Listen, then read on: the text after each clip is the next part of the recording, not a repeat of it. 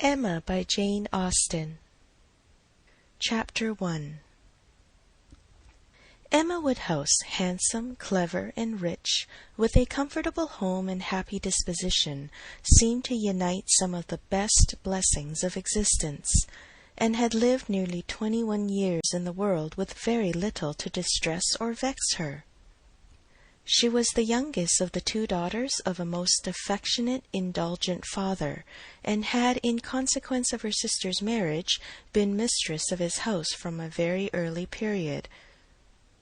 Her mother had died too long ago for her to have more than an indistinct remembrance of her caresses, and her place had been supplied by an excellent woman as governess, who had fallen little short of a mother in affection.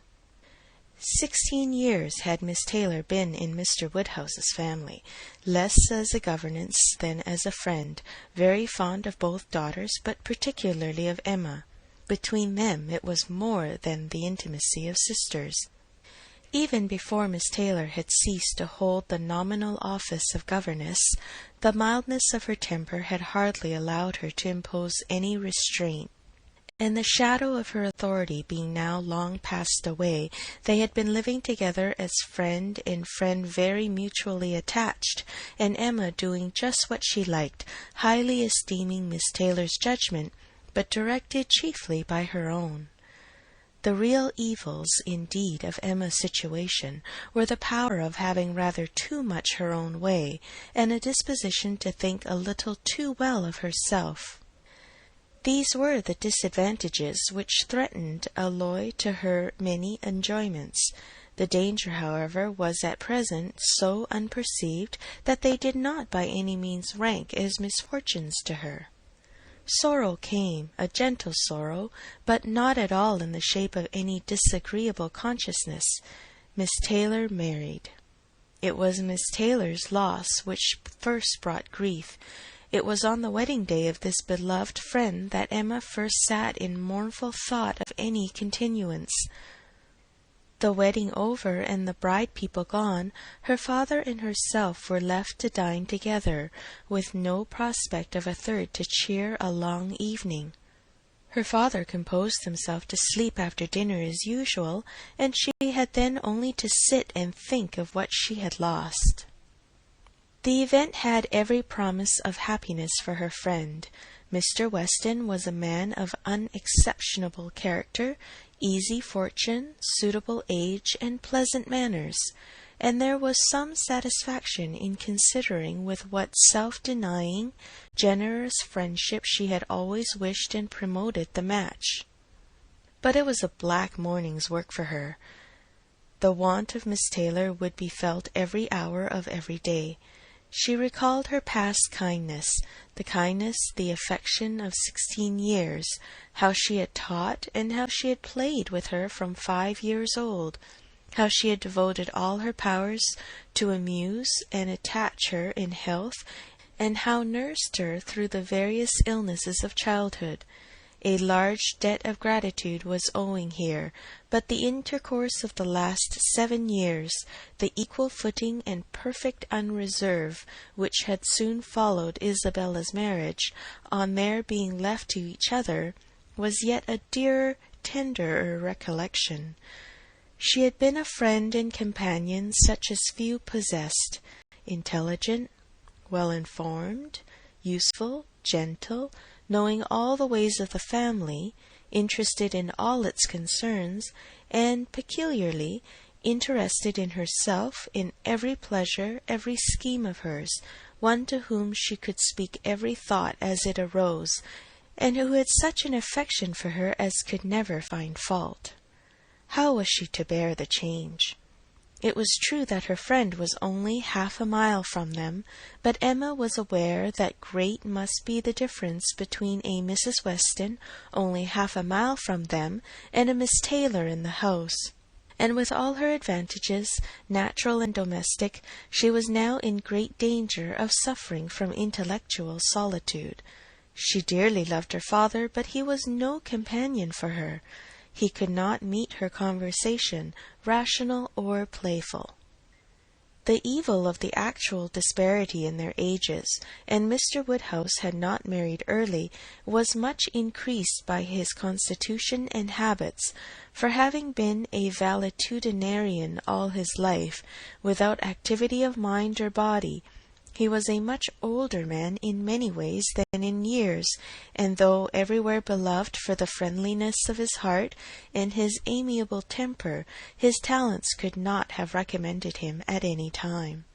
Her sister, though comparatively but little removed by matrimony, being settled in London, only 16 miles off, was much beyond her daily reach, and many a long November and October evening must be struggled through at Hartfield, before Christmas brought the next visit from Isabella and her husband, and their little children to fill the house and give her pleasant society again.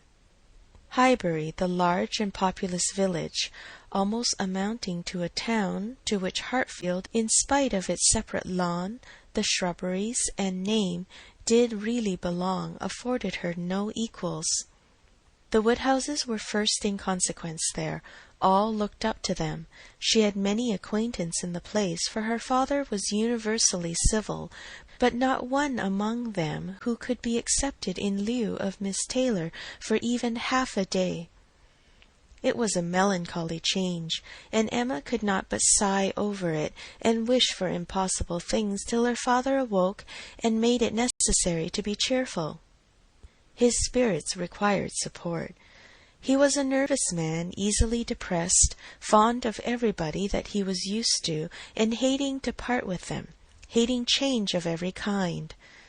Matrimony as the origin of change was always disagreeable, and he was by no means yet reconciled to his own daughter's marrying, nor could ever speak of her but with compassion, though it had been entirely a match of affection. When he was now obliged to part with Miss Taylor too, and from his habits of gentle selfishness, and of being never able to suppose that other people could feel differently from himself, he was very much disposed to think Miss Taylor had done as sad a thing for herself as for them, and would have been a great deal happier if she had spent all the rest of her life at Hartfield. Emma smiled and chatted as cheerfully as she could, to keep him from such thoughts, but when tea came it was impossible for him not to say exactly as he had said at dinner. "Poor Miss Taylor! I wish she were here again. What a pity it is that Mr. Weston ever thought of her!" "I cannot agree with you, papa. You know I cannot. Mr. Weston is such a good-humoured, pleasant, excellent man, that he thoroughly deserves a good wife, and you would not have had Miss Taylor live with us forever, and bear all my odd humours, when she might have a house of her own." "A house of her own! But what is the advantage of a house of her own? This is 3 times as large, and you have never any odd humours, my dear." "How often we shall be going to see them, and they coming to see us! We shall be always meeting. We must begin. We must go and pay wedding visit very soon." "My dear, how am I to get so far? Randalls is such a distance. I could not walk half so far." "No, papa, nobody thought of your walking.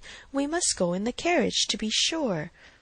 "The carriage! But Jane will not like to put the horses to for such a little way, and where are the poor horses to be while we are paying our visit?" "They will be put up into Mr. Weston's stable, papa. You know we have settled all that already. We talked it over with Mr. Weston last night. And as for James, you may be very sure he will always like going to Randalls, because of his daughter's being housemaid there. I only doubt whether he will ever take us any place else." "That was your doing, papa.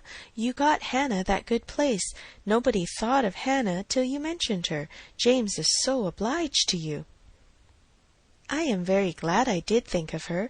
It was very lucky, for I would not have had poor James think himself slighted upon any account, and I am sure she will make a very good servant. She is a civil, pretty-spoken girl. I have a great opinion of her. Whenever I see her she always curtsies, and asks me how I do in a very pretty manner, and when you have had her here to do needlework, I always observe she turns the lock of the door the right way and never bangs it. I am sure she will be an excellent servant, and it will be a great comfort to poor Miss Taylor to have somebody about her that she is used to. Whenever James goes over to see his daughter, you know, she will be hearing of us. He will be able to tell her how we all are." Emma spared no exertions to maintain this happier flow of ideas, and hoped by the help of backgammon to get her father tolerably through the evening, and be attacked by no regrets but her own. The backgammon table was placed, but a visitor immediately afterwards walked in and made it unnecessary. Mr. Knightley, a sensible man about 7 or 8 and 30, was not only a very old and intimate friend of the family, but particularly connected with it, as the elder brother of Isabella's husband. He lived about a mile from Highbury, was a frequent visitor, and always welcome, and at this time more welcome than usual, as coming directly from their mutual connections in London. He had returned to a late dinner, after some days' absence, and now walked up to Hartfield to say that all were well in Brunswick Square. It was a happy circumstance, and animated Mr. Woodhouse for some time. Mr. Knightley had a cheerful manner which always did him good, and his many inquiries after poor Isabella and her children were answered most satisfactorily. When this was over, Mr. Woodhouse gratefully observed, "It is very kind of you, Mr. Knightley, to come out at such a late hour to call upon us. I am afraid you must have had a shocking walk." "Not at all, sir. It is a beautiful moonlight night, and so mild that I must draw back from your great fire." "But you must have found it very damp and dirty. I wish you may not catch cold." "Dirty, sir! Look at my shoes, not a speck on them." "Well, that is quite surprising, for we have had a great deal of rain here. It rained dreadfully hard for half an hour while we were at breakfast. I wanted them to put off the wedding. By the by, I have not wished you joy, being pretty well aware of what sort of joy you must both be feeling. I have been in no hurry with my congratulations, but I hope it all went off tolerably well. How did you all behave? Who cried most? Ah, poor Miss Taylor, 'tis a sad business." "Poor Mr. and Miss Woodhouse, if you please, but I cannot possibly say poor Miss Taylor. I have a great regard for you and Emma, but when it comes to the question of dependence or independence, at any rate, it must be better to have only one to please than two, especially when one of those two is such a fanciful, troublesome creature," cried Emma playfully. "That is what you have in your head, I know, and what you would certainly say if my father were not by." "I believe it is very true, my dear, indeed," said Mr. Woodhouse with a sigh. "I am afraid I am sometimes very fanciful and troublesome." "My dearest papa, you do not think I could mean you, or suppose Mr. Knightley to mean you? What a horrible idea!" "Oh, no, I meant only myself. Mr. Knightley loves to find fault with me, you know. In a joke, it's all a joke. We always say what we like to each other." Mr. Knightley, in fact, was one of the few people who could see faults in Emma Woodhouse, and the only one who ever told her of them. And though this was not particularly agreeable to Emma herself, she knew it would be so much less so to her father, that she would not have him really suspect such a circumstance as her not being thought perfect by everybody. "Emma knows I never flatter her," said Mr. Knightley, "but I meant no reflection on anybody. Miss Taylor has been used to have 2 persons to please. She will now have but 1. The chances are that she must be a gainer." "Well," said Emma, willing to let it pass, "you want to hear about the wedding, and I shall be happy to tell you, for we all behaved charmingly. Everybody was punctual, everybody in their best looks, not a tear and hardly a long face to be seen. Oh, no, we all felt that we were going to be only half a mile apart, and were sure of meeting every day." Dear Emma bears everything so well, said her father. But Mr. Knightley, she really is very sorry to lose poor Miss Taylor, and I am sure she will miss her more than she thinks for. Emma turned her head away, divided between tears and smiles. It is impossible that Emma should not miss such a companion, said Mr. Knightley. We should not like her so well as we do, sir, if we could suppose it. But she knows how much the marriage is to Miss Taylor's advantage. She knows how very acceptable it must be at Miss Taylor's time of life to be settled in a home of her own, and how important to her to be secure of a comfortable provision, and therefore cannot allow herself to feel so much pain as pleasure. Every friend of Miss Taylor must be glad to have her so happily married. And you have forgotten one matter of joy to me, said Emma, and a very considerable one, that I made the match myself. I made the match, 4 years ago, and to have it take place and be proved in the right, when so many people said Mr. Weston could never marry again, may comfort me for anything. Mr. Knightley shook his head at her. Her father fondly replied, Ah, my dear, I wish you would not make matches and foretell things, for whatever you say always comes to pass. Pray do not make any more matches. I promise you to make none for myself, papa, but I must indeed for other people. It is the greatest amusement in the world, and after such success, everybody said Mr. Weston would never marry again. Oh dear, no.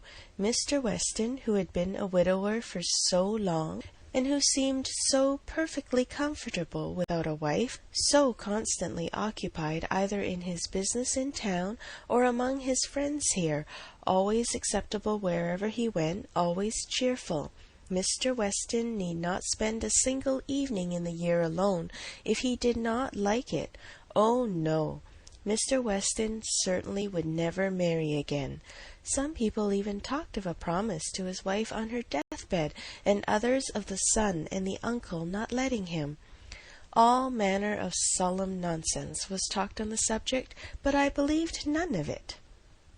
Ever since the day, about 4 years ago, that Miss Taylor and I met him in Broadway Lane, when, because it began to drizzle, he darted away with so much gallantry, and borrowed 2 umbrellas for us from Farmer Mitchell's, I made up my mind on the subject.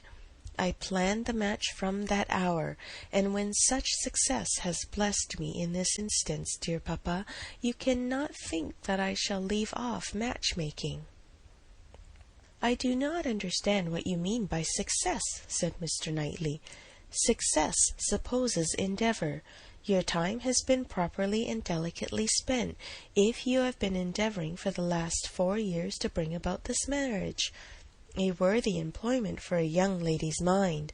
But if, when I rather imagine, your making the match, as you call it, means only your planning it, you're saying to yourself one idle day, I think it would be a very good thing for Miss Taylor if Mr. Weston were to marry her, and saying it again to yourself every now and then afterwards, why do you talk of success? Where is your merit? What are you proud of? You made a lucky guess, and that is all that can be said. And have you never known the pleasure and triumph of a lucky guess? I pity you. I thought you cleverer, for depend upon it, a lucky guess is never merely luck. There is always some talent in it, and as to my poor word success, which you quarrel with, I do not know that I am so entirely without any claim of it. You have drawn 2 pretty pictures, but I think there may be a third, a something between the do-nothing and the do-all. If I had not promoted Mr. Weston's visits here, and given many little encouragements, and smoothed many little matters, it might not have come to anything after all. I think you must know Hartfield enough to comprehend that. A straightforward, open-hearted man like Weston, and a rational, unaffected woman like Miss Taylor may be safely left to manage their own concerns. You are more likely to have done harm to yourself than good to them by interference. Emma never thinks of herself if she can do good for others, rejoined Mr. Woodhouse, understanding but in part. But, my dear, pray do not make any more matches. They are silly things, and break up one's family circle grievously. Only one more, papa, only Mr. Elton. Poor Mr. Elton! You like Mr. Elton, papa? I must look about for a wife for him. There is nobody in Highbury who deserves him, and he has been here a whole year, and has fitted up his house so comfortably that it would be a shame to have him single any longer. And I thought when he was joining their hands to-day, he looked so very much as if he would like to have the same kind office done for him. I think very well of Mr. Elton, and this is the only way I have of doing him a service. Mr. Elton is a very pretty young man, to be sure, and a very good young man, and I have a great regard for him. But if you want to show him any attention, my dear, ask him to come and dine with us some day. That will be a better thing. I dare say Mr. Knightley will be so kind as to meet him. With a great deal of pleasure, sir, at any time, said Mr. Knightley, laughing, and I agree with you entirely that it will be a much better thing. Invite him to dinner, Emma, and help him to the best of the fish and the chicken, but leave him to choose his own wife. Depend on it, a man of 6 or 27 can take care of himself. End of Chapter 1. Chapter 2. Mr. Weston was a native of Highbury, and born of a respectable family, which for the last 2 or 3 generations had been rising into gentility and property. He had received a good education, but on succeeding early in life to a small independence, had become indisposed for any of the more homely pursuits in which his brothers were engaged, and had satisfied an active, cheerful mind and social temper by entering into the militia of his county, then embodied. Captain Weston was a general favourite, and when the chances of his military life had introduced him to Miss Churchill, of a great Yorkshire family, and Miss Churchill fell in love with him, nobody was surprised except her brother and his wife, who had never seen him, and who were full of pride and importance, which the connection would offend. Miss Churchill, however, being of age, and with the full command of her fortune, though her fortune bore no proportion to the family estate, was not to be dissuaded from the marriage, and it took place to the infinite mortification of Mr. and Mrs. Churchill, who threw her off the due decorum. It was an unsuitable connection, and it did not produce much happiness. Mrs. Weston ought to have found more in it, for she had a husband whose warm heart and sweet temper made him think everything due to her in return for the great goodness of being in love with him. But though she had one sort of spirit, she had not the best. She had resolution enough to pursue her own will in spite of her brother, but not enough to refrain from unreasonable regrets at that brother's unreasonable anger, nor from missing the luxuries of her former home. They lived beyond their income, but still it was nothing in comparison to Enscombe. She did not cease to love her husband, but she wanted at once to be the wife of Captain Weston and Miss Churchill of Enscombe. Captain Weston, who had been considered, especially by the Churchills, as making such an amazing match, was proved to have much the worse of the bargain. For when his wife died after a 3 years' marriage, he was rather a poorer man than at first, and with a child to maintain. From the expense of the child, however, he was soon relieved. The boy had, with the additional softening claim of a lingering illness of his mother's, been the sort of reconciliation, and Mr. and Mrs. Churchill, having no children of their own, nor any other young creature of equal kindred to care for, offered to take the whole charge of the little Frank soon after her decease. Some scruples and some reluctance the widower father may be supposed to have felt, but as they were overcome by other considerations, the child was given up to the care and the wealth of the Churchills. and he had only his own comfort to seek and his own situation to improve as he could. A complete change of life became desirable. He quitted the militia and engaged in trade, having brothers already established in a good way in London, which afforded him a favourable opening. It was a concern which brought just employment enough. He had still a small house in Highbury, where most of his leisure days were spent, and between useful occupation and the pleasures of society, the next 18 or 20 years of his life passed cheerfully away. He had by that time realized in easy competence enough to secure the purchase of a little estate adjoining Highbury, which he had always longed for, enough to marry a woman as portionless even as Miss Taylor, and to live according to the wishes of his own friendly and social disposition. It was now some time since Miss Taylor had begun to influence his schemes, but as it was not the tyrannic influence of youth on youth, it had not shaken his determination of never settling till he could purchase Randalls, and the sale of Randalls was long looked forward to. But he had gone steadily on, and these objects in view, till they were accomplished. He had made his fortune, bought his house, and obtained his wife, and was beginning a new period of existence with every probability of greater happiness than in any yet passed through. He had never been an unhappy man. His own temper had secured him from that, even in his first marriage, but his second must show him how delightful a well-judging and truly amiable woman could be, and must give him the pleasantest proof of its being a great deal better to choose than to be chosen, to excite gratitude than to feel it. He had only himself to please in his choice. His fortune was his own, for as to Frank, it was more than being tacitly brought up as his uncle's heir. It had become so avowed an adoption as to have him assume the name of Churchill on coming of age. It was most unlikely, therefore, that he should ever want his father's assistance. His father had no apprehension of it.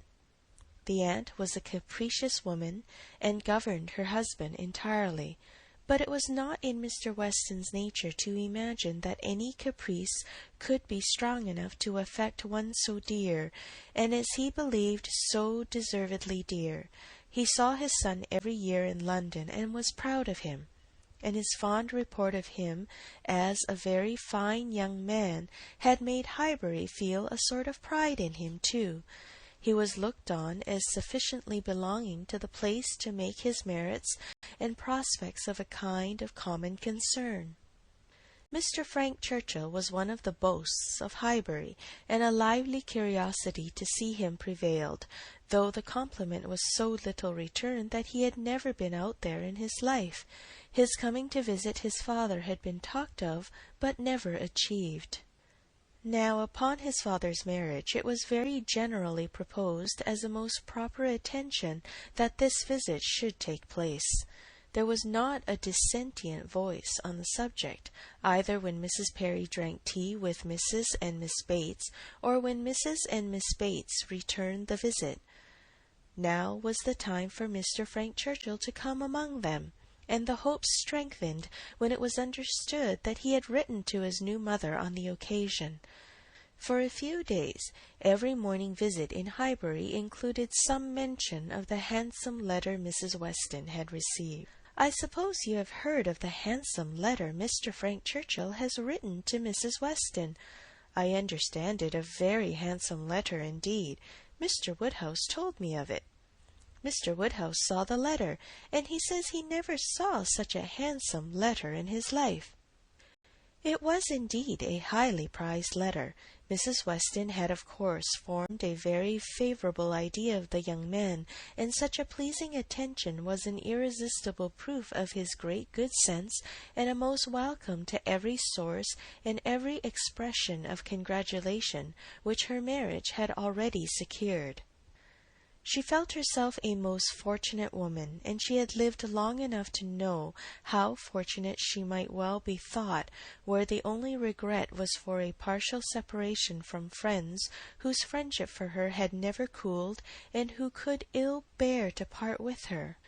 She knew that at times she must be missed, and could not think without pain of Emma's losing a single pleasure, or suffering an hour's ennui from the want of her companionableness.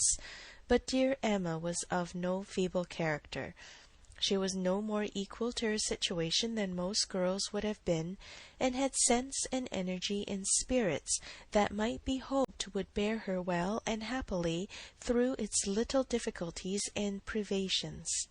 And then there was such comfort in the very easy distance of Randalls from Hartfield, so convenient for even solitary female walking, and in Mr. Weston's disposition and circumstances, which would make the approaching season no hindrance to their spending half the evenings in the week together.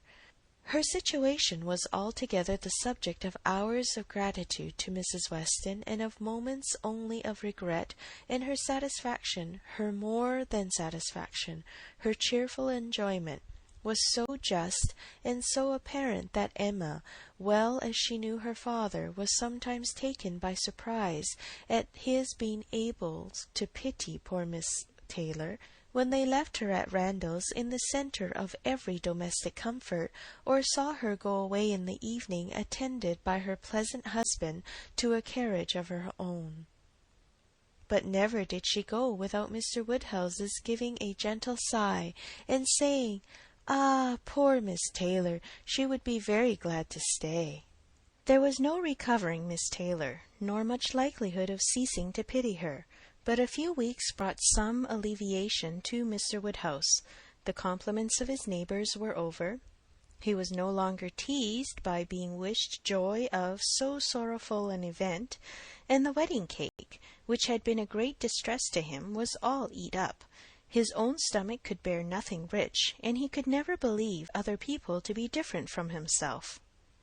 What was unwholesome to him he regarded as unfit for anybody, and he had therefore earnestly tried to dissuade them from having any wedding cake at all, and when that proved vain, as earnestly tried to prevent anybody's eating it. He had been at the pains of consulting Mr. Perry, the apothecary, on the subject. Mr. Perry was an intelligent, gentleman-like man, whose frequent visits were one of the comforts of Mr. Woodhouse's life, and upon being applied to, he could not but acknowledge, though it seemed rather against the bias of inclination, that wedding cake might certainly agree with many, perhaps with most people, unless taken moderately. With such an opinion, in confirmation of his own, Mr. Woodhouse hoped to influence every visitor of the newly married pair, but still the cake was eaten, and there was no rest for his benevolent nerves till it was all gone. There was a strange rumour in Highbury of all the little Perrys being seen with a slice of Mrs. Weston's wedding cake in their hands, but Mr. Woodhouse would never believe it. End of Chapter 2. Chapter 3. Mr. Woodhouse was fond of society in his own way. He liked very much to have his friends come and see him, and from various united causes, from his long residence at Hartfield, and his good nature, from his fortune, his house, and his daughter, he could command the visits of his own little circle in a great measure as he liked. He had not much intercourse with any families beyond that circle. His horror of late hours and large dinner parties made him unfit for any acquaintance, but such as would visit him on his own terms. Fortunately for him, Highbury, including Randalls in the same parish, and Donwell Abbey in the parish adjoining, the seat of Mr. Knightley, comprehended many such. Not unfrequently, through Emma's persuasion, he had some of the chosen and the best to dine with him. But evening parties were what he preferred, and unless he fancied himself at any time unequal to company, there was scarcely an evening in the week in which Emma could not make up a card-table for him. Real long-standing regard brought the Westons and Mr. Knightley, and by Mr. Elton, a young man living alone without liking it, the privilege of exchanging any vacant evening of his own blank solitude for the elegancies and society of Mr. Woodhouse's drawing-room.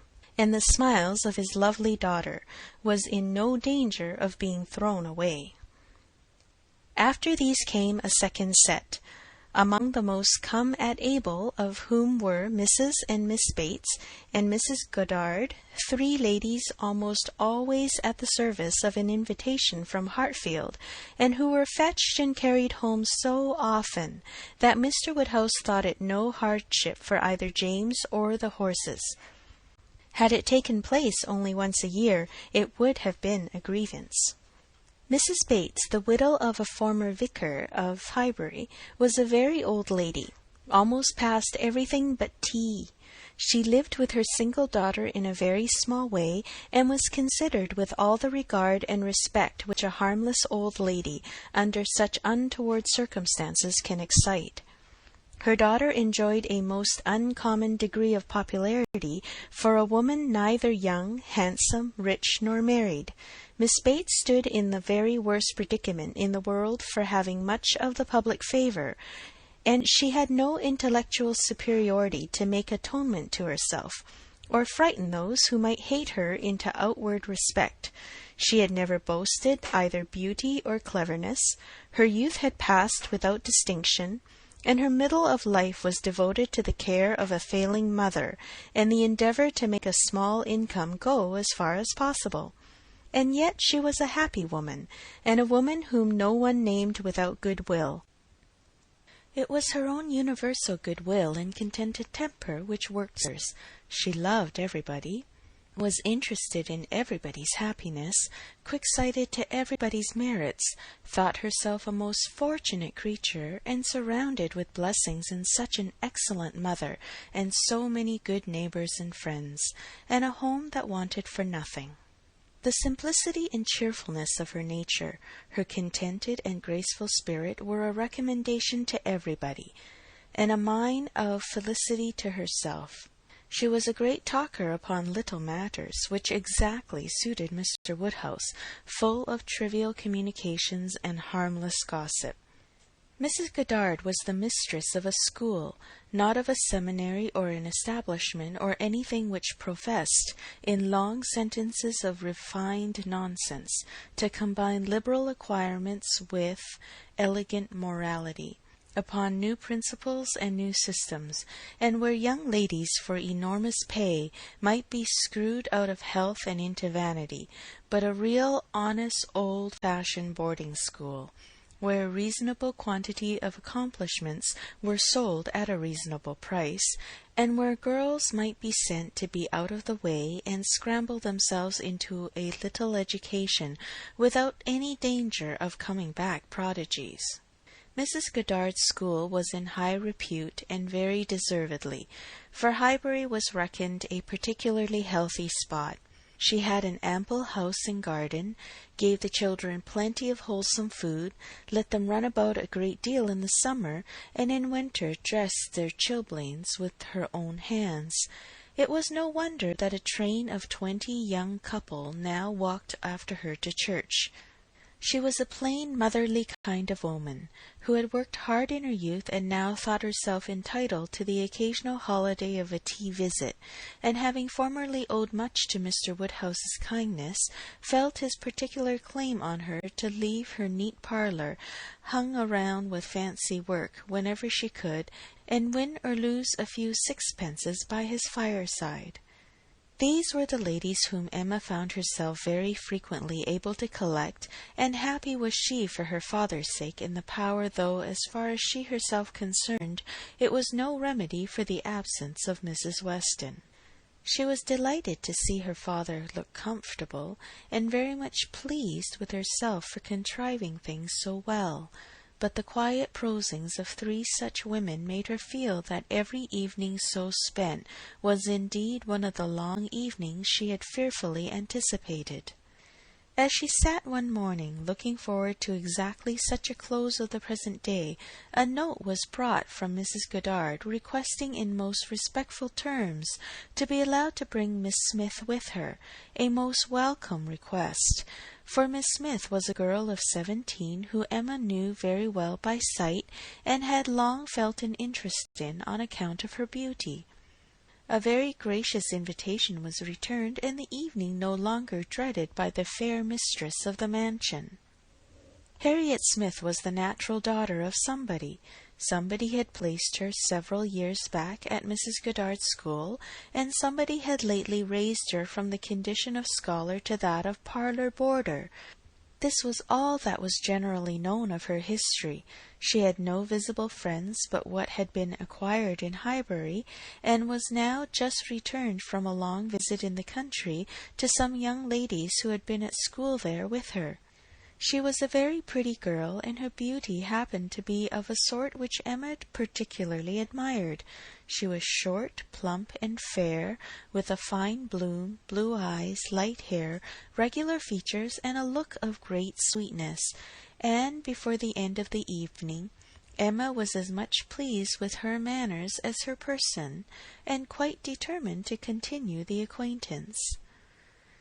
She was not struck by anything remarkably clever in Miss Smith's conversation, but she found her altogether very engaging, not inconveniently shy, not unwilling to talk, and yet so far from pushing, showing so proper and becoming a deference, seeming so pleasantly grateful for being admitted to Hartfield, and so artlessly impressed by the appearance of everything in so superior a style to which she had been used to, that she must have good sense and deserve encouragement.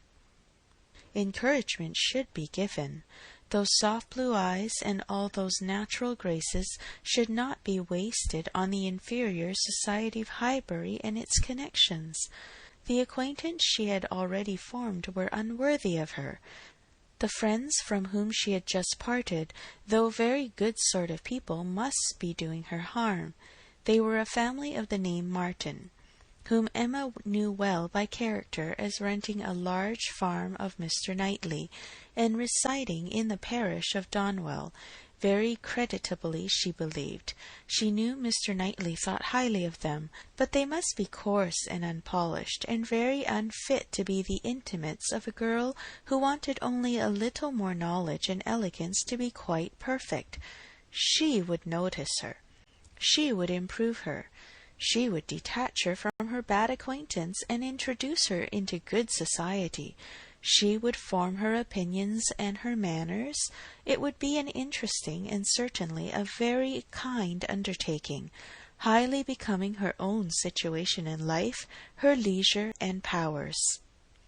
She was so busy in admiring those soft blue eyes, in talking and listening, and forming all these schemes in the in-betweens, that the evening flew away at a very unusual rate, and the supper table, which always closed such parties, and for which she had been used to sit and watch the due time, was all set out and ready, and moved forwards to the fire before she was aware.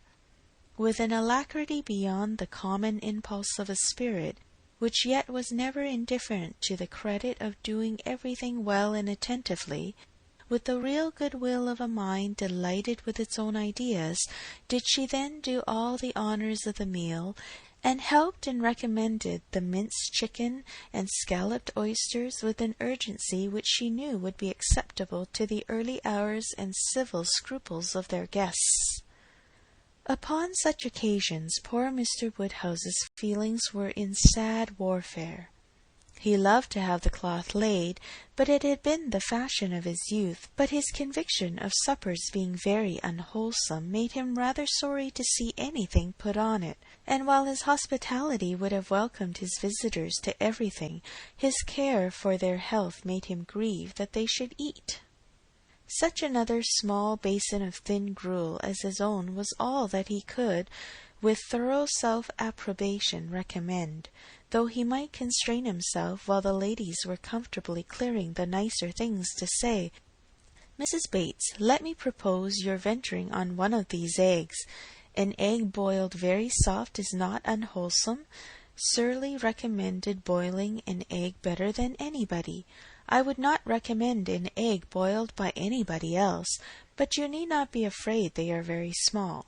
You see, one of our small eggs will not hurt you. Miss Bates, let Emma help you to a little bite of tart, a very little bit. Ours are all apple tarts.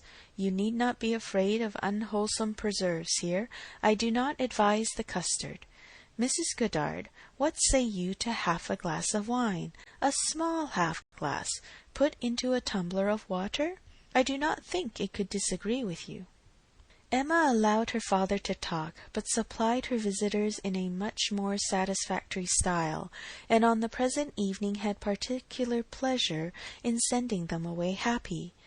The happiness of Miss Smith was quite equal to her intentions. Miss Woodhouse was so great a personage in Highbury that the prospect of the introduction had given as much panic as pleasure, but the humble, grateful little girl went off with highly gratified feelings, delighted with the affability with which Miss Woodhouse had treated her all evening, and actually shaken hands with her at last. End of Chapter 3. Chapter 4. Harriet Smith's intimacy at Hartfield was soon a settled thing. Quick and decided in her ways, Emma lost no time in inviting, encouraging, and telling her to come very often, and as their acquaintance increased, so did their satisfaction in each other. As a walking companion, Emma had very early foreseen how useful she might find her. In that respect, Mrs. Weston's loss had been important. Her father never went beyond the shrubbery, where 2 divisions of the ground sufficed him for his long walk, or his short, as the year varied. And since Mrs. Weston's marriage, her exercise had been too much confined. She had ventured once alone to Randalls, but it was not pleasant, and a Harriet Smith, therefore, one whom she could summon at any time to a walk, would be a valuable addition to her privileges. But in every respect, as she saw more of her, she approved her, and was confirmed in all her kind designs. Harriet certainly was not clever, but she had a sweet, docile, grateful disposition, and was totally free from conceit, and only desiring to be guided by anyone she looked up to. Her early attachment to herself was very amiable, and her inclination for good company, and power of appreciating what was elegant and clever, showed that there was no want of taste, though strength of understanding must not be expected. Altogether she was quite convinced of Harriet Smith's being exactly the young friend she wanted, exactly the something which her home required. Such a friend as Mrs. Weston was out of the question. 2 such could never be granted. 2 such she did not want. It was quite a different sort of thing, a sentiment distinct and independent. Mrs. Weston was the object of a regard which had its basis in gratitude and esteem. Harriet would be loved as one to whom she could be useful. For Mrs. Weston there was nothing to be done. For Harriet, everything. Her first attempts at usefulness were an endeavour to find out who were the parents, but Harriet could not tell. She was ready to tell everything in her power, but on this subject questions were vain. Emma was obliged to fancy what she liked, but she could never believe that in the same situation she should not have discovered the truth. Harriet had no penetration. She had been satisfied to hear and believe just what Mrs. Goddard chose to tell her, and looked no farther. Mrs. Goddard, and the teachers, and the girls, and the affairs of the school in general, formed naturally a great part of the conversation, and but for her acquaintance with the Martins of Abbey Mill Farm, it must have been the whole. But the Martins occupied her thoughts a good deal. She had spent 2 very happy months with them, and now loved to talk of the pleasures of her visit, and describe the many comforts and wonders of the place. Emma encouraged her talkativeness, amused by such a picture of another set of beings, and enjoying the youthful simplicity which could speak with so much exultation of Mrs. Martin's having 2 parlours, 2 very good parlours, indeed, one of them quite as large as Mrs. Goddard's drawing-room. and of her having an upper maid who had lived 25 years with her, and of their having 8 cows, 2 of them Alderneys, and 1 a little Welsh cow, a very pretty little Welsh cow indeed. And of Mrs. Martin saying, as she was so fond of it, it should be called her cow, and of their having a very handsome summer-house in their garden, where some day next year they were all to drink tea, a very handsome summer-house, large enough to hold 12 people. For some time she was amused, without thinking beyond the immediate cause, but as she came to understand the family better, other feelings arose. She had taken up a wrong idea, fancying it was a mother and daughter, a son and son's wife, who all lived together, but when it appeared that the Mr. Martin who bore a part in the narrative, and was always mentioned with approbation for his great good nature in doing something or other, was a single man, that there was no young Mrs. Martin, no wife in the case, she did suspect danger to her poor little friend from all this hospitality and kindness, and that, if she were not taken care of, she might be required to sink herself forever. With this inspiriting notion, her questions increased in number and meaning, and she particularly led Harriet to talk more of Mr. Martin, and there was evidently no dislike to it. Harriet was very ready to speak of the share he had had in their moonlight walks and merry evening games, and dwelt a good deal upon his being so very good-humoured and obliging. He had gone 3 miles round one day in order to bring her some walnuts, because she had said how fond she was of them, and in everything else he was so very obliging. He had his shepherd's son into the parlour one night on purpose to sing to her. She was very fond of singing. He could sing a little himself. She believed he was very clever, and understood everything. He had a very fine flock, and while she was with them he had been bid more for his wool than anybody in the country. She believed everybody spoke well of him. His mother and sisters were very fond of him. Mrs. Martin had told her one day, and there was a blush as she said it, that it was impossible for anybody to be a better son, and therefore she was sure, whenever he married, he would make a good husband. Not that she wanted him to marry. She was in no hurry at all. "Well done, Mrs. Martin," thought Emma. "You know what you are about." And when she had come away, Mrs. Martin was so very kind as to send Mrs. Goddard a beautiful goose, the finest goose Mrs. Goddard had ever seen. Mrs. Goddard had dressed it on a Sunday, and asked all the 3 teachers, Miss Nash and Miss Prince and Miss Richardson, to sup with her. Mr. Martin, I suppose, is not a man of information beyond the line of his own business. He does not read. "Oh, yes, that is, no, I do not know, but I believe he has read a good deal, but not what you would think anything of. He reads the agricultural reports, and some other books that lay in one of the window-seats, but he reads all them to himself. But sometimes of an evening, before we went to cards, he would read something aloud out of the elegant extracts, very entertaining. And I know he has read the Vicar of Wakefield. He never read the Romance of the Forest, nor the Children of the Abbey. He had never heard of such books before I mentioned them, but he is determined to get them now as soon as ever he can." The next question was, "What sort of looking man is Mr. Martin?" "Oh, not handsome, not at all handsome. I thought him very plain at first, but I do not think him so plain now.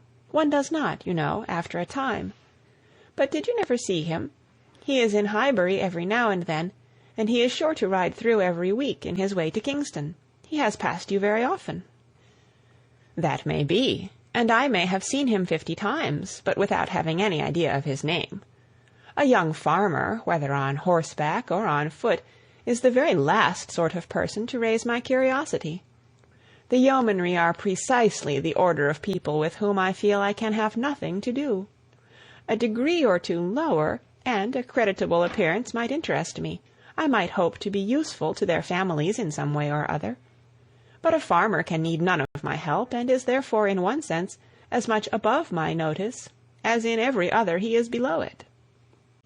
To be sure, oh yes, it is not likely you should ever have observed him, but he knows you very well indeed, I mean by sight."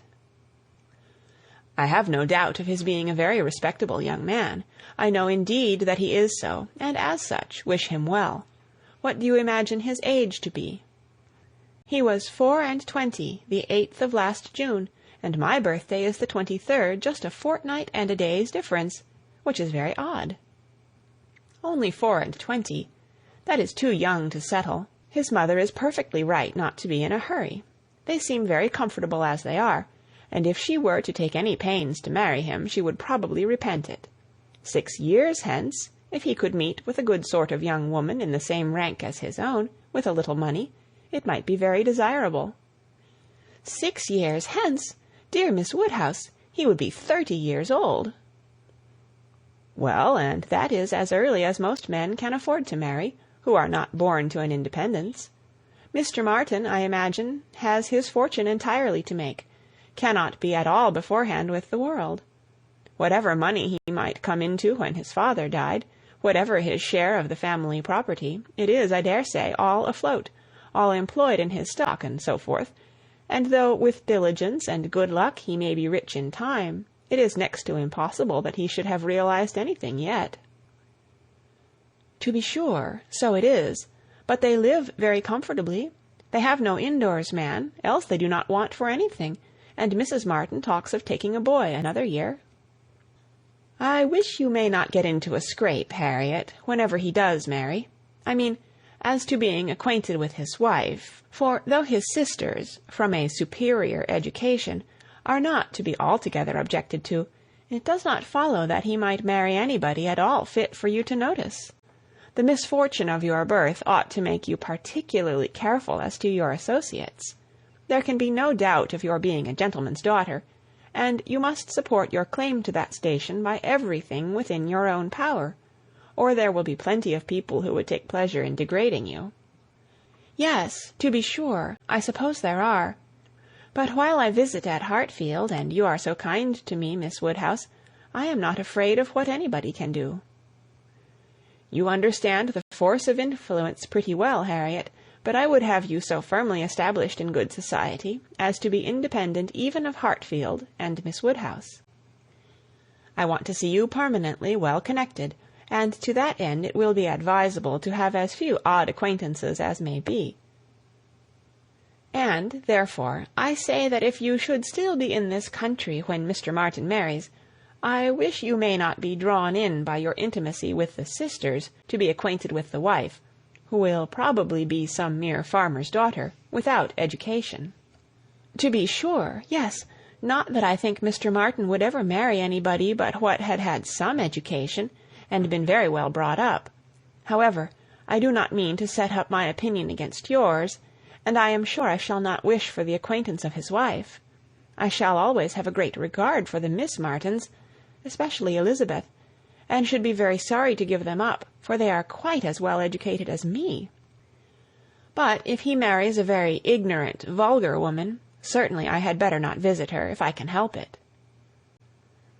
Emma watched her through the fluctuations of this speech, and saw no alarming symptoms of love. The young man had been the first admirer, but she trusted there was no other hold, and that there would be no serious difficulty on Harriet's side to oppose any friendly arrangement of her own. They met Mr. Martin the very next day, as they were walking on the Donwell road.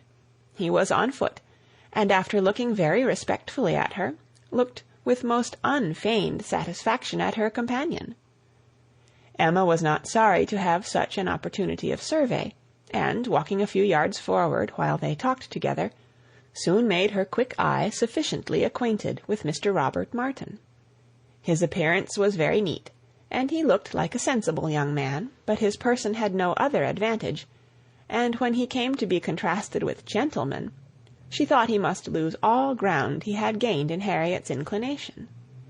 Harriet was not insensible of manner. She had voluntarily noticed her father's gentleness with admiration as well as wonder. Mr. Martin looked as if he did not know what manner was. They remained but a few minutes together, as Miss Woodhouse must not be kept waiting, and Harriet then came running to her with a smiling face and in a flutter of spirits, which Miss Woodhouse hoped very soon to compose. "Only think of our happening to meet him! How very odd! It was quite a chance, he said, that he had not gone round by Randalls. He did not think we ever walked this road. He thought we walked towards Randalls most days. He has not been able to get the romance of the forest yet. He was so busy the last time he was at Kingston that he quite forgot it, but he goes again to-morrow. So very odd we should happen to meet. Well, Miss Woodhouse, is he like what you expected? What do you think of him? Do you think him so very plain?" "He is very plain, undoubtedly, remarkably plain, but that is nothing compared with his entire want of gentility. I had no right to expect much, and I did not expect much, but I had no idea that he could be so very clownish, so totally without air. I had imagined him, I confess, a degree or two nearer gentility." "To be sure," said Harriet, in a mortified voice, "he is not so genteel as real gentlemen." "I think, Harriet, since your acquaintance with us, you have been repeatedly in the company of some such very real gentlemen, that you must yourself be struck with the difference in Mr. Martin. At Hartfield you have had very good specimens of well-educated, well-bred men. I should be surprised if, after seeing them, you could be in company with Mr. Martin again without perceiving him to be a very inferior creature, and rather wondering at yourself for having ever thought him at all agreeable before. Do not you begin to feel that now? Were not you struck? I am sure you must have been struck by his awkward look and abrupt manner, and the uncouthness of a voice which I heard to be wholly unmodulated as I stood here." "Certainly he is not like Mr. Knightley. He has not such a fine air and way of walking as Mr. Knightley. I see the difference plain enough. But Mr. Knightley is so very fine a man." "Mr. Knightley's air is so remarkably good that it is not fair to compare Mr. Martin with him. You might not see 1 in 100 with gentleman so plainly written as in Mr. Knightley. But he is not the only gentleman you have been lately used to. What say you to Mr. Weston and Mr. Elton? Compare Mr. Martin with either of them. Compare their manner of carrying themselves, of walking, of speaking, of being silent. You must see the difference." "Oh, yes, there is a great difference. But Mr. Weston is almost an old man. Mr. Weston must be between 40 and 50. "Which makes his good manners the more valuable. The older a person grows, Harriet, the more important it is that their manners should not be bad. The more glaring and disgusting any loudness, or coarseness, or awkwardness becomes. What is passable in youth is detestable in later age. Mr. Martin is now awkward and abrupt. What will he be at Mr. Weston's time of life?" "There is no saying, indeed," replied Harriet, rather solemnly. "But there may be pretty good guessing. He will be a completely gross, vulgar farmer, totally inattentive to appearances, and thinking of nothing but profit and loss." "Will he indeed? That will be very bad." "How much his business engrosses him already is very plain from the circumstance of his forgetting to inquire for the book you recommended.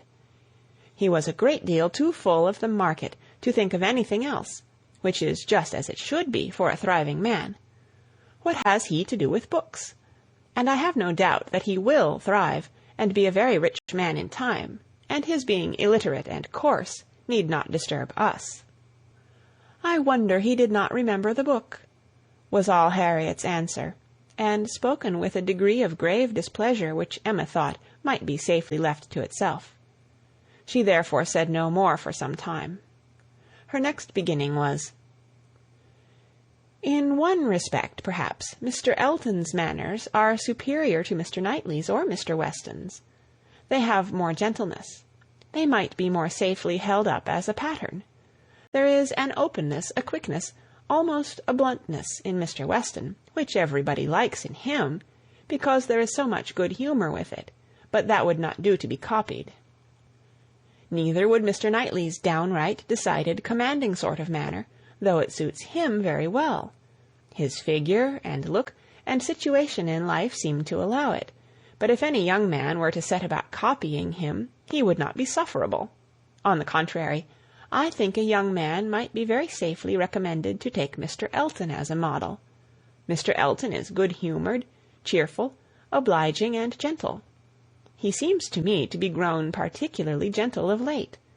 I do not know whether he has any design of ingratiating himself with either of us, Harriet, by additional softness, but it strikes me that his manners are softer than they used to be. If he means anything, it must be to please you. Did not I tell you what he said of you the other day?" She then repeated some warm personal praise which she had drawn from Mr. Elton, and now did full justice to, and Harriet blushed and smiled, and said she had always thought Mr. Elton very agreeable.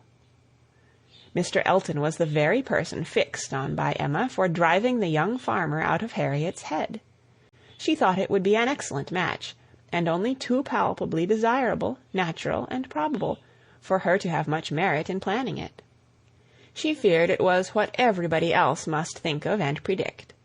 It was not likely, however, that anybody should have equalled her in the date of the plan, as it had entered her brain during the very first evening of Harriet's coming to Hartfield.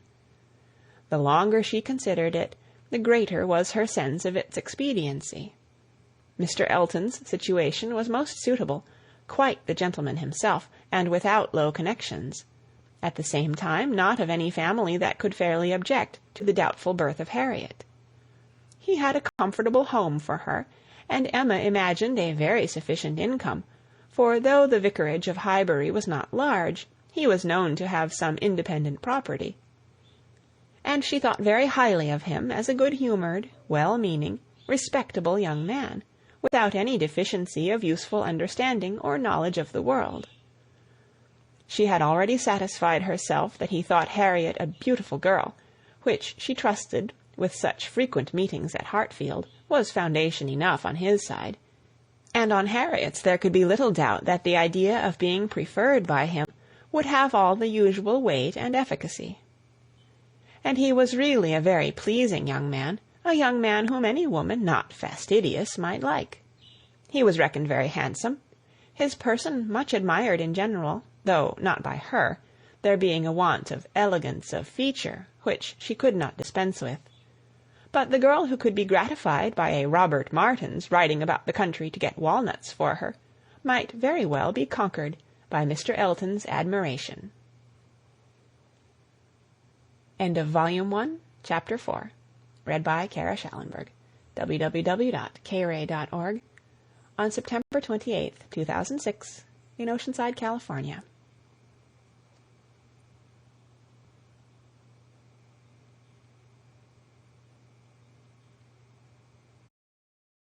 Chapter 5. "I do not know what your opinion may be, Mrs. Weston," said Mr. Knightley, "of this great intimacy between Emma and Harriet Smith, but I think it a bad thing." "A bad thing? Do you really think it a bad thing? Why so?" "I think they will neither of them do the other any good." "You surprise me. Emma must do Harriet good, and supplying her with a new object of interest, Harriet may be said to do Emma good. I have been seeing their intimacy with the greatest pleasure. How very differently we feel! Not think they will do each other any good? This will certainly be the beginning of one of our quarrels about Emma, Mr. Knightley." "Perhaps you think I am come on purpose to quarrel with you, knowing Weston to be out, and that you must still fight your own battle. Mr. Weston would undoubtedly support me if he were here, for he thinks exactly as I do on the subject. We were speaking of it only yesterday, and agreeing how fortunate it was for Emma that there should be such a girl in Highbury for her to associate with. Mr. Knightley, I shall not allow you to be a fair judge in this case. You are so used to live alone that you do not know the value of a companion, and perhaps no man can be a good judge of the comfort of a woman feels in the society of one of her own sex, after being used to it all her life. I can imagine your objection to Harriet Smith. She is not the superior young woman which Emma's friends ought to be, but on the other hand, as Emma wants to see her better informed, it will be an inducement to her to read more herself. They will read together. She means it, I know." Emma has been meaning to read more ever since she was 12 years old. I have seen a great many lists of her drawing up at various times of books that she meant to read regularly through, and very good lists they were, very well chosen and very neatly arranged, sometimes alphabetically, and sometimes by some other rule. The list she drew me up when she was only 14. I remember thinking it did her judgment so much credit that I preserved it some time. And I dare say she may have made out a very good list now, but I have done with expecting any course of steady reading from Emma. She will never submit to anything requiring industry and patience, and a subject of the fancy to the understanding. Where Miss Taylor failed to stimulate, I may safely affirm that Harriet Smith will do nothing. You never could persuade her to read half so much as you wished. You know you could not. I dare say, replied Mrs. Weston, smiling, that I thought so then, but since we have parted, I can never remember Emma's omitting to do anything I wished. There is hardly any desiring to refresh such a memory as that, said Mr. Knightley feelingly, and for a moment or two he had done. But I, he soon added, who have had no such charm thrown over my senses, must still see, hear, and remember. Emma is spoiled by being the cleverest of her family. At 10 years old she had the misfortune of being able to answer questions which puzzled her sister at 17. She was always quick and assured, Isabella slow and diffident. And ever since she was 12, Emma has been mistress of the house and of you all. In her mother she lost the only person able to cope with her. She inherits her mother's talents, and must have been under subjection to her. I should have been sorry, Mr. Knightley, to be dependent on your recommendation. Had I quitted Mr. Woodhouse's family and wanted another situation, I do not think you would have spoken a good word for me to anybody. I am sure you always thought me unfit for the office I held. Yes, said he, smiling, you are better placed here, very fit for a wife, but not at all for a governess. But you were preparing yourself to be an excellent wife all the time you were at Hartfield. You might not have given Emma such a complete education as your powers would seem to promise, but you are receiving a very good education from her, on the very material matrimonial point of submitting your own will and doing as you were bid, and if Weston had asked me to recommend him a wife, I should certainly have named Miss Taylor. Thank you. There will be very little merit in making a good wife to such a man as Mr. Weston. Why, to own the truth, I am afraid you are rather thrown away, and that with every disposition to bear there will be nothing to be borne. We will not despair, however. Weston may grow cross from the wantonness of comfort, or his son may plague him. I hope not that. It is not likely. No, Mr. Knightley, do not foretell vexation from that quarter. Not I, indeed. I only name possibilities. I do not pretend to Emma's genius for foretelling and guessing. I hope with all my heart the young man may be a Weston in merit and a Churchill in fortune. But Harriet Smith, I have not half done about Harriet Smith. I think her the very worst sort of companion that Emma could possibly have. She knows nothing herself, and looks upon Emma as knowing everything.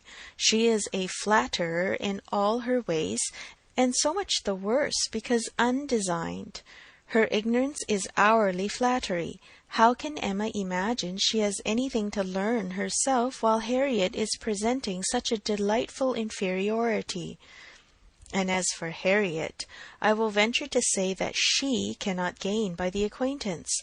Hartfield will only put her out of conceit with all the other places she belongs to. She will grow just refined enough to be uncomfortable with those among whom birth and circumstances have placed her home. I am much mistaken if Emma's doctrines give any strength of mind, or tend at all to make a girl adapt herself rationally to the varieties of her situation in life. They only give a little polish. I either depend more upon Emma's good sense than you do, or am more anxious for her present comfort, for I cannot lament the acquaintance. How well she looked last night! Oh, you would rather talk of her person than her mind, would you? Very well, I shall not attempt to deny Emma's being pretty. Pretty? Say beautiful, rather. Can you imagine anything nearer perfect beauty than Emma altogether, face and figure? I do not know what I could imagine, but I confess that I have seldom seen a face or figure more pleasing to me than hers, but I am a partial old friend. Such an eye, the true hazel eye, and so brilliant, regular features, open countenance, with a complexion, oh, what a bloom of full health, and such a pretty height and size, such a firm and upright figure. There is health not merely in her bloom, but in her hair, her head, her glance. One hears sometimes of a child being the picture of perfect health.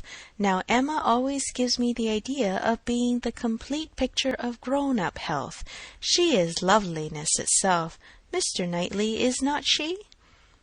I have not a fault to find with her person, he replied.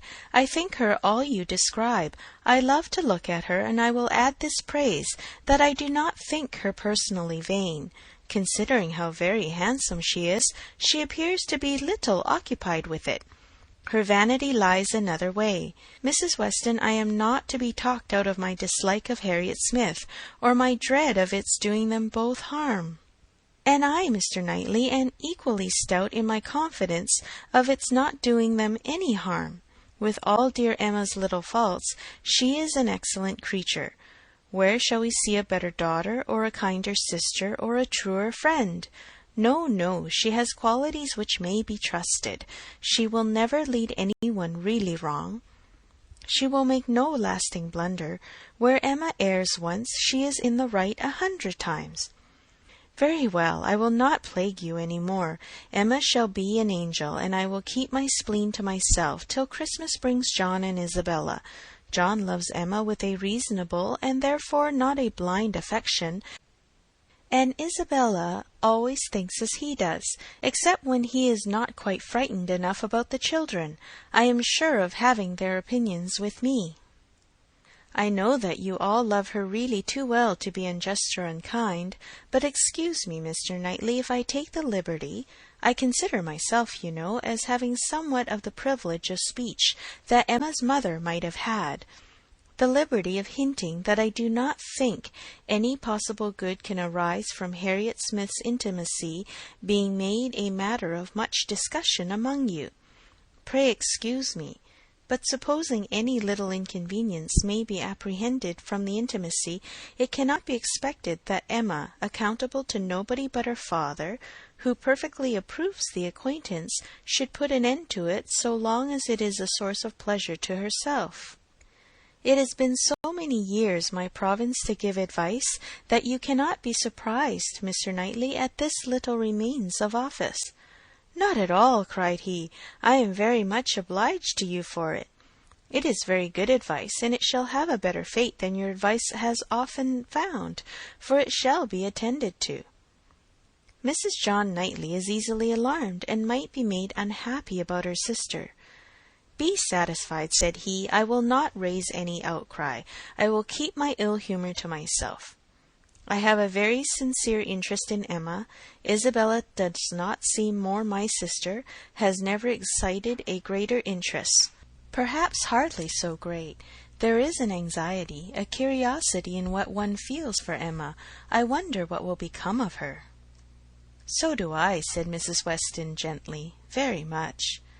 She always declares she will never marry, which of course means just nothing at all, but I have no idea that she has yet ever seen a man she cared for. It would not be a bad thing for her to be very much in love with a proper object. I should like to see Emma in love, and in some doubt of a return. It would do her good. But there is nobody hereabouts to attach her, and she goes so seldom from home. "There does indeed seem as little to tempt her to break her resolution at present," said Mrs. Weston, "as can well be; and while she is so happy at Hartfield, I cannot wish her to be forming any attachment which would be creating such difficulties on poor Mr. Woodhouse's account. I do not recommend matrimony at present to Emma, though I mean no slight to the state, I assure you." Part of her meaning was to conceal some favourite thoughts of her own and Mr. Weston's on the subject, as much as possible. There were wishes at Randalls respecting Emma's destiny, but it was not desirable to have them suspected, and the quiet transition which Mr. Knightley soon afterwards made to "What does Weston think of the weather? Shall we have rain?" convinced her that he had nothing more to say or surmise about Hartfield. End of Chapter 5. Chapter 6. Emma could not feel a doubt of having given Harriet's fancy a proper direction, and raised the gratitude of her young vanity to a very good purpose, for she found her decidedly more sensible than before of Mr. Elton's being a remarkably handsome man, with most agreeable manners, and as she had no hesitation in following up the assurance of his admiration by agreeable hints, she was soon pretty confident of creating as much liking on Harriet's side as there could be any occasion for. She was quite convinced of Mr. Elton's being in the fairest way of falling in love, if not in love already. She had no scruple with regard to him. He talked of Harriet, and praised her so warmly that she could not suppose anything wanting which a little time would not add. His perception of the striking improvement of Harriet's manner since her introduction at Hartfield was not one of the least agreeable proofs of his growing attachment. "You have given Miss Smith all that she required," said he. "You have made her graceful and easy. She was a beautiful creature when she came to you, but in my opinion the attractions you have added are infinitely superior to what she received from nature. I am glad you think I have been useful to her, but Harriet only wanted drawing out and receiving a few, very few hints. She had all the natural grace of sweetness of temper and artlessness in herself. I have done very little." "If it were admissible to contradict a lady," said the gallant Mr. Elton, "I have perhaps given her a little more decision of character, have taught her to think on points which had not fallen in her way before." "Exactly so. That is what principally strikes me. So much superadded decision of character. Skilful has been the hand." "Great has been the pleasure, I am sure. I never met with a disposition more truly amiable." "I have no doubt of it." And it was spoken with a sort of sighing animation, which had a vast deal of the lover. She was not less pleased another day with the manner in which he seconded a sudden wish of hers to have Harriet's picture. "Did you ever have your likeness taken, Harriet?" said she. "Did you ever sit for your picture?" Harriet was on the point of leaving the room, and only stopped to say, with a very interesting naivete, "Oh, dear no, never." No sooner was she out of sight than Emma exclaimed, "What an exquisite possession a picture of her would be! I would give any money for it. I almost long to attempt her likeness myself. You do not know it, I dare say, but 2 or 3 years ago I had a great passion for taking likenesses, and attempted several of my friends, and was thought to have a tolerable eye in general. But from one cause or another I gave it up in disgust. But really I could almost venture, if Harriet would sit to me. It would be such a delight to have her picture." "Let me entreat you," cried Mr. Elton. "It would indeed be a delight. Let me entreat you, Miss Woodhouse, to exercise so charming a talent in favour of your friend. I know what your drawings are. How could you suppose me ignorant? Is not this room rich in specimens of your landscapes and flowers? And has not Mrs. Weston some inimitable figure pieces in her drawing-room at Randalls?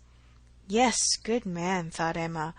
But what has all that to do with taking likenesses? You know nothing of drawing. Don't pretend to be in raptures about mine. Keep your raptures for Harriet's face. Well, if you give me such kind encouragement, Mr. Elton, I believe I shall try what I can do. Harriet's features are very delicate, which makes a likeness difficult, and yet there is a peculiarity in the shape of the eye and the lines about the mouth which one ought to catch. Exactly so. The shape of the eye and the lines about the mouth. I have not a doubt of your success. Pray, pray, attempt it. As you will do it, it will indeed, to use your own words, be an exquisite possession. But I am afraid, Mr. Elton, Harriet will not like to sit. She thinks so little of her own beauty. Did not you observe her manner of answering me? How completely it meant, why should my picture be drawn? Oh, yes, I observed it, I assure you. It was not lost on me, but still I cannot imagine she would not be persuaded. Harriet was soon back again, and the proposal almost immediately made, and she had no scruples which could stand many minutes against the earnest pressing of both the others. Emma wished to go to work directly, and therefore produced the portfolio containing her various attempts at portraits, for not one of them had ever been finished, that they might decide together on the best size for Harriet. Her many beginnings were displayed. Miniatures, half-lengths, whole lengths, pencil, crayon, and water-colours had all been tried in turn. She had always wanted to do everything, and had made more progress both in drawing and music than many might have done with so little labour as she would ever submit to. She played and sang, and drew in almost every style, but steadiness had always been wanting, and in nothing had she approached the degree of excellence which she would have been glad to command, and ought not to have failed of.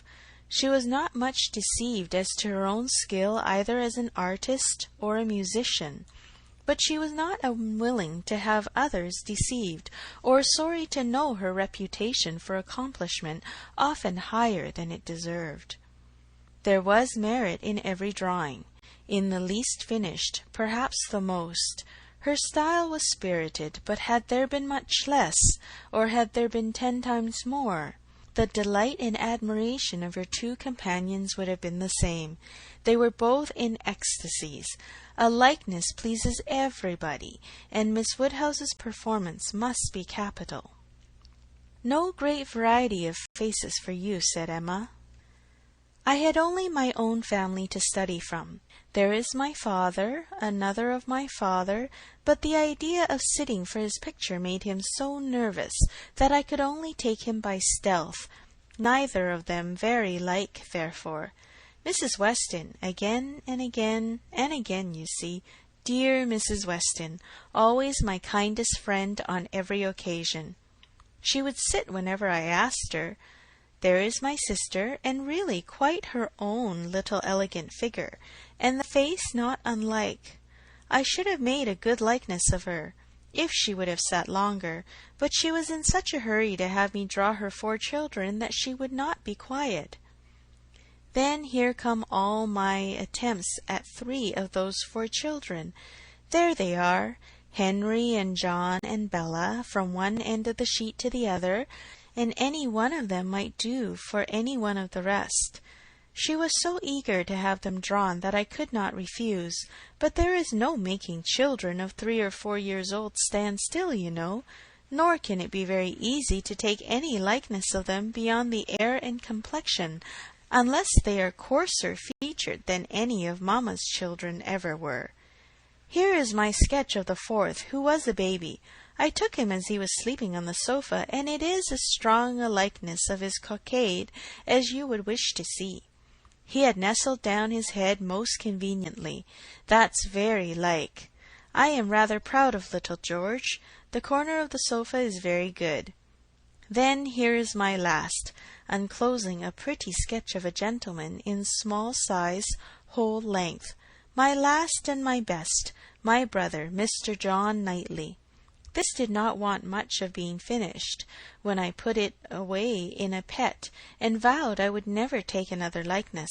I could not help being provoked, for after all my pains, and when I had really made a very good likeness of it, Mrs. Weston and I were quite agreed in thinking it very like. Only too handsome, too flattering, but that was a fault on the right side. After all this came poor dear Isabella's cold approbation of, yes, it was a little like, but to be sure it did not do him justice. We had had a great deal of trouble in persuading him to sit at all. It was made a great favour of, and altogether it was more than I could bear, and so I never would finish it, to have it apologized over as an unfavourable likeness to every morning visitor in Brunswick Square, and as I said, I did then forswear ever drawing anybody again. But for Harriet's sake, or rather for my own, and as there are no husbands and wives in the case at present, I will break my resolution now. Mr. Elton seemed very properly struck and delighted by the idea, and was repeating, "No husbands and wives in the case at present indeed, as you observe. Exactly so. No husbands and wives," with so interesting a consciousness that Emma began to consider whether she had not better leave them together at once. But as she wanted to be drawing, the declaration must wait a little longer. She had soon fixed on the size and sort of portrait. It was to be a whole length in water-colours, like Mr. John Knightley's, and was destined, if she could please herself, to hold a very honourable station over the mantelpiece. The sitting began, and Harriet, smiling and blushing, and afraid of not keeping her attitude and countenance, presented a very sweet mixture of youthful expression to the steady eyes of the artist. But there was no doing anything, with Mr. Elton fidgeting behind her, and watching every touch. She gave him credit for stationing himself where he might gaze and gaze again without offence, but was really obliged to put an end to it, and request him to place himself elsewhere. It then occurred to her to employ him in reading. If he would be so good as to read to them, it would be a kindness indeed. It would amuse away the difficulties of her part, and lessen the irksomeness of Miss Smith's. Mr. Elton was only too happy. Harriet listened, and Emma drew in peace. She must allow him to be still frequently coming to look. Anything less would certainly have been too little in a lover. And he was ready at the smallest intermission of the pencil to jump up and see the progress and be charmed. There was no being displeased with such an encourager, for his admiration made him discern a likeness almost before it was possible. She could not respect his eye, but his love and his complacence were unexceptionable. The sitting was altogether very satisfactory. She was quite enough pleased with the first day's sketch to wish to go on. There was no want of likeness. She had been fortunate in the attitude, and as she meant to throw in a little improvement to the figure, to give a little more height and considerably more elegance, she had great confidence of its being in every way a pretty drawing at last, and of its filling its destined place with credit to them both, a standing memorial of the beauty of one, the skill of the other, and the friendship of both, with as many other agreeable associations as Mr. Elton's very promising attachment was likely to add. Harriet was to sit again the next day, and Mr. Elton, just as he ought, entreated for the permission of attending and reading to them again. "By all means, we shall be most happy to consider you as one of the party." The same civilities and courtesies, the same success and satisfaction took place on the morrow, and accompanied the whole progress of the picture, which was rapid and happy. Everybody who saw it was pleased, but Mr. Elton was in continual raptures, and defended it through every criticism. "Miss Woodhouse has given her friend the only beauty she wanted," observed Mrs. Weston to him, not in the least suspecting that she was addressing a lover. "The expression of the eye is most correct, but Miss Smith has not those eyebrows and eyelashes. It is the fault of her face that she has them not." "Do you think so?" replied he. "I cannot agree with you. It appears to me a perfect resemblance in every feature. I never saw such a likeness in my life. We must allow for the effect of shades, you know." "You have made her too tall, Emma," said Mr. Knightley. Emma knew that she had, but would not own to it, and Mr. Elton warmly added, "Oh, no, certainly not too tall, not in the least too tall. Consider she is sitting down, which naturally presents a different, which in short gives exactly the idea, and the proportions must be preserved, you know. Proportions, foreshortening, oh no. It gives one exactly the idea of such a height as Miss Smith's. Exactly so, indeed." "It is very pretty," said Mr. Woodhouse. "So prettily done. Just as your drawings always are, my dear. I do not know anybody who draws as well as you do. The only thing I do not thoroughly like is that she seems to be sitting out of doors, with only a little shawl over her shoulders, and it makes one think she must catch cold." "But, dear papa, it is supposed to be a summer day, a warm day in summer. Look at the tree." "But it is never safe to go sit outdoors, my dear."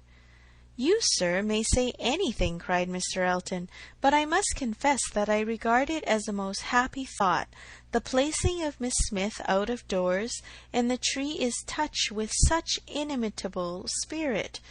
Any other situation would have been much less in character. The naivete of Miss Smith's manners, and altogether, oh, it is most admirable. I cannot keep my eyes from it. I never saw such a likeness." The next thing wanted was to get the picture framed, and here were a few difficulties. It must be done directly. It must be done in London. The order must go through the hands of some intelligent person whose taste could be depended on, and Isabella, the usual doer of all commissions, could not be applied to, because it was December, and Mr. Woodhouse could not bear the idea of her stirring out of her house in the fogs of December. But no sooner was the distress known to Mr. Elton than it was removed. His gallantry was always on high alert. Might he be trusted with a commission? What infinite pleasure should he have in executing it? He could ride to London at any time. It was impossible to say how much he should be gratified by being employed on such an errand. He was too good. She could not endure the thought. She would not give him such a troublesome office for the world. Brought on the desired repetition of entreaties and insurances, and a very few minutes settled the business.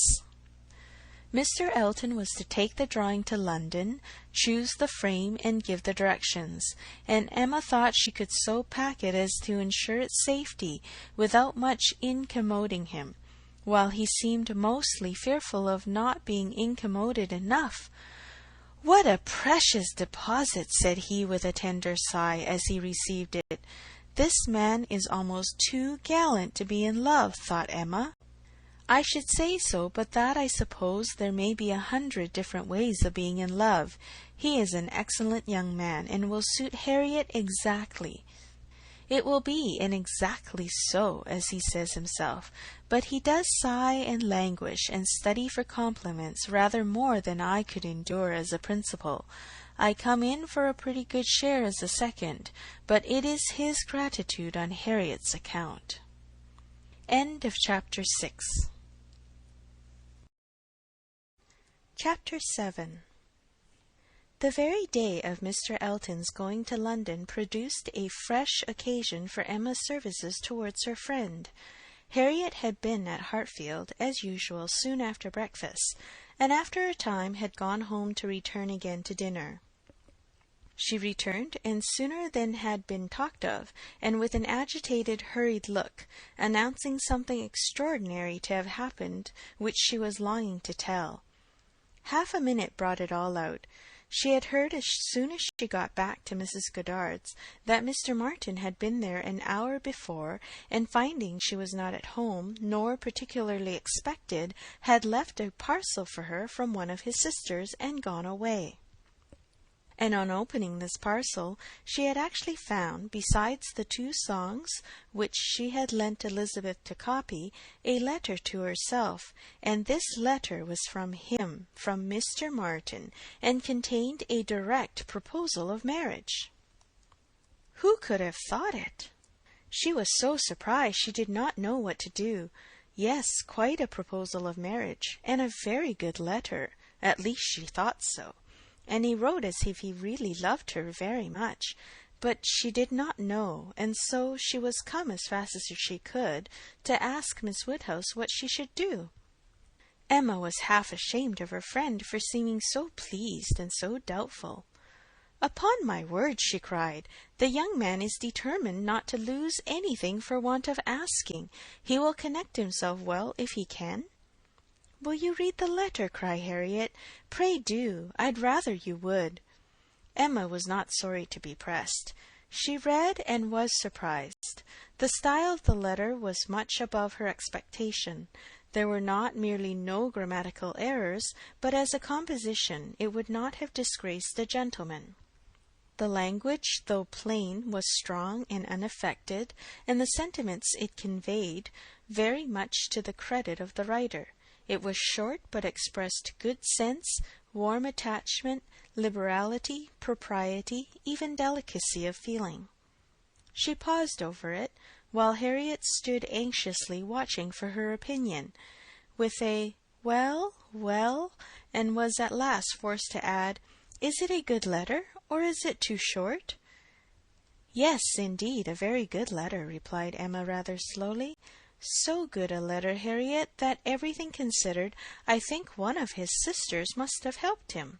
I can hardly imagine the young man whom I saw talking with you the other day could express himself so well, if left quite to his own powers, and yet it is not the style of a woman. No, certainly it is too strong and concise, not diffuse enough for a woman. No doubt he is a sensible man, and I suppose may have a natural talent for, thinks clearly and strongly, and when he takes a pen in hand, his thoughts naturally find proper words. It is so with some men. Yes, I understand the sort of mind, vigorous, decided, with sentiments to a certain point, not coarse. A better written letter, Harriet, returning it, than I had expected." "Well," said the still waiting Harriet, "well, and what shall I do?" "What shall you do? In what respect? Do you mean with regard to this letter?" "Yes." "But what are you in doubt of? You must answer it, of course, and speedily." "Yes, but what shall I say? Dear Miss Woodhouse, do advise me." "Oh, no, no! The letter had much better be all your own. You will express yourself very properly, I am sure. There is no danger of your not being intelligible, which is the first thing. Your meaning must be unequivocal, no doubts or demurs, and such expressions of gratitude and concern for the pain you are inflicting as propriety requires will present themselves unbidden to your mind, I am persuaded. You need not be prompted to write with the appearance of sorrow for his disappointment." "You think I ought to refuse him, then?" said Harriet, looking down. "Ought to refuse him? My dear Harriet, what do you mean? Are you in any doubt as to that? I thought, but I beg your pardon, perhaps I have been under a mistake. I certainly have been misunderstanding you, if you feel in doubt as to the purport of your answer. I have imagined you were consulting me only as to the wording of it." Harriet was silent. With a little reserve of manner, Emma continued, "You mean to return a favourable answer, I collect?" "No, I do not. That is, I do not mean. What shall I do? What would you advise me to do? Pray, dear Miss Woodhouse, tell me what I ought to do." "I shall not give you any advice, Harriet. I will have nothing to do with it. This is a point which you must settle with your feelings." "I had no notion that he liked me so very much," said Harriet, contemplating the letter.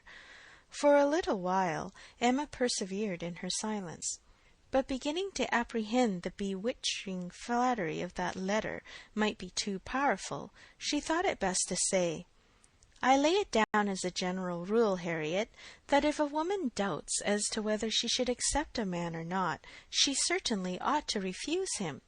If she can hesitate as to yes, she ought to say no directly.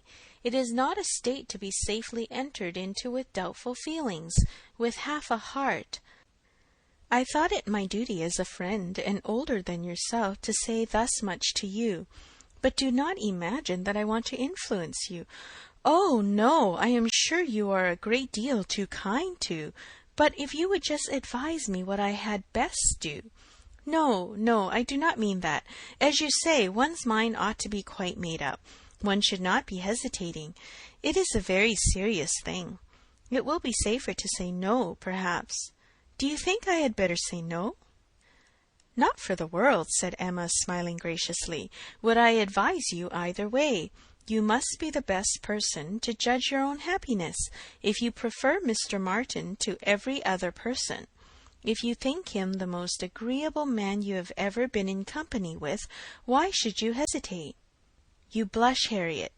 Does anybody else occur to you at this moment under such a definition? Harriet, do not deceive yourself. Do not be run away with by gratitude and compassion. At this moment, whom are you thinking of?" The symptoms were favourable. Instead of answering, Harriet turned away confused, and stood thoughtfully by the fire, and though the letter was still in her hand, it was now mechanically twisted about without regard. Emma waited the result with impatience, but not without strong hopes. At last, with some hesitation, Harriet said, "Miss Woodhouse, as you will not give me your opinion, I must do as well as I can by myself, and I have now quite determined, and really almost made up my mind to refuse Mr. Martin. Do you think I am right?" "Perfectly, perfectly right, my dearest Harriet. You are doing just what you ought. While you were at all in suspense, I kept my feelings to myself, but now that you are so completely decided, I have no hesitation in approving. Dear Harriet, I give myself joy of this. It would have grieved me to lose your acquaintance, which must have been the consequence of your marrying Mr. Martin. While you were in the smallest degree wavering, I said nothing about it because I would not influence, but it would have been the loss of a friend to me. I could not have visited Mrs. Robert Martin of Abbey Mill Farm. Now I am secure of you forever." Harriet had not surmised her own danger, but the idea of it struck her forcibly. "You could not have visited me," she cried, looking aghast. "No, to be sure you could not. But I never thought of that before. That would have been too dreadful." "What an escape! Dear Miss Woodhouse, I would not give up the pleasure and honour of being intimate with you for anything in the world. Indeed, Harriet, it would have been a severe pang to lose you, but it must have been. You would have thrown yourself out of all good society. I must have given you up. Dear me, how should I ever have borne it? It would have killed me never to come to Hartfield any more. Dear affectionate creature, you banished to Abbey Mill Farm, you confined to the society of the illiterate and vulgar all your life. I wonder how the young man could have the assurance to ask it. He must have a pretty good opinion of himself." "I do not think he is conceited either in general," said Harriet, her conscience opposing such censure. "At least he is very good-natured, and I shall always feel much obliged to him, and have a great regard for, but that is quite a different thing from... And you know, though he may like me, it does not follow that I should, and certainly I must confess that since my visiting here I have seen people, and if one comes to compare them, persons and manners, there is no comparison at all. One is so very handsome and agreeable. However, I do really think Mr. Martin is a very amiable young man, and have a great opinion of him, and his being so attached to me, and his writing such a letter. But as to leaving you, it is what I would not do upon any consideration. Thank you, my own sweet little friend. We will not be parted. A woman is not to marry a man merely because she is asked, or because he is attached to her, and can write a tolerable letter. Oh, no, and it is but a short letter, too.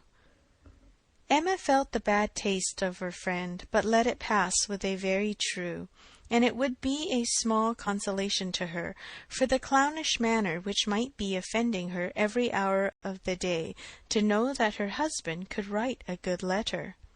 Oh, yes, very. Nobody cares for a letter. The thing is, to be always happy with pleasant companions. I am quite determined to refuse him. But how shall I do? What shall I say? Emma assured her there would be no difficulty in the answer, and advised its being written directly, which was agreed to in the hope of her assistance. And though Emma continued to protest against any assistance being wanted, it was in fact given in the formation of every sentence. The looking over his letter again, in replying to it, had such a softening tendency that it was particularly necessary to brace her up with a few decisive expressions, and she was so very much concerned at the idea of making him unhappy, and the thought so much of what his mother and sisters would think and say, and was so anxious that they should not fancy her ungrateful, that Emma believed if the young man had come in her way at that moment, he would have been accepted after all. This letter, however, was written and sealed and sent. The business was finished and Harriet safe. She was rather low all the evening, but Emma could allow her amiable regrets, and sometimes relieved them by speaking of her own affection, sometimes by bringing forward the idea of Mr. Elton. "I shall never be invited to Abbey Mill again," was said in rather a sorrowful tone. "Nor if you were, could I ever bear to part with you, my Harriet. You are a great deal too necessary at Hartfield to be spared to Abbey Mill, and I am sure I should never want to go there, for I am never happy but at Hartfield." Some time afterwards it was. I think Mrs. Goddard would be very much surprised if she knew what had happened. I am sure Miss Nash would, for Miss Nash thinks her own sister very well married, and it is only a linen draper. One should be sorry to see greater pride or refinement in the teacher of a school, Harriet. I dare say Miss Nash would envy you such an opportunity of being married. Even this conquest would appear valuable in her eyes. As to anything superior for you, I suppose she is quite in the dark. The attentions of a certain person can hardly be among the tittle-tattle of Highbury yet. Hitherto I fancy you and I are the only people to whom his looks and manners have explained themselves." Harriet blushed and smiled, and said something about wondering that people should like her so much. The idea of Mr. Elton was certainly cheering, but still after a time she was tender-hearted again towards the rejected Mr. Martin. "Now he has got my letter," said she softly. "I wonder what they are all doing, whether his sisters know. If he is unhappy, they will be unhappy too. I hope he will not mind it so very much." "Let us think of those among our absent friends who are more cheerfully employed," cried Emma. "At this moment, perhaps, Mr. Elton is showing your picture to his mother and sisters, telling how much more beautiful is the original, and after being asked for it 5 or 6 times, allowing them to hear your name, your own dear name." "My picture? But he has left my picture in Bond Street." "Has he so? Then I know nothing of Mr. Elton. No, my dear little modest Harriet, depend upon it the picture will not be in Bond Street till just before he mounts his horse to-morrow. It is his companion all this evening, his solace, his delight. It opens his designs to his family, it introduces you among them, it diffuses through the party those pleasantest feelings of our nature, eager curiosity and warm prepossession." How cheerful, how animated, how suspicious, how busy their imaginations all are! Harriet smiled again, and her smiles grew stronger. End of Chapter 7. Chapter 8. Harriet slept at Hartfield that night. For some weeks past she had been spending more than half her time there, and gradually getting to have a bedroom appropriated to herself. And Emma judged it best in every respect, safest and kindest, to keep her with them as much as possible just at present. She was obliged to go the next morning for an hour or two to Mrs. Goddard's, but it was then to be settled that she should return to Hartfield to make a regular visit of some days. While she was gone, Mr. Knightley called and sat some time with Mr. Woodhouse and Emma, till Mr. Woodhouse, who had previously made up his mind to walk out, was persuaded by his daughter not to defer it, and was induced by the entreaties of both, though against the scruples of his own civility, to leave Mr. Knightley for that purpose. Mr. Knightley, who had nothing of ceremony about him, was offering by his short, decided answers an amusing contrast to the protracted apologies and civil hesitations of the other. "Well, I believe, if you will excuse me, Mr. Knightley, if you will not consider me as doing a very rude thing, I shall take Emma's advice and go out for a quarter of an hour. As the sun is out, I believe I had better take my 3 turns while I can. I treat you without ceremony, Mr. Knightley. We invalids think we are privileged people." "My dear sir, do not make a stranger of me." "I have an excellent substitute in my daughter. Emma will be happy to entertain you, and therefore I think I will beg your excuse and take my 3 turns, my winter walk." "You cannot do better, sir." "I would ask for the pleasure of your company, Mr. Knightley, but I am a very slow walker, and my pace would be tedious to you. And besides, you have another long walk before you to Donwell Abbey." "Thank you, sir, thank you. I am going this moment myself, and I think the sooner you go the better. I will fetch your great coat and open the garden door for you." Mr. Woodhouse at last was off, but Mr. Knightley, instead of being immediately off likewise, sat down again, seemingly inclined for more chat. He began speaking of Harriet, and speaking of her with more voluntary praise than Emma had ever heard before. "I cannot rate her beauty as you do," said he, "but she is a pretty little creature, and I am inclined to think very well of her disposition. Her character depends upon who she is with, but in good hands she will turn out a valuable woman." "I am glad you think so, and the good hands I hope may not be wanting." "Come," said he, "you are anxious for a compliment, so I will tell you that you have improved her. You have cured her of her schoolgirl's giggle. She really does you credit." "Thank you. I should be mortified indeed if I did not believe I had been of some use. But it is not everybody who will bestow praise where they may. You do not often overpower me with it." "You are expecting her again, you say, this morning?" "Almost every moment. She has been longer already than she intended." "Something has happened to delay her. Some visitors, perhaps?"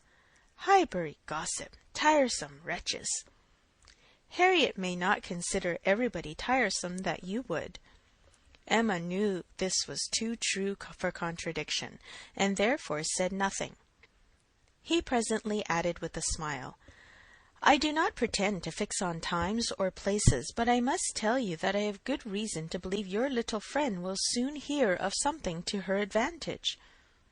"Indeed! How so? Of what sort?"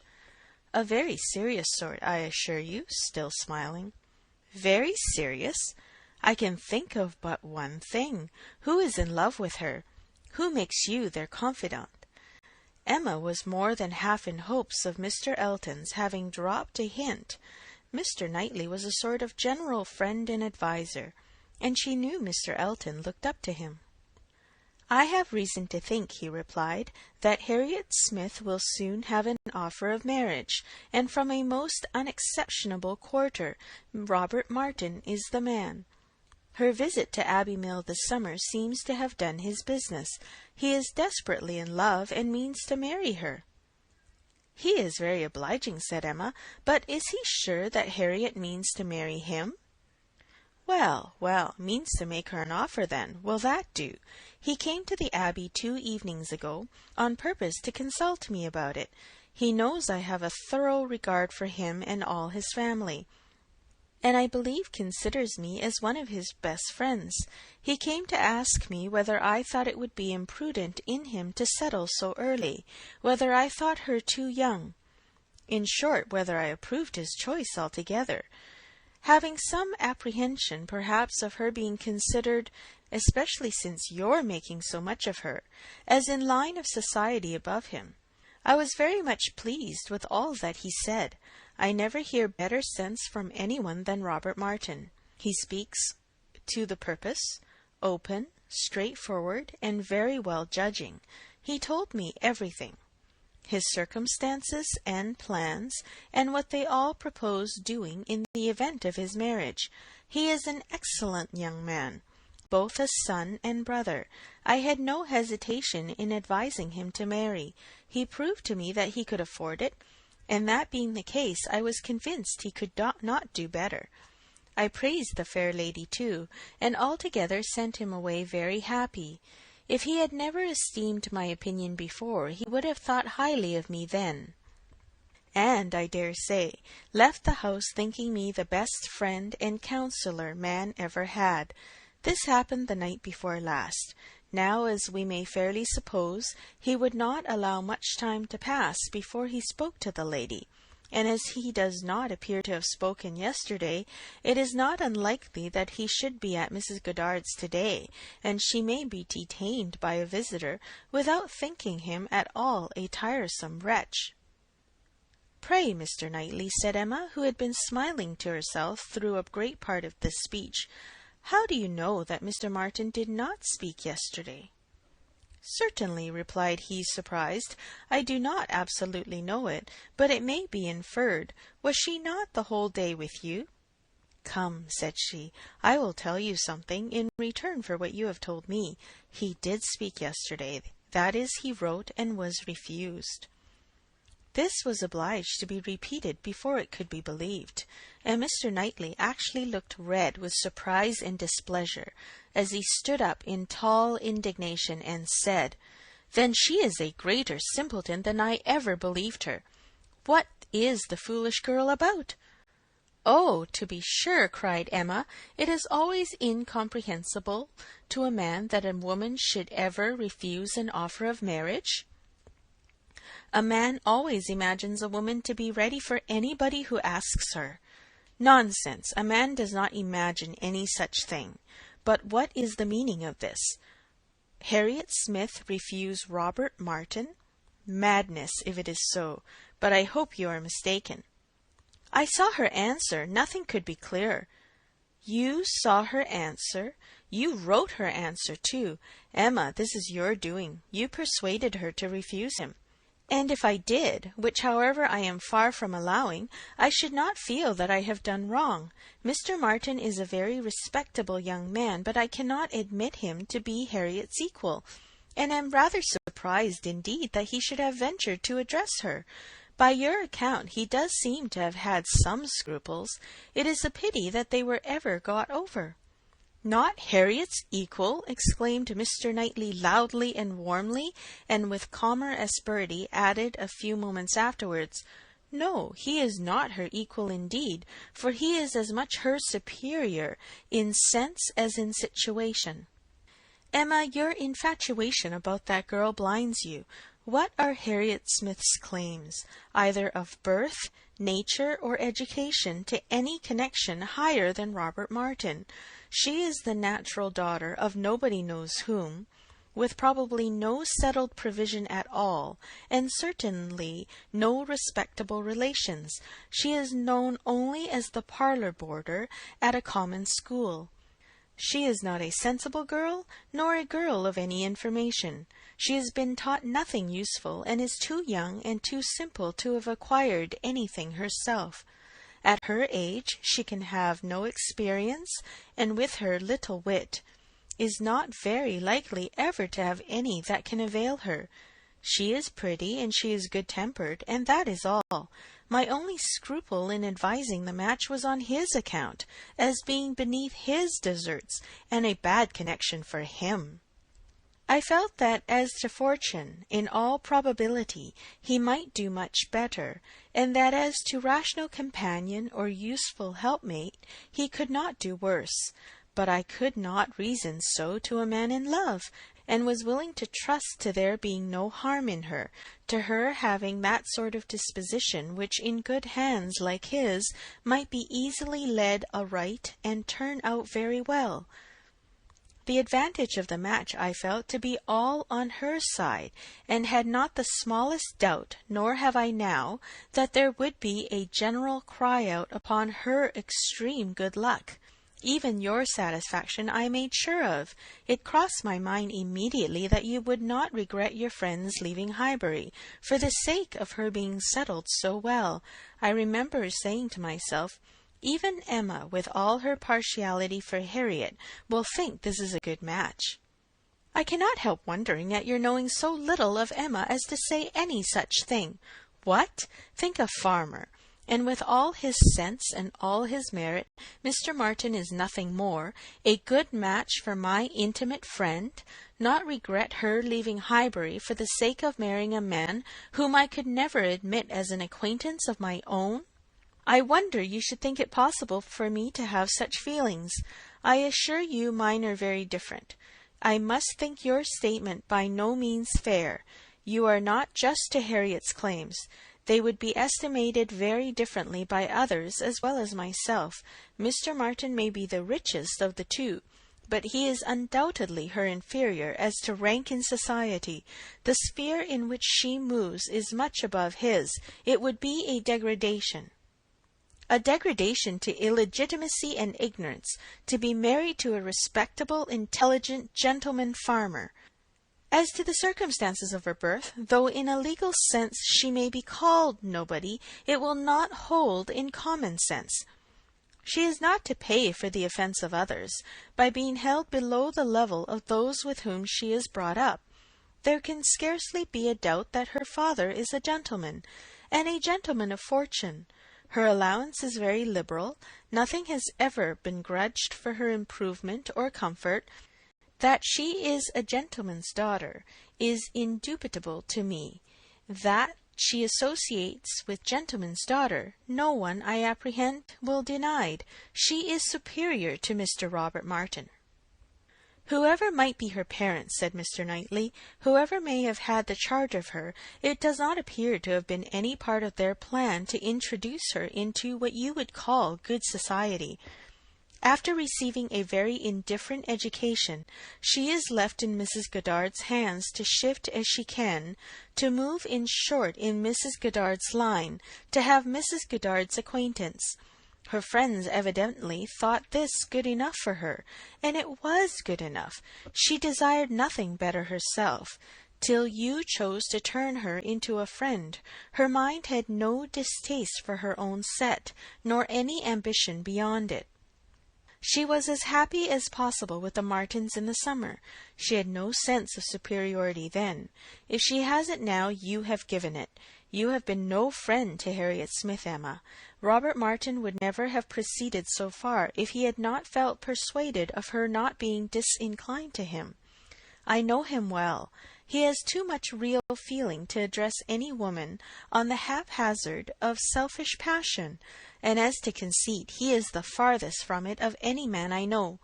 Depend on it, he had encouragement. It was most convenient to Emma not to make a direct reply to this assertion. She chose rather to take up her own line of the subject again. You are a very warm friend to Mr. Martin, but as I said before, are unjust to Harriet. Harriet's claims to marry well are not so contemptible as you represent them. She is not a clever girl, but has better sense than you are aware of, and does not deserve to have her understanding spoken of so slightingly. Waiving that point, however, and supposing her to be, as you describe her, only pretty and good-natured, let me tell you that in the degree she possesses them, they are not trivial recommendations to the world in general. For she is, in fact, a beautiful girl, and must be thought so by 99 people out of 100, until it appears that men are much more philosophic on the subject of beauty than they are generally supposed, till they do fall in love with well-informed minds instead of handsome faces. A girl with such loveliness as Harriet has a certainty of being admired and sought after, of having the power of choosing from among many, consequently a claim to be nice. Her good nature, too, is not so very slight a claim, comprehending as it does real, thorough sweetness of temper and manner, a very humble opinion of herself, and a great readiness to be pleased with other people. I am very much mistaken if your sex in general would not think such beauty and such temper the highest claims a woman could possess. Upon my word, Emma, to hear you abusing the reason you have is almost enough to make me think so too. Better be without sense than misapply it as you do. To be sure, cried she playfully, I know that is the feeling of you all. I know that such a girl as Harriet is exactly what every man delights in, what at once bewitches his senses and satisfies his judgment. Oh, Harriet may pick and choose. Were you yourself ever to marry, she is the very woman for you. And she, at 17, just entering into life, just beginning to be known, to be wondered at because she does not accept the first offer she receives. No, pray, let her have time to look about her. I have always thought it a very foolish intimacy, said Mr. Knightley presently, though I have kept my thoughts to myself, but I now perceive that it will be a very unfortunate one for Harriet. You will puff her up with such ideas of her own beauty, and of what she has a claim to, that in a little while nobody within her reach will be good enough for her. Vanity working on a weak head produces every sort of mischief. Nothing so easy as for a young lady to raise her expectations too high. Miss Harriet Smith may not find offers of marriage flow in so fast, though she is a very pretty girl. Men of sense, whatever you may choose to say, do not want silly wives. Men of family would not be very fond of connecting themselves with a girl of such obscurity, and most prudent men would be afraid of the inconvenience and disgrace they might be involved in, when the mystery of her parentage came to be revealed. Let her marry Robert Martin, and she is safe, respectable, and happy forever.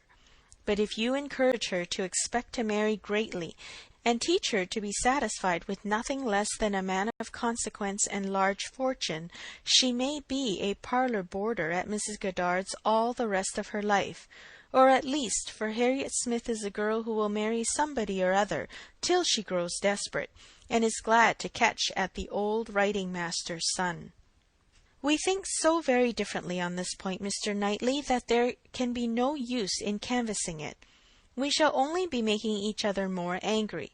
But as to my letting her marry Robert Martin, it is impossible. She has refused him, and so decidedly, I think, as must prevent any second application. She must abide by the evil of having refused him, whatever it may be. And as to the refusal itself, I will not pretend to say that I might not influence her a little, but I assure you there was very little for me or for anybody to do. His appearance is so much against him, and his manners so bad, that if ever she were disposed to favour him, she is not now. I can imagine that before she had seen anybody superior, she might tolerate him. He was the brother of her friends, and he took pains to please her, and altogether having seen nobody better, that she might have been his great assistant, she might not, while she was at Abbey Mill, find him disagreeable. But the case is altered now. She knows now what gentlemen are, and nothing but a gentleman in education and manner has any chance with Harriet. Nonsense, arrant nonsense, as ever was talked, cried Mr. Knightley. Robert Martin's manners have sense, sincerity, and good humour to recommend them. and his mind has more true gentility than Harriet Smith could understand." Emma made no answer, and tried to look cheerfully unconcerned, but was feeling very uncomfortable, and wanting him very much to be gone. She did not repent what she had done. She still thought herself a better judge of such a point of female right and refinement than he could be, but yet she had a sort of habitual respect for his judgment in general, which made her dislike having it so loudly against her, and to have him sitting just opposite to her in angry state was very disagreeable. Some minutes passed in this unpleasant silence, with only one attempt on Emma's side to talk of the weather, but he made no answer. He was thinking. The result of his thoughts appeared at last in these words: "Robert Martin has no great loss, if he can but think so, and I hope it will not be long before he does. Your views for Harriet are best known to yourself, but as you make no secret of your love of matchmaking, it is fair to suppose that views and plans and projects you have, and as a friend I shall just hint to you that if Elton is the man, I think it will be all labour in vain." Emma laughed and disclaimed. He continued: "Depend on it, Elton will not do. Elton is a very good sort of man, and a very respectable vicar of Highbury, but not at all likely to make an imprudent match. He knows the value of a good income as well as anybody. Elton may talk sentimentally, but he will act rationally. He is as well acquainted with his own claims as you can be with Harriet's. He knows that he is a very handsome young man, and a great favourite wherever he goes, and from his general view of talking in unreserved moments, when there are only men present, I am convinced that he does not mean to throw himself away. I have heard him speak with great animation of a large family of young ladies that his sisters are intimate with, who have all £20,000 apiece." "I am very much obliged to you," said Emma, laughing again. "If I had set my heart on Mr. Elton's marrying Harriet, it would have been very kind to open my eyes, but at present I only want to keep Harriet to myself. I have done with matchmaking, indeed. I could never hope to equal my own doings at Randalls. I shall leave off while I am well." "Good morning to you," said he, rising and walking off abruptly. He was very much vexed.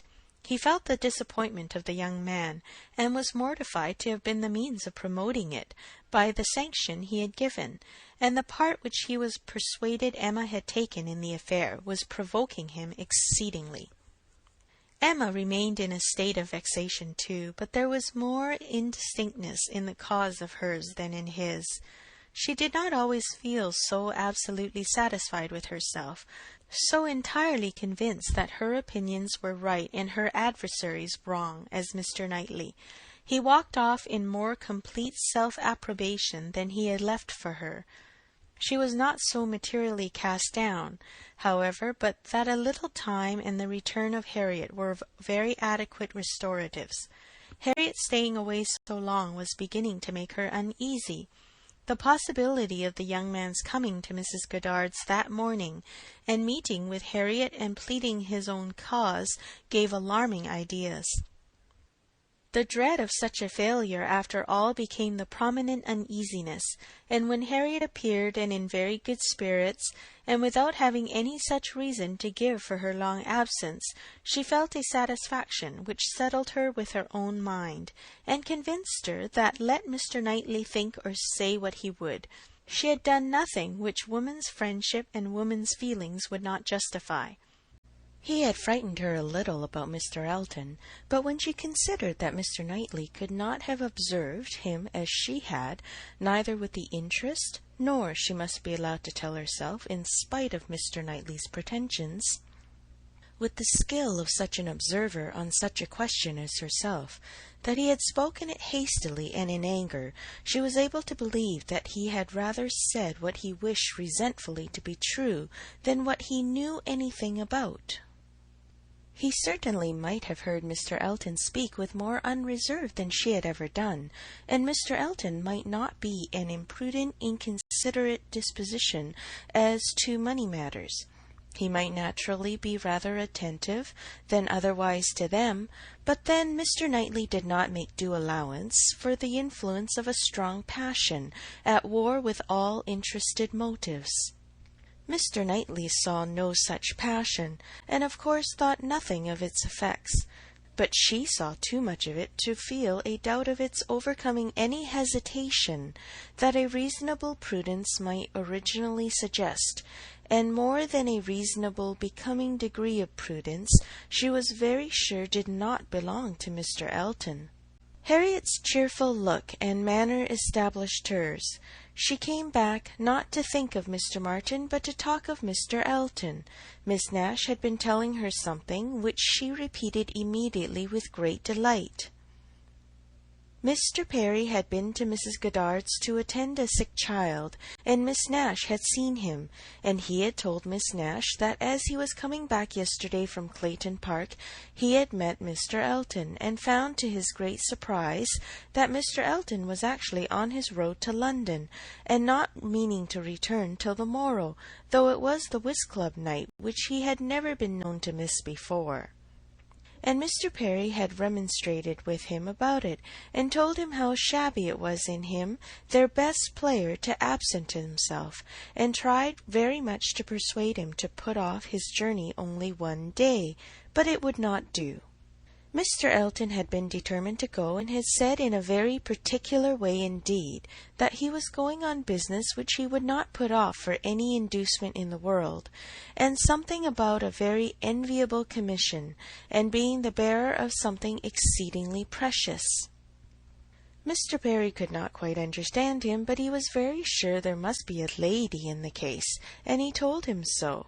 And Mr. Elton only looked very conscious and smiling, and rode off in great spirits. Miss Nash had told her all about this, and had talked a great deal more about Mr. Elton, and said, looking so very significantly at her, that she did not pretend to understand what his business might be, but she only knew that any woman whom Mr. Elton could prefer, she should think the luckiest woman in the world. For beyond a doubt Mr. Elton had not his equal for beauty or agreeableness. End of chapter 8. Chapter 9. Mr. Knightley might quarrel with her, but Emma could not quarrel with herself. He was so much displeased that it was longer than usual before he came to Hartfield again. And when they did meet, his grave look showed that she was not forgiven. She was sorry, but could not repent. On the contrary, her plans and proceedings were more and more justified and endeared to her by the general appearances of the next few days. The picture, elegantly framed, came safely to hand soon after Mr. Elton's return, and being hung over the mantelpiece of the common sitting-room, he got up to look at it and sighed out his half-sentences of admiration, just as he ought. And as for Harriet's feelings, they were visibly forming themselves into as strong and steady an attachment as her youth and sort of mind admitted. Emma was soon perfectly satisfied of Mr. Martin's being no otherwise remembered than as he furnished a contrast with Mr. Elton, of the utmost advantage to the latter. Her views of improving her little friend's mind by a great deal of useful reading and conversation had never yet led to more than a few first chapters and the intention of going on tomorrow. It was much easier to chat than to study, much pleasanter to let her imagination range and work at Harriet's fortune than to be labouring to enlarge her comprehension or exercise it on sober facts. And the only literary pursuit which engaged Harriet at present, the only mental provision she was making for the evening of life, was the collecting and transcribing all the riddles of every sort that she could meet with, into a thin quarto of hot-pressed paper, made up by her friend, and ornamented with ciphers and trophies. In this age of literature, such collections on a very grand scale are not uncommon. Miss Nash, head teacher at Mrs. Goddard's, had written out at least 300, and Harriet, who had taken the first hint of it from her, hoped, with Miss Woodhouse's help, to get a great many more. Emma assisted with her invention, memory, and taste, and as Harriet wrote a very pretty hand, it was likely to be an arrangement of the first order, in form as well as quantity. Mr. Woodhouse was almost as much interested in the business as the girls, and tried very often to recollect something worth their putting in. So many clever riddles as there used to be when he was young.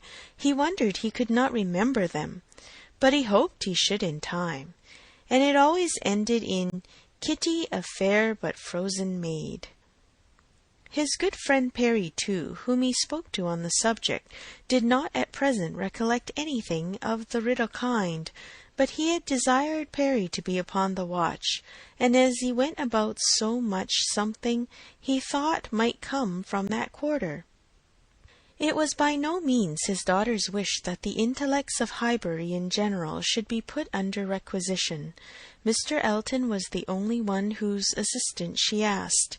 He was invited to contribute any really good enigmas, charades, or conundrums that he might recollect, and she had the pleasure of seeing him most intently at work with his recollections, and at the same time, as she could not perceive, most earnestly careful that nothing ungallant, nothing that did not breathe a compliment to the sex, should pass his lips. They owed to him their 2 or 3 politest puzzles, and the joy and exultation with which at last he recalled and rather sentimentally recited that last well-known charade. My first doth affliction denote, which my second is destined to feel, and my whole is the best antidote, that affliction to soften and heal, made her feel quite sorry to acknowledge that they had transcribed it some pages ago already. "Why will you not write one yourself for us, Mr. Elton?" said she. "That is the only security for its freshness, and nothing could be easier to you." Oh, no, he had never written, hardly ever, anything of the kind in his life. The stupidest fellow! He was afraid not even Miss Woodhouse, he stopped a moment, or Miss Smith could inspire him. The very next day, however, produced some proof of inspiration.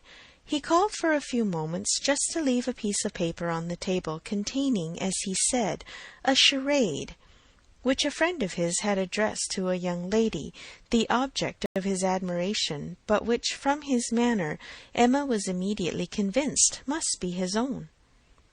"I do not offer it for Miss Smith's collection," said he. "Being my friends, I have no right to expose it in any degree to the public eye, but perhaps you may not dislike looking at it."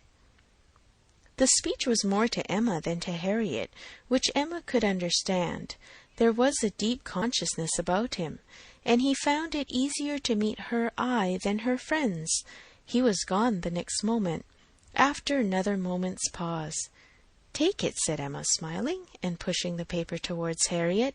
"It is for you. Take your own." But Harriet was in a tremor and could not touch it, and Emma, never loath to be first, was obliged to examine it herself. Charade. My first displays the wealth and pomp of kings, Lord of the earth, their luxury and ease. Another view of man my second brings. Behold him there, the monarch of the seas. But united, what reverse we have! Man's boasted power and freedom all are flown. Lord of the earth and sea, he bends a slave, and woman, lovely woman, reigns alone. Thy ready wit the word will soon supply. May its approval beam in that soft eye.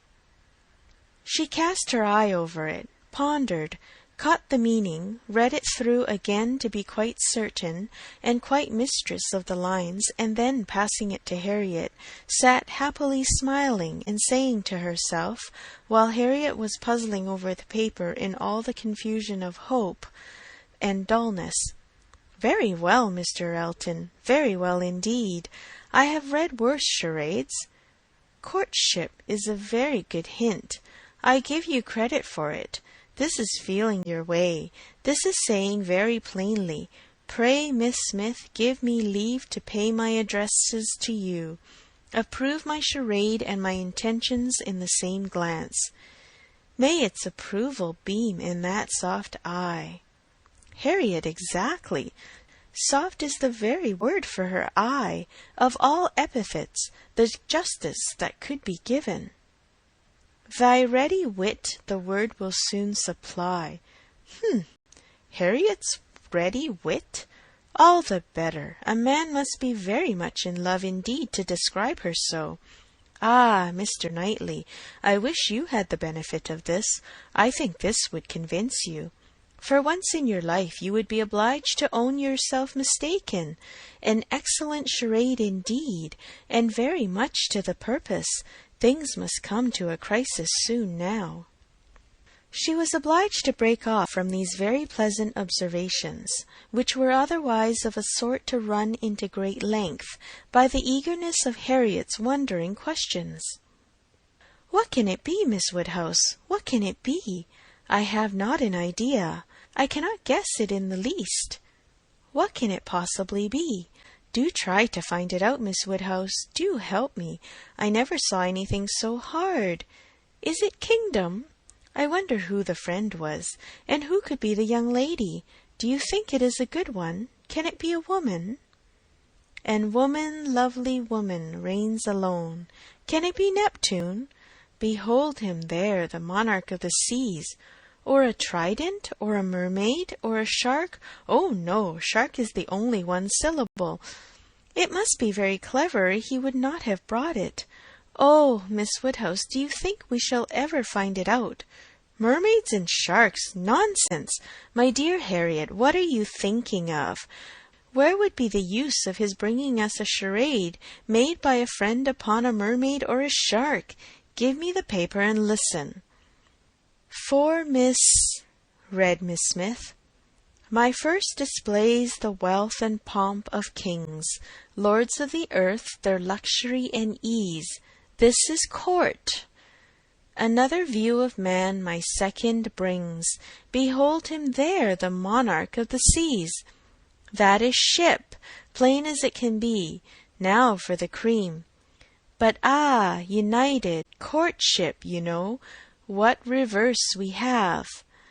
Man's boasted power and freedom all are flown.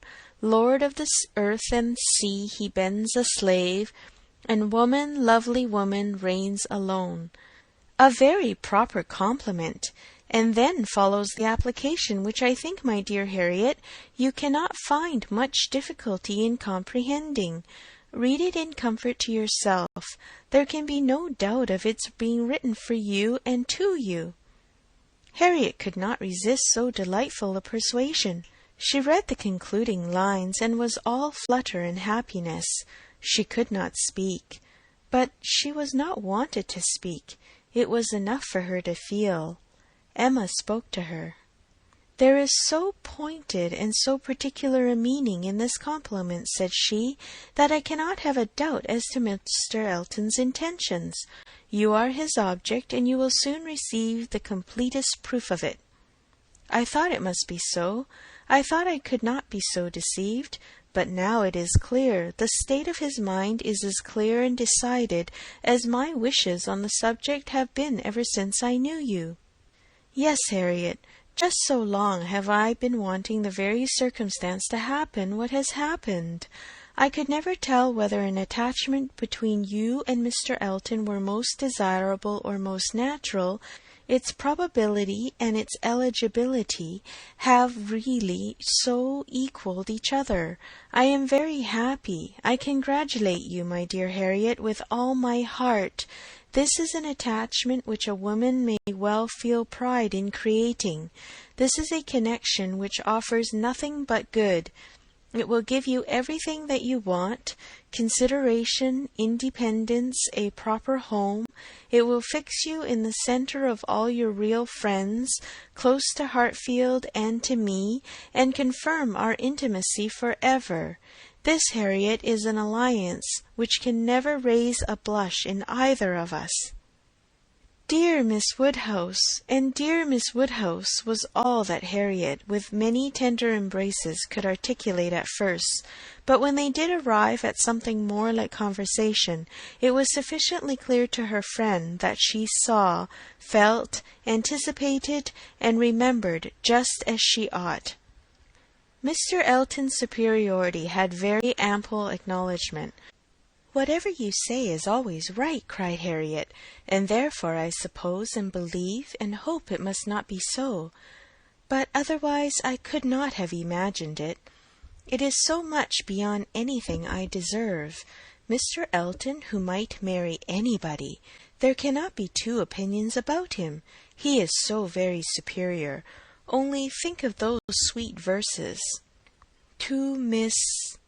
Dear me, how clever! Could it be really meant for me?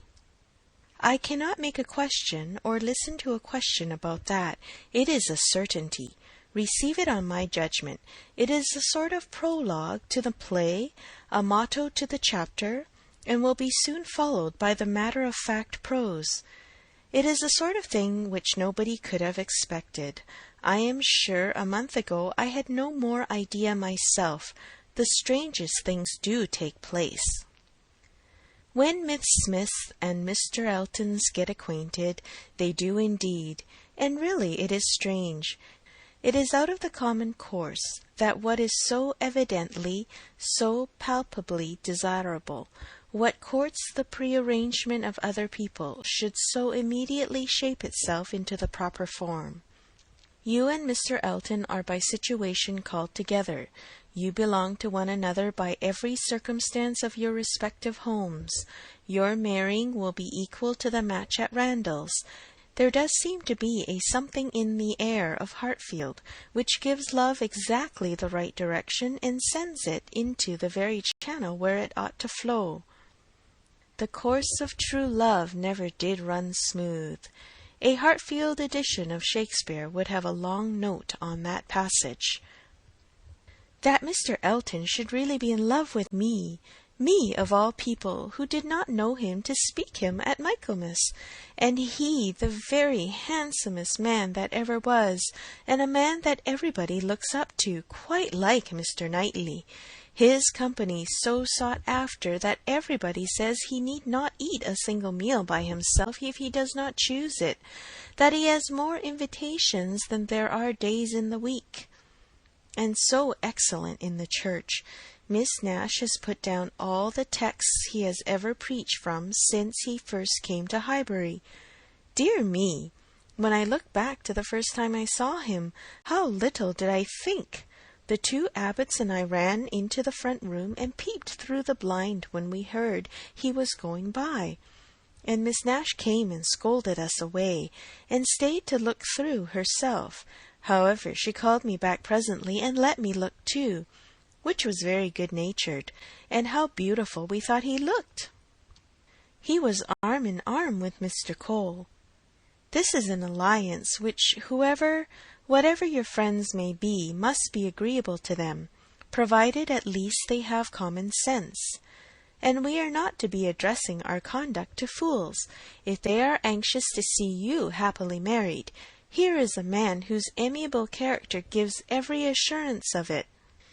If they wish to have you settled in the same country and circle which they have chosen to place you in, here it will be accomplished, and if their only object is that you should, in the common phrase, be well married, here is the comfortable fortune, the respectful establishment, the rise in the world which must satisfy them. Yes, very true. How nicely you talk! I love to hear you. You understand everything. You and Mr. Elton are one as clever as the other. This charade!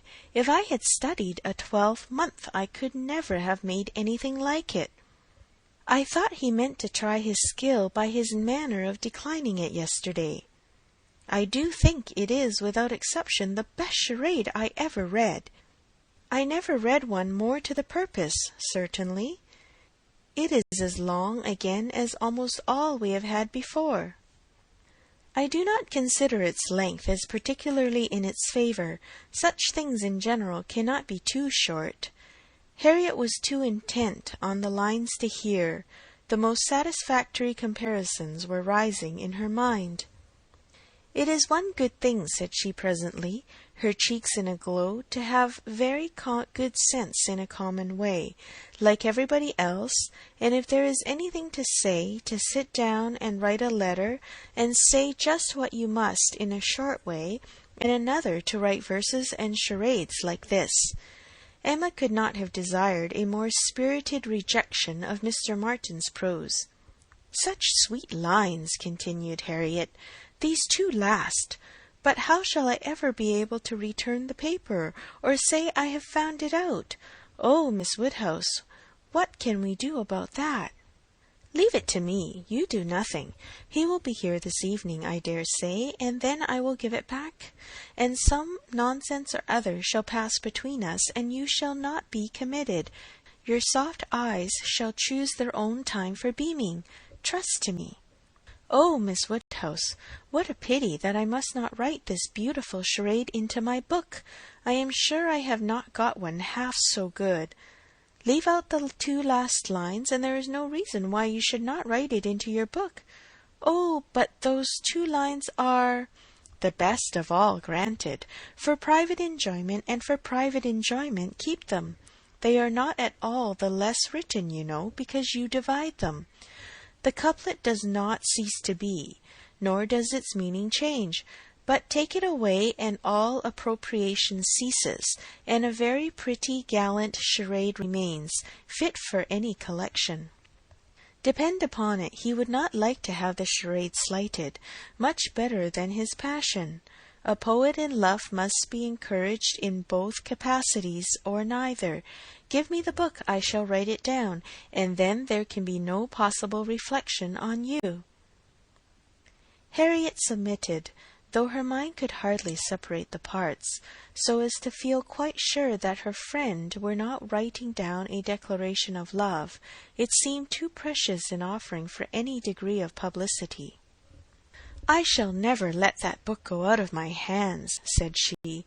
"Very well," replied Emma, "a most natural feeling, and the longer it lasts the better I shall be pleased. But here is my father coming. You will not object to my reading the charade to him. It will be giving him so much pleasure. He loves anything of the sort, and especially anything that pays woman a compliment. He has the tenderest spirit of gallantry towards us all. You must let me read it to him." Harriet looked grave. "My dear Harriet, you must not refine too much upon the charade. You will betray your feelings improperly if you are too conscious and too quick, and appear to affix more meaning, or even quite all the meaning which may be affixed to it. Do not be overpowered by such a little tribute of admiration.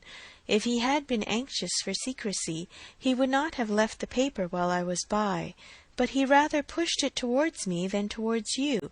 Do not let us be too solemn on the business. He has encouragement enough to proceed without our sighing out our souls over the charade." "Oh, no, I hope I shall not be ridiculous about it. Do as you please." Mr. Woodhouse came in, and very soon led to the subject again, by the recurrence of his very frequent inquiry of, "Well, my dears, how does your book go on? Have you got anything fresh?" "Yes, papa, we have something to read you, something quite fresh. A piece of paper was found on the table this morning, dropped, we suppose, by a fairy, containing a very pretty charade, and we have just copied it in." She read it to him, just as he liked to have anything read, slowly and distinctly, and 2 or 3 times over, with explanations of every part as she proceeded, and he was very much pleased, and, as she had foreseen, especially struck with a complimentary conclusion. "Ay, that's very just indeed.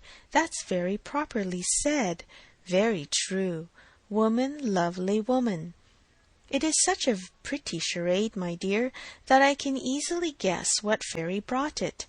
Nobody could have written so prettily but you, Emma." Emma only nodded and smiled. After a little thinking and a very tender sigh, he added, Ah, it is no difficulty to see who you take after. Your dear mother was so clever at all those things. If I had but her memory! But I can remember nothing, not even the particular riddle which you have heard me mention. I can only recollect the first stanza, and there are several. Kitty, a fair but frozen maid, kindled a flame I yet deplore. The hoodwinked boy I called to aid, though of his near approach afraid, so fatal to my suit before. And that is all that I can recollect of it, but it is very clever all the way through. But I think, my dear, you said you had got it. Yes, papa, it is written out in our second page. We copied it from the elegant extracts. It is Garrick's, you know. Ay, very true. I wish I could recollect more of it. Kitty, a fair but frozen maid. The name makes me think of poor Isabella, for she was very near being christened Catherine, after her grandmother. I hope we shall have her here next week. Have you thought, my dear, where you shall put her, and what room there will be for the children? Oh, yes, she will have her own room, of course, the room she always has, and there is the nursery for the children, just as usual, you know. Why should there be any change? I do not know, my dear, but it is so long since she was here, not since last Easter, and then only for a few days. Mr. John Knightley's being a lawyer is very inconvenient. Poor Isabella! She is sadly taken away from us all, and how sorry she will be when she comes not to see Miss Taylor here. She will not be surprised, papa, at least. I do not know, my dear. I am sure I was very much surprised when I first heard she was going to be married. We must ask Mr. and Mrs. Weston to dine with us while Isabella is here. Yes, my dear, if there is time. But, in a very depressed tone, she is coming only for a week. There will not be time for anything. It is unfortunate that they cannot stay longer, but it seems a case of necessity. Mr. John Knightley must be in town again on the 28th, and we ought to be thankful, papa, that we are going to have the whole of the time they can give to the country, that 2 or 3 days are not to be taken out for the Abbey. Mr. Knightley promises to give up his claim this Christmas, though you know it is longer since they were with him than with us. It would be very hard indeed, my dear, if poor Isabella were to be anywhere but at Hartfield. Mr. Woodhouse could never allow for Mr. Knightley's claims on his brother, or anybody's claims on Isabella except his own. He sat musing a little while, and then said, "But I do not see why poor Isabella shall be obliged to go back so soon, though he does. I think, Emma, I shall try and persuade her to stay longer with us. She and the children might stay very well." "Ah, papa, that is what you never have been able to accomplish, and I do not think you ever will. Isabella cannot bear to stay behind her husband." This was too true for contradiction. Unwelcome as it was, Mr. Woodhouse could only give a submissive sigh, and as Emma saw his spirits affected by the idea of his daughter's attachment to her husband, she immediately led to such a branch of the subject as much raised them. "Harriet must give us as much of her company as she can while my brother and sister are here. I am sure she will be pleased with the children. We are very proud of the children, are we not, papa? I wonder which she will think the handsomest, Henry or John? Ay, I wonder which she will. Poor little dears, how glad they will be to come. They are very fond of being at Hartfield, Harriet." "I dare say they are, sir. I am sure I do not know who is not. Henry is a fine boy, but John is very like his mamma. Henry is the eldest. He is named after me, not after his father. John the second is named after his father. Some people are surprised, I believe, that the eldest was not, but Isabella would have him called Henry, which I thought very pretty of her. and he is a very clever boy indeed. They are all remarkably clever, and they have so many pretty ways. They will come and stand by my chair and say, 'Grandpapa, can you give me a bit of string?' And once Henry asked me for a knife, but I told him knives were only for grandpapas. I think their father is too rough with them very often." "He appears rough to you," said Emma, "because you are so very gentle yourself, but if you could compare him with other papas, you will not think him rough. He wishes his boys to be active and hardy, and if they misbehave, can give them a certain sharp word now and then. But he is an affectionate father. Certainly Mr. John Knightley is an affectionate father. The children are all fond of him. And then their uncle comes in and tosses them up to the ceiling in a very frightful way. But they like it, papa. There is nothing they like so much. It is such enjoyment to them that if their uncle did not lay down the rule of their taking turns, whichever began would never give way to the other. Well, I cannot understand it. That is the case with us all, papa. One half of the world cannot understand the pleasures of the other." Later in the morning, and just as the girls were going to separate in preparation for the regular 4 o'clock dinner, the hero of this charade walked in again. Harriet turned away, but Emma could receive him with the usual smile, and her quick eye soon discerned in his the consciousness of having made a push, of having thrown a die, and she imagined he was come to see whether he might turn up.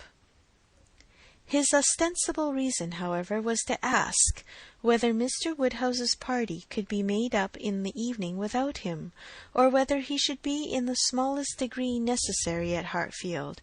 If he were, everything else must give way.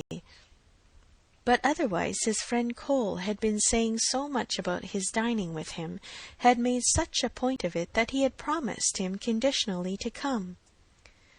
Emma thanked him, but could not allow of his disappointing his friend on their account.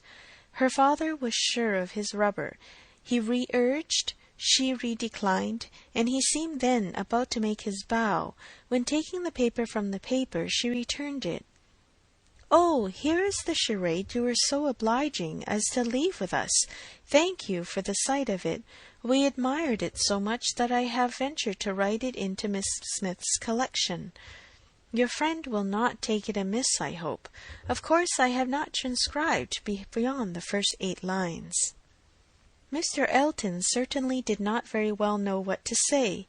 He looked rather doubtingly, rather confused, said something about honour, glanced at Harriet and at Emma, then seeing the book open on the table, took it up and examined it very attentively. With the view of passing off an awkward moment, Emma smilingly said, "You must make my apologies to your friend, but so good a charade must not be confined to 1 or 2. He may be sure of every woman's approbation while he writes with such gallantry." "I have no hesitation in saying," replied Mr. Elton, though hesitating a good deal while he spoke, "I have no hesitation in saying, at least if my friend feels at all as I do, I have not the smallest doubt that, could he see his little effusion honoured as I see it," looking at the book again and replacing it on the table, "he would consider it as the proudest moment of his life." After the speech he was gone as soon as possible.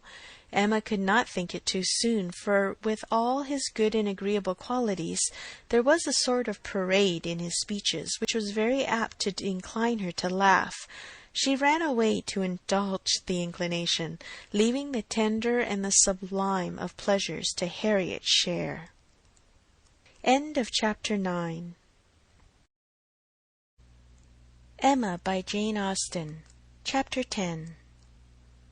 Though now the middle of December, there had yet been no weather to prevent the young ladies from tolerably regular exercise, and on the morrow Emma had a charitable visit to pay to a poor sick family, who lived a little way out of Highbury. Their road to this detached cottage was down Vicarage Lane, a lane leading at right angles from the broad though irregular main street of the place, and as may be inferred, containing the blessed abode of Mr. Elton. A few inferior dwellings were first to be passed, and then about a quarter of a mile down the lane rose the vicarage, an old and not very good house, almost as close to the road as it could be. It had no advantage of situation, but there had been very much smartened up by the present proprietor, and such as it was, there could be no possibility of the two friends passing it without a slackening pace and observing eyes. Emma's remark was, "There it is. There go you and your riddle book one of these days." Harriet's was, "Oh, what a sweet house! How very beautiful! There are the yellow curtains that Miss Nash admires so much." "I do not often walk this way now," said Emma, as they proceeded, "but then there will be an inducement, and I shall gradually get intimately acquainted with all the hedges, gates, pools, and pollards of this part of Highbury." Harriet, she found, had never in her life been within side the vicarage, and her curiosity to see it was so extreme that, considering exteriors and probabilities, Emma could only class it as a proof of love, with Mr. Elton seeing ready wit in her. "I wish we could contrive it," said she, "but I cannot think of any tolerable pretence for going in. No servant that I want to inquire about of his housekeeper, no message from my father." She pondered, but could think of nothing. After a mutual silence of some minutes, Harriet thus began again. "I do so wonder, Miss Woodhouse, that you should not be married, or going to be married, so charming as you are." Emma laughed and replied, "My being charming, Harriet, is not quite enough to induce me to marry. I must find other people charming, one other person at least, and I am not only not going to be married at present, but have very little intention of ever marrying at all." "Ah, so you say, but I cannot believe it. I must see somebody very superior to anyone I have ever seen, to be tempted. Mr. Elton, you know," recollecting herself, "is out of the question, and I do not wish to see any such person. I would rather not be tempted. I cannot really change for the better. If I were to marry, I must expect to repent it." "Dear me, it is so odd to hear a woman talk so. I have none of the usual inducements of women to marry. Were I to fall in love, indeed it would be a different thing, but I never have been in love. It is not my way or my nature, and I do not think I ever shall, and without love I am sure I should be a fool to change such a situation as mine. Fortune I do not want, employment I do not want, consequence I do not want. I believe few married women are half as much mistress of their husband's house as I am of Hartfield, and never, never could I expect to be so truly beloved and important, so always first, and always right in the man's eyes as I am in my father's.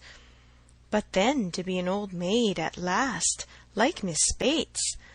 That is as formidable an image as you could present, Harriet, and if I thought I should ever be like Miss Bates, so silly, so satisfied, so smiling, so prosing, so undistinguishing and unfastidious, and so apt to tell everything relative to everybody about me, I would marry to-morrow. But between us, I am convinced there never can be any likeness, except in being unmarried." "But still you will be an old maid, and that's so dreadful." "Never mind, Harriet, I shall be a poor old maid, and it is poverty only which makes celibacy contemptible to a general public. A single woman with a very narrow income must be a ridiculous, disagreeable old maid, the proper sport of boys and girls, but a single woman of good fortune is always respectable, and may be as sensible and pleasant as anybody else. And the distinction is not quite so much against the candour and common sense of the world as it appears at first, for a very narrow income has a tendency to contract the mind and sour the temper. Those who can barely live, and who live perforce in a very small and generally very inferior society, may well be illiberal and cross. This does not apply, however, to Miss Bates. She is only too good-natured and too silly to suit me, but in general she is very much to the taste of everybody, though single and though poor. Poverty certainly has not contracted her mind. I really believe if she had only a shilling in the world, she would be very likely to give away 6 pence of it, and nobody is afraid of her. That is a great charm. Dear me, but what shall you do? How shall you employ yourself when you get old? If I know myself, Harriet, mine is an active, busy mind, with a great many independent resources, and I do not perceive why I should be more in want of employment at 40 or 50 than 21. Woman's usual occupations of hand and mind will be as open to me then as they are now, or with no important variation. If I draw less, I shall read more. If I give up music, I will take to carpet work. And as for objects of interest, objects for the affections, which is in truth the great point of inferiority, the want of which is really the great evil to be avoided in not marrying, I shall be very well off, with all the children of a sister I love so much to care about. There will be enough of them, in all probability, to supply every sort of sensation that declining life can need. There will be enough for every hope and every fear, and though my attachment to none can equal that of a parent, it suits my ideas of comfort better than what is warmer and blinder. My nieces and nephews! I shall often have a niece with me. Do you know Miss Bates's niece? That is, I know you must have seen her 100 times, but are you acquainted? Oh, yes, we are always forced to be acquainted whenever she comes to Highbury. By the by, that is almost enough to put one out of conceit with a niece. Heaven forbid, at least, that I should ever bore people half so much about all the Knightleys together as she does about Jane Fairfax. One is sick of the very name of Jane Fairfax. Every letter from her is read 40 times over. Her compliments to all friends go round and round again, and if she does but send her aunt the pattern of a stomacher, or knit a pair of garters for her grandmother, one hears of nothing else for a month. I wish Jane Fairfax very well, but she tires me to death. They were now approaching the cottage, and all idle topics were superseded. Emma was very compassionate, and the distresses of the poor were as sure of relief from her personal attention and kindness, her counsel and her patience, as from her purse. She understood their ways, could allow for their ignorance and their temptations, had no romantic expectations of extraordinary virtue from those for whom education had done so little, entered into their troubles with ready sympathy, and always gave her assistance with as much intelligence as good will. In the present instance it was sickness and poverty together which she came to visit, and after remaining there as long as she could give comfort or advice, she quitted the cottage with such an impression of the scene as made her say to Harriet as they walked away, "These are the sights, Harriet, to do one good. How trifling they make everything else appear! I feel now as if I could think of nothing but these poor creatures all the rest of the day. And yet who can say how soon it may all vanish from my mind?" "Very true," said Harriet. "Poor creatures! One can think of nothing else." "And really I do not think the impression will soon be over," said Emma, as she crossed the low hedge and tottering footstep which ended the narrow slippery path through the garden, and brought them into the lane again. "I do not think it will," stopping to look once more at all the outward wretchedness of the place, and recall the still greater within. "Oh, dear no," said her companion. They walked on.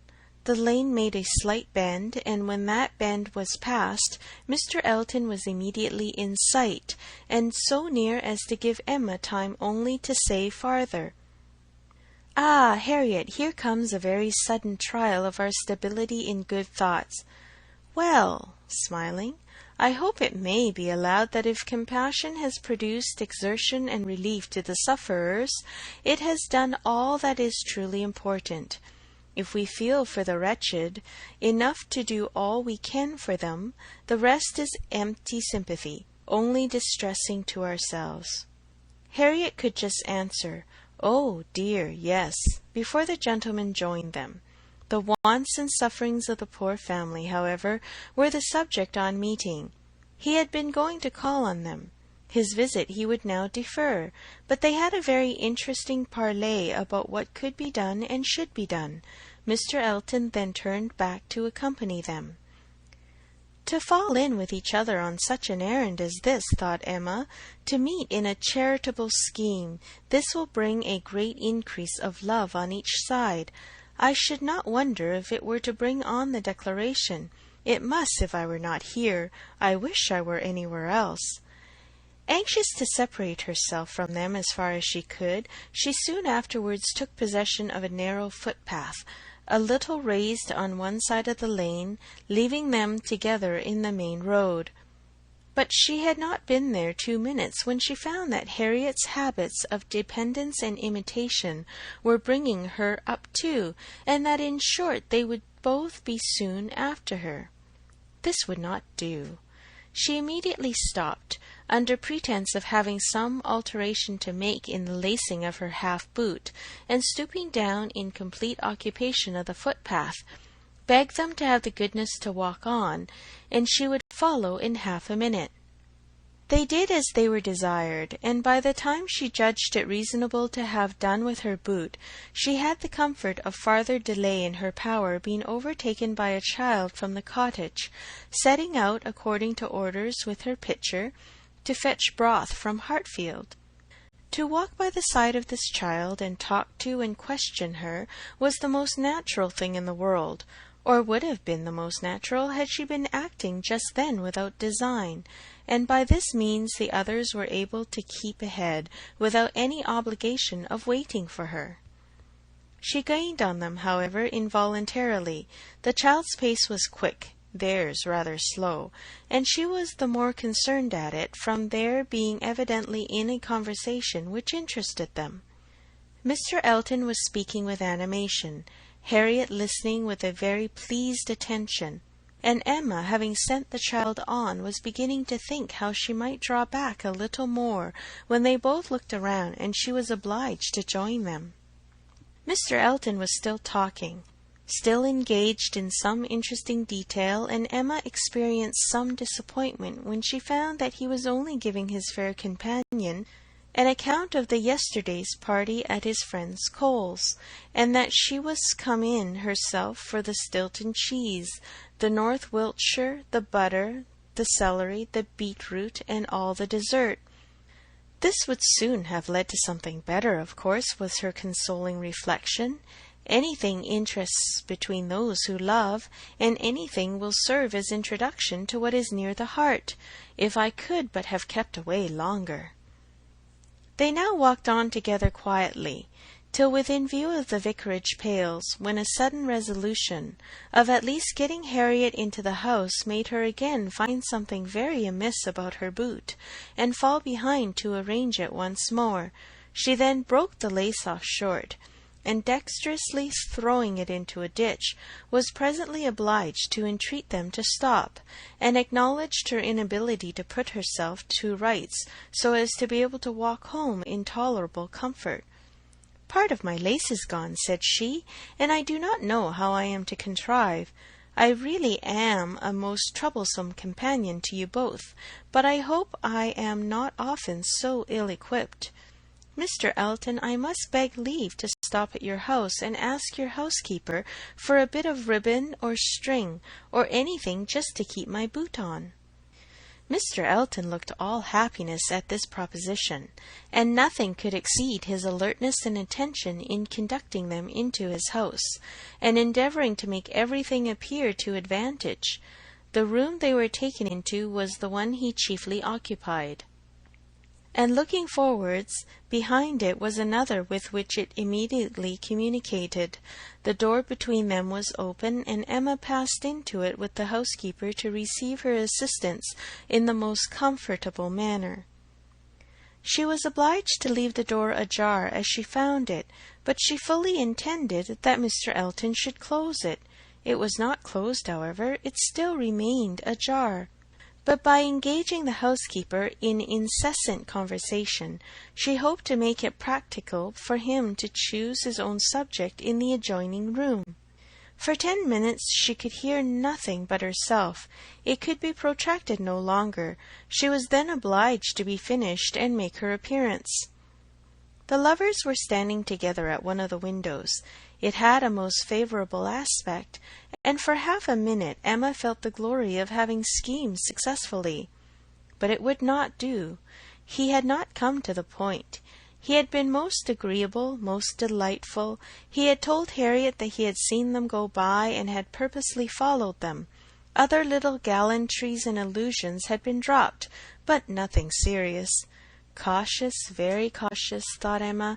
He advances inch by inch, and will hazard nothing till he believes himself secure.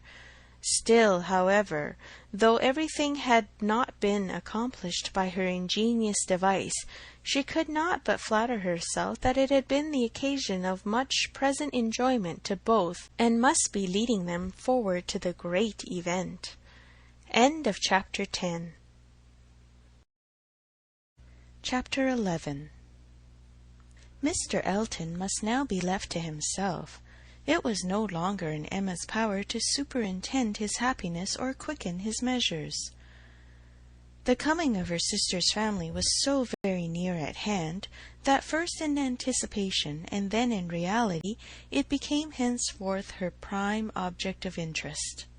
And during the 10 days of their stay in Hartfield, it was not to be expected, she did not herself expect, that anything beyond occasional fortuitous assistance could be afforded by her to the lovers. They might advance rapidly if they would. However, they must advance somehow or other, whether they would or no. She hardly wished to have more leisure for them. There are people who the more you do for them, the less they will do for themselves. Mr. and Mrs. John Knightley, from having been longer than usual absent from Surrey, were excited, of course, rather more than the usual interest. Till this year, every long vacation since their marriage had been divided between Hartfield and Donwell Abbey. But all the holidays of this autumn had been given to sea-bathing for the children, and it was therefore many months since they had been seen in a regular way by their Surrey connections, or seen at all by Mr. Woodhouse, who could not be induced to get so far as London, even for poor Isabella's sake, and who consequently was now most nervously and apprehensively happy in forestalling this too short visit. He thought much of the evils of the journey for her, and not a little of the fatigues of his own horses and coachman, who were to bring them some of the party the last half of the way. But his alarms were needless, the 16 miles being happily accomplished, and Mr. and Mrs. John Knightley, their 5 children, and a competent number of nursery maids, all reaching Hartfield in safety.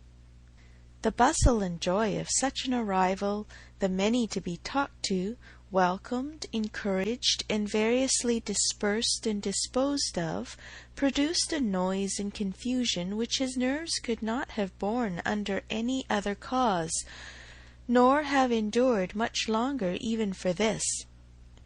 But the ways of Hartfield and the feelings of her father were so respected by Mrs. John Knightley, that in spite of maternal solicitude for the immediate enjoyment of her little ones, and for their having instantly all the liberty and attendance, all the eating and drinking and sleeping and playing, which they could possibly wish for, without the smallest delay, the children were never allowed to be long a disturbance to him, either in themselves or in any restless attendance on them.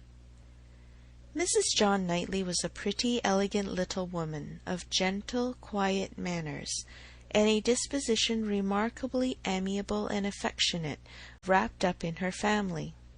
A devoted wife, a doting mother, and so tenderly attached to her father and sister that but for these higher ties a warmer love might have seemed impossible. She could never see a fault in any of them. She was not a woman of strong understanding or any quickness, and with this resemblance of her father, she inherited also much of his constitution, was delicate in her own health, over careful of that of her children, had many fears and many nerves, and was as fond of her own Mr. Wingfield in town as her father could be of Mr. Perry. They were alike, too, in a general benevolence of temper and a strong habit of regard for every old acquaintance. Mr. John Knightley was a tall, gentlemanlike, and very clever man, riding in his profession, domestic and respectable in his private character, but with reserved manners which prevented his being generally pleasing, and capable of being sometimes out of humour. He was not an ill-tempered man, not so often unreasonably cross as to deserve such a reproach, but his temper was not his great perfection, and indeed with such a worshipping wife it was hardly possible that any natural defects in it should not be increased. The extreme sweetness of her temper must hurt his. He had all the clearness and quickness of mind which she wanted, and he could sometimes act an ungracious or say a severe thing. He was not a great favourite with his fair sister-in-law. Nothing wrong in him escaped her. She was quick in feeling the little injuries to Isabella, which Isabella never felt herself. Perhaps she might have passed over more had his manners been flattering to Isabella's sister, but they were only those of a calmly kind brother and friend, without praise and without blindness, but hardly any degree of personal compliment could have made her regardless of that greatest fault in all in her eyes which he sometimes fell into, the want of respectful forbearance towards her father. There he had not always the patience that could have been wished. Mr. Woodhouse's peculiarities and fidgetiness were sometimes provoking him to a rational remonstrance or sharp retort, equally ill bestowed. It did not often happen, for Mr. John Knightley had really a great regard for his father-in-law, and generally a strong sense of what was due to him. But it was too often for Emma's charity, especially as there was all the pain of apprehension frequently to be endured, though the offence came not. The beginning, however, of every visit displayed none but the properest feelings, and this being of necessity so short, might be hoped to pass away in unsullied cordiality. They had not been long seated and composed when Mr. Woodhouse, with a melancholy shake of the head and a sigh, called his daughter's attention to the sad change at Hartfield since she had been there last. "Ah, my dear," said he, "poor Miss Taylor." "Oh, yes, sir," cried she with ready sympathy. "How you must miss her! And dear Emma, too. What a dreadful loss to you both! I have been so grieved for you. I could not imagine how you could possibly do without her. It is a sad change indeed, but I hope she is pretty well, sir." "Pretty well, my dear. I hope pretty well. I do not know but that the place agrees with her tolerably." Mr. John Knightley here asked Emma quietly whether there were any doubts of the heir of Randalls. "Oh, no, none in the least. I never saw Mrs. Weston better in my life, never looking so well. Papa is only speaking his own regret." "Very much to the honour of both," was the handsome reply. "And do you see her, sir, tolerably often?" asked Isabella in the plaintive tone which just suited her father. Mr. Woodhouse hesitated, Not near so often, my dear, as I could wish. Oh, papa, we have missed seeing them but one entire day since they married. Either in the morning or evening of every day, excepting one, have we seen either Mr. Weston or Mrs. Weston, and generally both, either at Randalls or here, and as you may suppose, Isabella, most frequently here. They are very, very kind in their visits. Mr. Weston is really as kind as herself. Papa, if you speak in that melancholy way, you will be giving Isabella a false idea of us all.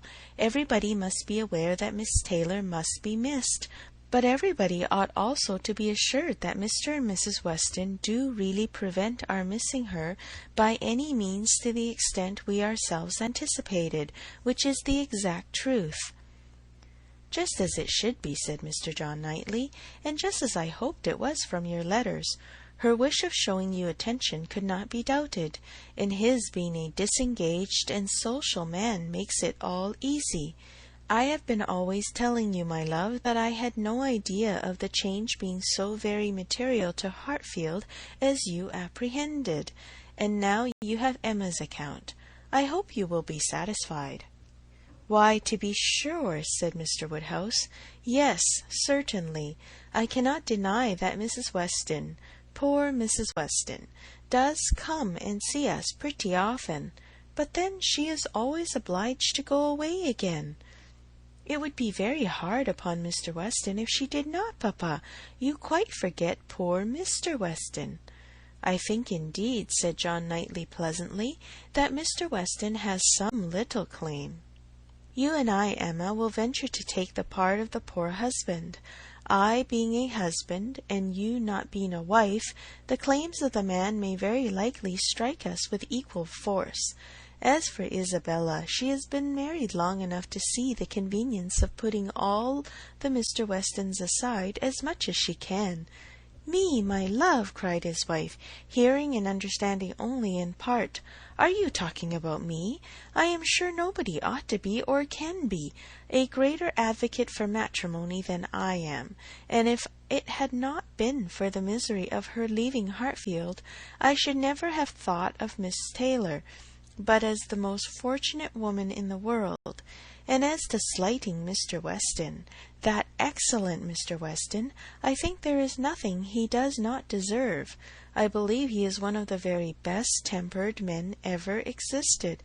Excepting yourself and your brother, I do not know his equal for temper.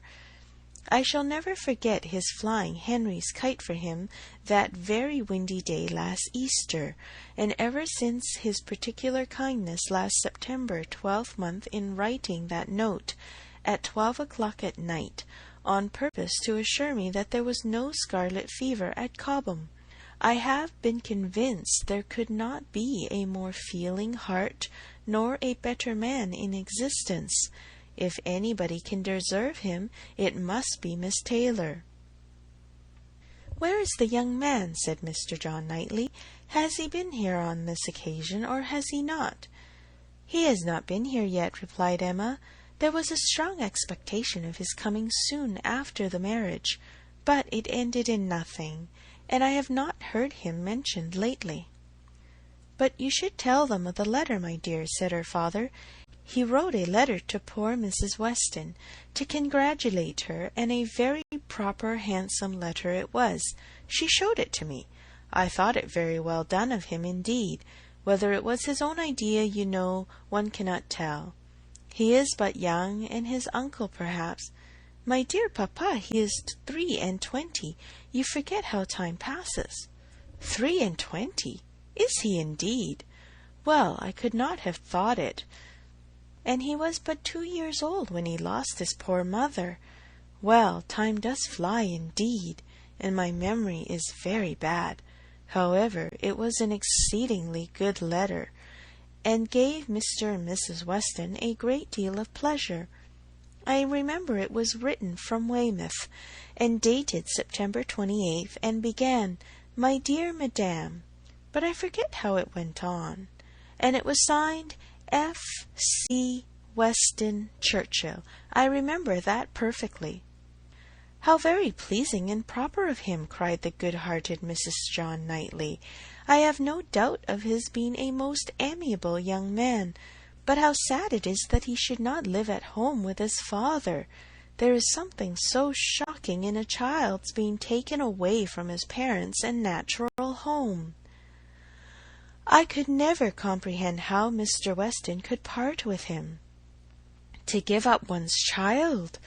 I really never could think well of anybody who proposed such a thing to anybody else." "Nobody ever did think well of the Churchills, I fancy," observed Mr. John Knightley coolly. "But you need not imagine Mr. Weston to have felt what you would feel in giving up Henry or John. Mr. Weston is rather an easy, cheerful, tempered man than a man of strong feelings.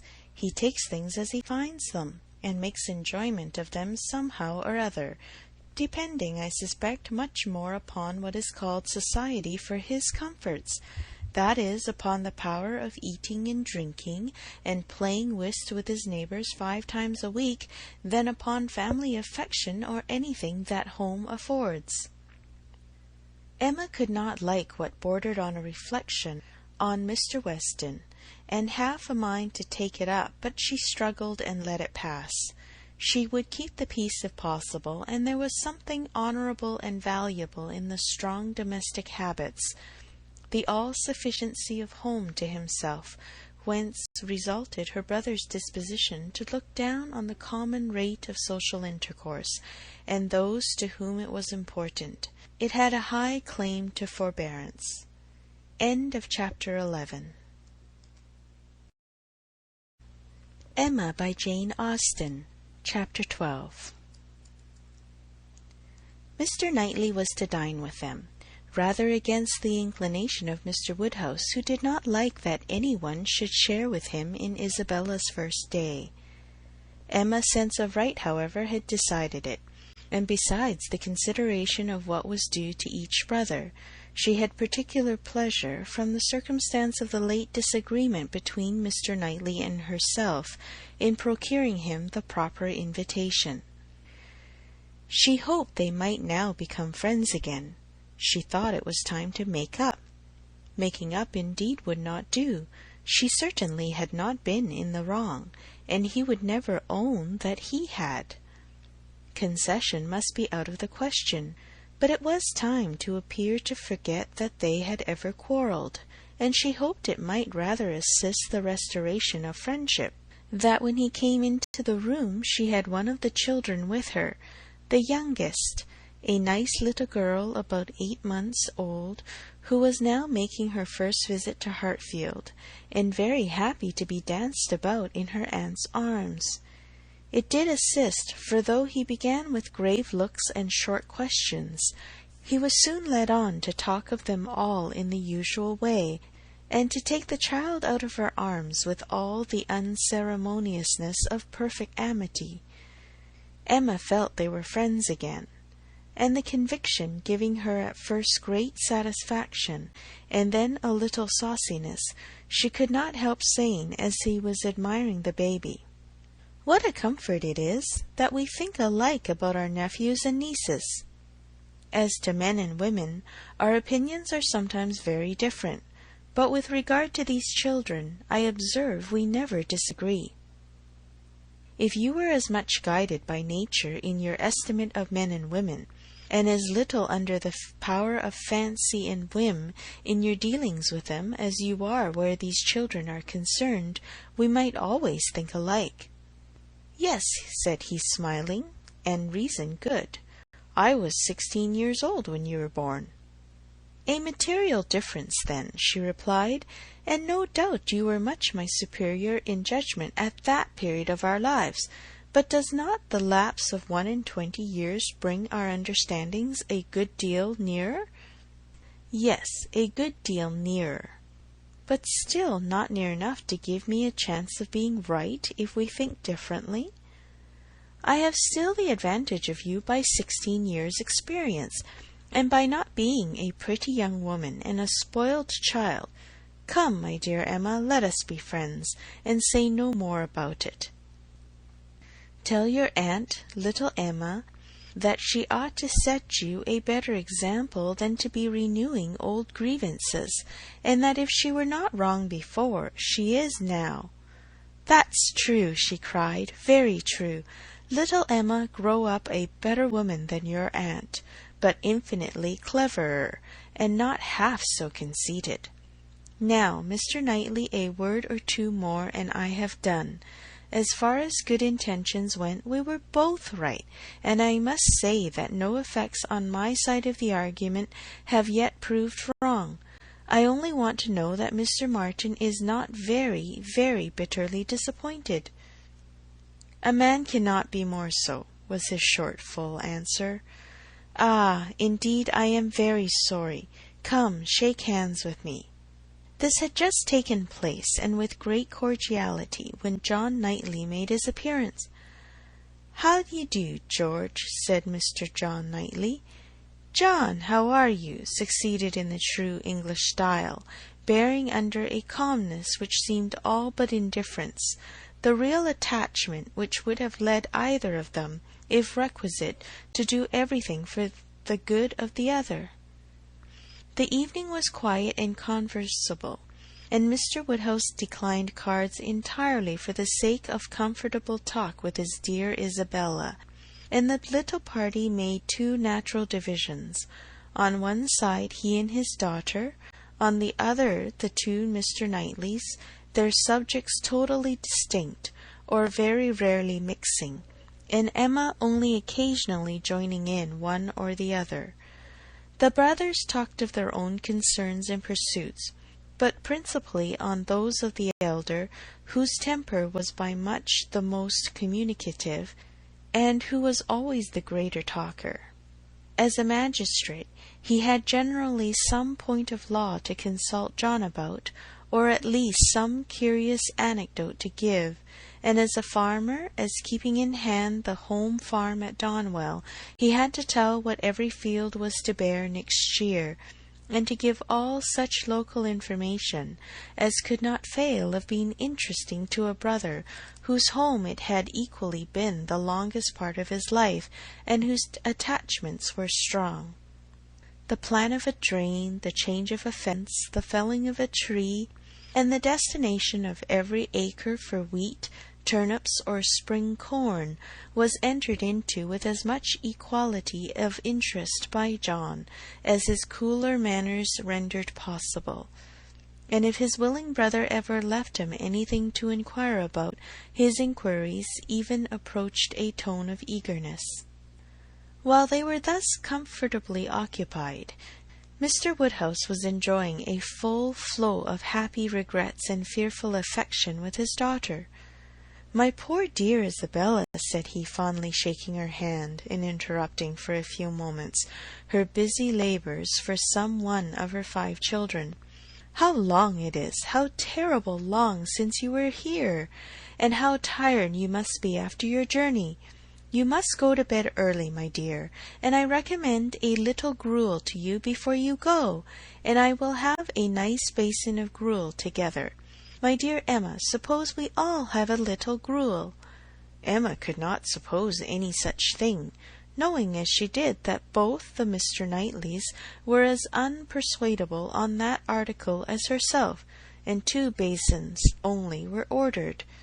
After a little more discourse in praise of gruel, with some wondering at its not being taken every evening by everybody, he proceeded to say with an air of grave reflection, "It was an awkward business, my dear, your spending the autumn at Southend instead of coming here. I never had much opinion of the sea air." "Mr. Wingfield most strenuously recommended it, sir, or we should not have gone. He recommended it for all the children, but particularly for the weakness in little Bella's throat, both sea air and bathing." "Ah, my dear, but Perry had many doubts about the sea doing her any good, and as to myself, I have been long perfectly convinced, though perhaps I never told you so before, that the sea is very rarely of use to anybody. I am sure it almost killed me once." "Come, come," cried Emma, feeling this to be an unsafe subject. I must beg you not to talk of the sea. It makes me envious and miserable. I have never seen it. Southend is prohibited, if you please. My dear Isabella, I have not heard you make one inquiry about Mr. Perry yet, and he never forgets you. Oh, good Mr. Perry, how is he, sir? Why, pretty well, but not quite well. Poor Perry is bilious, and he has not time to take care of himself. He tells me he has not time to take care of himself, which is very sad, but he is always wanted all round country. I suppose there is not a man in such practice anywhere, but there is not so clever a man anywhere. And Mrs. Perry and the children, how are they? Do the children grow? I have a great regard for Mr. Perry. I hope he will be calling soon. He will be so pleased to see my little ones. I hope he will be here tomorrow, for I have a question or two to ask him about myself of some consequence. And, my dear, whenever he comes, you had better let him take a look at little Bella's throat. Oh, my dear sir, her throat is so much better that I have hardly any uneasiness about it. Either bathing has been of the greatest service to her, or else it is to be attributed to an excellent embrocation of Mr. Wingfield's, which we have been applying at times ever since August. It is not very likely, my dear, that bathing should have been of use to her, and if I had known you were wanting in embrocation, I would have spoken to. You seem to me to have forgotten Mrs. and Miss Bates, said Emma. I have not heard one inquiry after them. Oh, the good Bateses! I am quite ashamed of myself, but you mention them in most of your letters. I hope they are quite well. Good old Mrs. Bates! I will call upon her tomorrow and take my children. They are always so pleased to see my children, and that excellent Miss Bates. Such thoroughly worthy people. How are they, sir? Well, pretty well, my dear, upon the whole. Poor Mrs. Bates had a bad cold about a month ago. How sorry I am! But colds were never so prevalent as they have been this autumn. Mr. Wingfield told me that he has never known them more general or heavy, except when it has been quite an influenza. That has been a good deal the case, my dear, but not to the degree you mention. Perry says that colds have been very general, but not so heavy as he has very often known them in November. Perry does not call it altogether a sickly season. No, I do not know that Mr. Wingfield considers it very sickly, except— Ah, my poor dear child, the truth is that in London it is always a sickly season. Nobody is healthy in London. Nobody can be. It is a dreadful thing to have you forced to live there, so far off, and the air so bad. No, indeed, we are not at all in a bad air. Our part of London is very superior to most others. You must not confound us with London in general, my dear sir. The neighbourhood of Brunswick Square is very different from almost all the rest. We are so very airy. I should be unwilling, I own, to live in any other part of the town.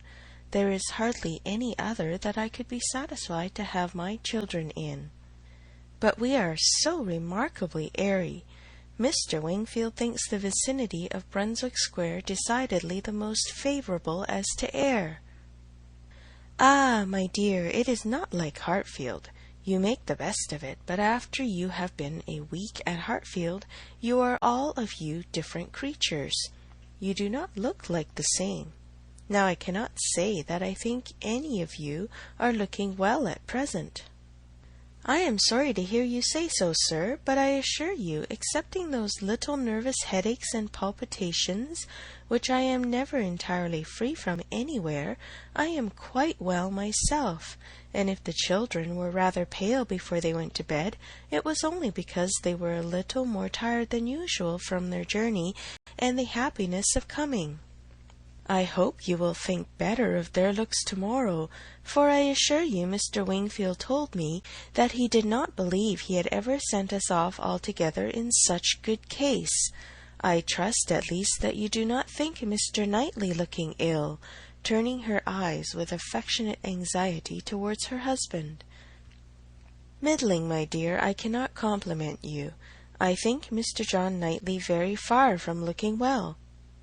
"What is the matter, sir? Did you speak to me?" cried Mr. John Knightley, hearing his own name. "I am sorry to find, my love, that my father does not think you looking well, but I hope it is only from being a little fatigued. I could have wished, however, as you know, that you had seen Mr. Wingfield before you left home." "My dear Isabella," exclaimed he hastily, "pray do not concern yourself with my looks. Be satisfied with doctoring and coddling yourself and the children, and let me look as I choose."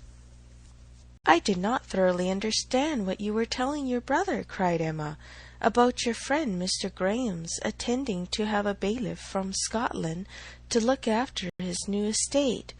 What will it answer? Will not the old prejudice be too strong?" And she talked in this way so long and successfully that when forced to give her attention again to her father and sister, she had nothing worse to hear than Isabella's kind inquiry after Jane Fairfax. And Jane Fairfax, though no great favourite with her in general, she was at that moment very happy to assist in praising. "That sweet, amiable Jane Fairfax," said Mrs. John Knightley. "It is so long since I have seen her, except now and then for a moment accidentally in town. What happiness it must be to her good old grandmother and excellent aunt when she comes to visit them. I always regret excessively on dear Emma's account that she cannot be more at Highbury. But now their daughter is married, I suppose Colonel and Mrs. Campbell will not be able to part with her at all. She would be such a delightful companion for Emma." Mr. Woodhouse agreed to it all, but added, "Our little friend Harriet Smith, however, is just such another pretty kind of young person. You will like Harriet. Emma could not have a better companion than Harriet." "I am most happy to hear it. But only Jane Fairfax one knows to be so very accomplished and superior, and exactly Emma's age." This topic was discussed very happily, and others succeeded of similar moment, and passed away with similar harmony, but the evening did not close without a little return of agitation.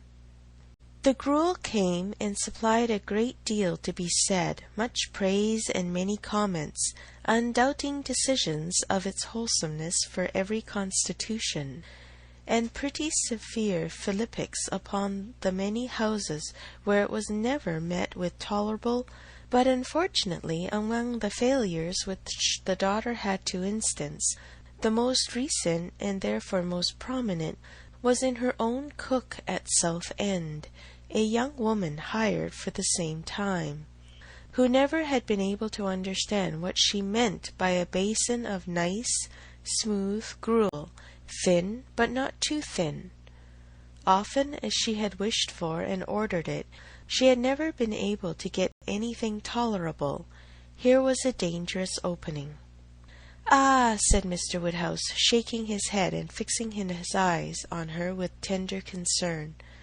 The ejaculation in Emma's ear expressed, "Ah, there is no end of sad consequences of your going to Southend. It does not bear talking of." And for a little while she hoped he would not talk of it, but then a silent rumination might suffice to restore him to the relish of his own smooth gruel. After an interval of some minutes, however, he began with, "I shall always be very sorry that you went to the sea this autumn instead of coming here." "But why should you be sorry, sir? I assure you it did the children a great deal of good. And moreover, if you must go to the sea, it had better not have been to Southend. Southend is an unhealthy place. Perry was surprised to hear you had fixed upon Southend." I know there is such an idea with many people, but indeed it is quite a mistake, sir. We all had our health perfectly well there, never found the least inconvenience from the mud, and Mr. Wingfield says it is entirely a mistake to suppose the place unhealthy, and I am sure he may be depended on, for he thoroughly understands the nature of the air, and his own brother and family have been there repeatedly. You should have gone to Cromer, my dear, if you went anywhere. Perry was a week at Cromer once, and he holds it to be the best of all the sea-bathing places. A fine open sea, he says, and very pure air. And by what I understand, you might have had lodgings there quite away from the sea, 1/4 of a mile off, very comfortable. You should have consulted Perry. But, my dear sir, the difference of the journey, only consider how great it would have been, 100 miles, perhaps, instead of 40. Ah, my dear, as Perry says, where health is at stake, nothing else should be considered, and if one is to travel, there is not much to choose between 40 miles and 100. Better not move at all, better stay in London altogether than travel 40 miles to get into worse air. This is just what Perry said. It seemed to him a very ill-judged measure. Emma's attempts to stop her father had been in vain, and when he had reached such a point as this, she could not wonder at her brother-in-law's breaking out. Mr. Perry, said he, in a voice of very strong displeasure, would do well to keep his opinion till it is asked for. Why does he make it any business of his to wonder at what I do, at my taking my family to one part of the coast or another? I may be allowed, I hope, the use of my judgment as well as Mr. Perry. I want his directions no more than his drugs. He paused, and growing cooler in a moment, added, with only sarcastic dryness, If Mr. Perry can tell me how to convey a wife and 5 children a distance of 130 miles, with no greater expense or inconvenience than a distance of 40, I should be as willing to prefer Cromer to Southend as he could himself. True, true, cried Mr. Knightley, with the most ready interposition. Very true. That's a consideration indeed. But, John, as to what I was telling you of my idea of moving the path to Langham, to turning it more to the right that it may not cut through the home meadows, I cannot conceive any difficulty. I should not attempt it, if it were to be the means of inconvenience to the Highbury people, but if you call to mind exactly the present line of the path, the only way of proving it, however, will be to turn to our maps. I shall see you at the Abbey tomorrow morning, I hope, and then we shall look them over, and you shall give me your opinion. Mr. Woodhouse was rather agitated by such harsh reflections on his friend Perry, to whom he had, in fact, though unconsciously, been attributing many of his own feelings and expressions, but the soothing attentions of his daughters gradually removed the present evil, and the other immediate alertness of one brother, and better recollections of the other, prevented any renewal of it. End of chapter 12.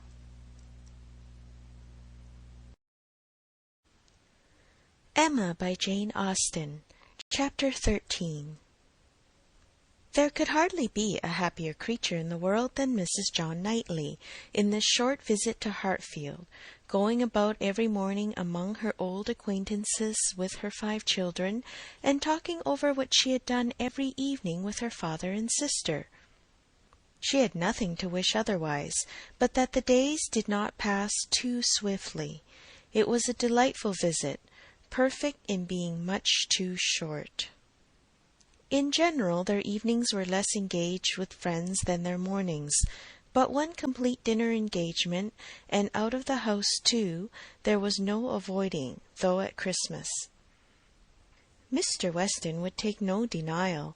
They must all dine at Randalls one day. Even Mr. Woodhouse was persuaded to think it a possible thing in preference to a division of the party. How they were all to be conveyed, he would have made a difficulty if he could, but as soon as his son and daughter's carriage and horses were actually at Hartfield, he was not able to make more than a simple question on that head. It hardly amounted to a doubt, nor did it occupy Emma long to convince him that there might in one of the carriages find room for Harriet also. Harriet, Mr. Elton, and Mr. Knightley, their own especial set, were the only persons invited to meet them. The hours were to be early as well as the numbers few, Mr. Woodhouse's habits and inclination being consulted in everything. The evening before this great event, for it was a very great event that Mr. Woodhouse should dine out on the 24th of December, had been spent by Harriet at Hartfield, and she had gone home so much indisposed with a cold that but for her own earnest wish of being nursed by Mrs. Goddard, Emma could not have allowed her to leave the house. Emma called on her the next day, and found her doom already signed with regard to Randalls. She was very feverish, and had a bad sore throat. Mrs. Goddard was full of care and affection. Mr. Perry was talked of, and Harriet herself was too ill and low to resist the authority which excluded her from this delightful engagement, though she could not speak of her loss without many tears. Emma sat with her as long as she could, to attend her in Mrs. Goddard's unavoidable absences, and raise her spirits by representing how much Mr. Elton's would be depressed when he knew her state, and left her at last tolerably comfortable, in the sweet dependence of his having a most comfortless visit, and of their all missing her very much. She had not advanced many yards from Mrs. Goddard's door, when she was met by Mr. Elton himself, evidently coming towards it, and as they walked on slowly together in conversation about the invalid, of whom he, on the rumour of considerable illness, had been going to inquire, that he might carry some report of her to Hartfield, they were overtaken by Mr. John Knightley, returning from the daily visit to Donwell with his 2 eldest boys, whose healthy glowing faces showed all the benefit of a country run, and seemed to ensure a quick dispatch of the roast mutton and rice pudding they were hastening home for. They joined company and proceeded together. Emma was just describing the nature of her friend's complaint, a throat very much inflamed, with a great deal of heat about her, a quick, low pulse, and etc., and she was sorry to find from Mrs. Goddard that Harriet was liable to very bad sore throats, and had often alarmed her with them. Mr. Elton looked all alarm on the occasion, as he exclaimed, "A sore throat! I hope not infectious. I hope not of a putrid infectious sort. Has Perry seen her? Indeed, you should take care of yourself as well as your friend. Let me entreat you to run no risks. Why does not Perry see her?" Emma, who was not really at all frightened herself, tranquillized this excess of apprehension of assurances of Mrs. Goddard's experience and care. But as there must still remain a degree of uneasiness which she could not wish to reason away, which she would rather feed and assist than not, she added soon afterwards, as if quite another subject, "It is so cold, so very cold, and looks and feels so very much like snow, that if it were to any other place, or with any other party, I should really try not to go out to-day, and dissuade my father from venturing. But as he has made up his mind, and does not seem to feel the cold himself, I do not like to interfere, as I know it would be so great a disappointment to Mr. and Mrs. Weston. But upon my word, Mr. Elton, in your case, I should certainly excuse myself. You appear to me a little hoarse already, and when you consider what demand of voice and fatigues tomorrow will bring, I think it would be no more than common prudence to stay at home and take care of yourself tonight." Mr. Elton looked as if he did not know very well how to answer, which was exactly the case, for though very much gratified by the kind care of such a fair lady, and not liking to resist any advice of hers, he had not really the least inclination to give up the visit. But Emma, too eager and busy in her own previous conceptions and views to hear him impartially, or to see him with clear vision, was very well satisfied with his muttering acknowledgment of its being very cold, certainly, very cold, and walked on, rejoicing in having extricated him from Randalls, and secured him the power of sending to inquire after Harriet every hour of the evening. "You do quite right," said she. "We will make your apologies to Mr. and Mrs. Weston." But hardly had she so spoken when she found her brother was civilly offering a seat in his carriage if the weather were Mr. Elton's only objection, and Mr. Elton actually accepted the offer with much prompt satisfaction. It was a done thing. Mr. Elton was to go, and never had his broad, handsome face expressed more pleasure than at this moment. Never had his smile been stronger, nor his eyes more exulting, than when he next looked at her. "Well," said she to herself, "this is most strange. After I had got him off so well, to choose to go into company, and leave Harriet ill behind. Most strange indeed. But there it is. I believe in many men, especially single men, such an inclination, such a passion for dining out. A dinner engagement is so high in the class of their pleasures, their enjoyments, their dignities, almost their duties, that anything gives way to it, and this must be the case with Mr. Elton. A most valuable, amiable, pleasing young man, undoubtedly, and very much in love with Harriet, but still he cannot refuse an invitation. He must dine out wherever he is asked. What a strange thing love is! He can see ready wit in Harriet, but will not dine alone for her." Soon afterwards Mr. Elton quitted them, and she could not but do him the justice of feeling that there was a great deal of sentiment in his manner of naming Harriet at parting. In the tone of his voice, while assuring her that he should call at Mrs. Goddard's for news of her fair friend, the last thing before he prepared for the happiness of meeting her again, when he hoped to be able to give a better report, and he sighed and smiled himself off in a way that left the balance of approbation much in his favour. After a few minutes of entire silence between them, John Knightley began with, "I never in my life saw a man more intent on being agreeable than Mr. Elton. It is downright labour to him where ladies are concerned. With men he can be rational and unaffected, but when he has ladies to please, every feature works." "Mr. Elton's manners are not perfect," replied Emma, "but where there is a wish to please, one ought to overlook, and one does overlook a great deal. Where a man does his best with only moderate powers, he will have the advantage over negligent superiority. There is such perfect good temper and good will in Mr. Elton as one cannot but value." "Yes," said Mr. John Knightley presently, with some slyness, "he seems to have a great deal of good will towards you." "Me!" she replied with a smile of astonishment. "Are you imagining me to be Mr. Elton's object?" "Such an imagination has crossed me, I own, Emma, and if it never occurred to you before, you may as well take it into consideration now." "Mr. Elton in love with me? What an idea!"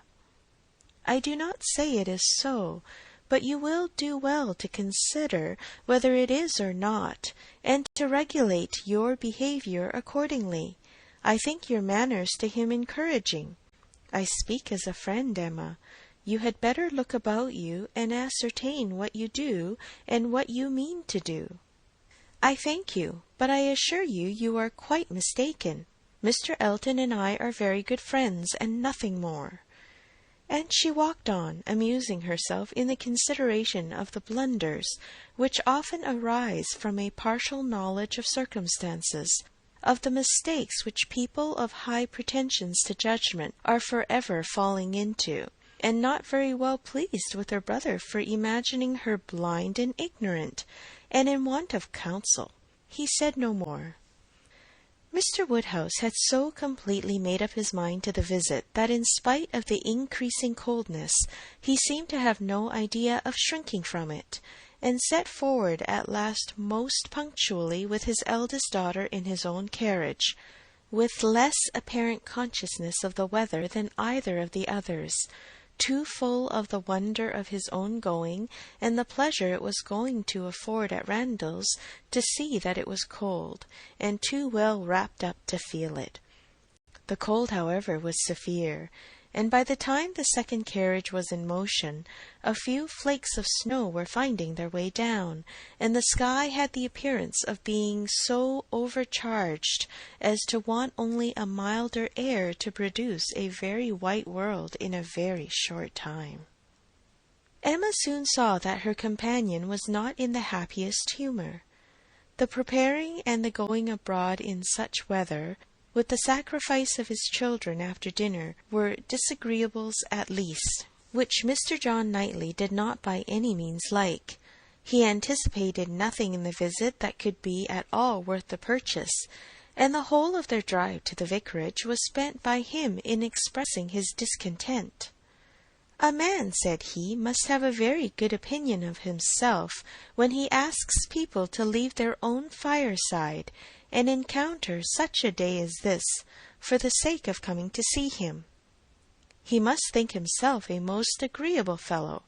I could not do such a thing. It is the greatest absurdity.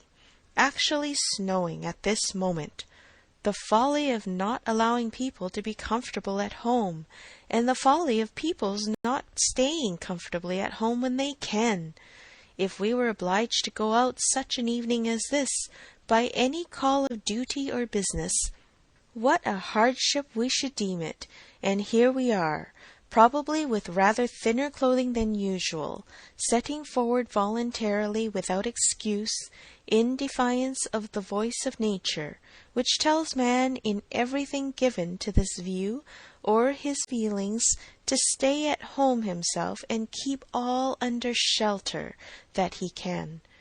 Here we are setting forward to spend 5 dull hours in another man's house, with nothing to say or to hear that was not said and heard yesterday, and may not be said and heard again to-morrow, going in dismal weather, to return probably in worse, 4 horses and 4 servants taken out for nothing but to convey 5 idle, shivering creatures into colder rooms and worse company than they might have had at home." Emma did not find herself equal to give the pleased assent, which no doubt he was in the habit of receiving, to emulate the "very true, my love," which must have been usually administered by his travelling companion. But she had resolution enough to refrain from making any answer at all. She could not be complying. She dreaded being quarrelsome. Her heroism reached only to silence. She allowed him to talk and arrange the glasses, and wrapped herself up without opening her lips. They arrived, the carriage turned, the step was let down, and Mr. Elton, spruce back and smiling, was with them instantly. Emma thought with pleasure of some change of subject. Mr. Elton was all obligation and cheerfulness. He was so very cheerful in his civilities indeed, that she began to think he must have received a different account of Harriet from what he had reached her. She had sent while dressing, and the answer had been much the same, not better. "My report from Mrs. Goddard's," said she presently, "was not so pleasant as I had hoped. Not better was my answer." His face lengthened immediately, and his voice was the voice of a sentiment as he answered, "Oh, no, I am grieved to find. I was on the point of telling you that when I called at Mrs. Goddard's door, which I did the very last thing before I returned to dress. I was told that Mrs. Smith was not better, by no means worse. Very much grieved and concerned. I had flattered myself that she must be better after such a cordial as I knew had been given her in the morning.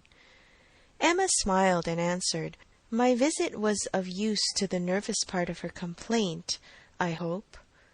But not even I can charm away a sore throat.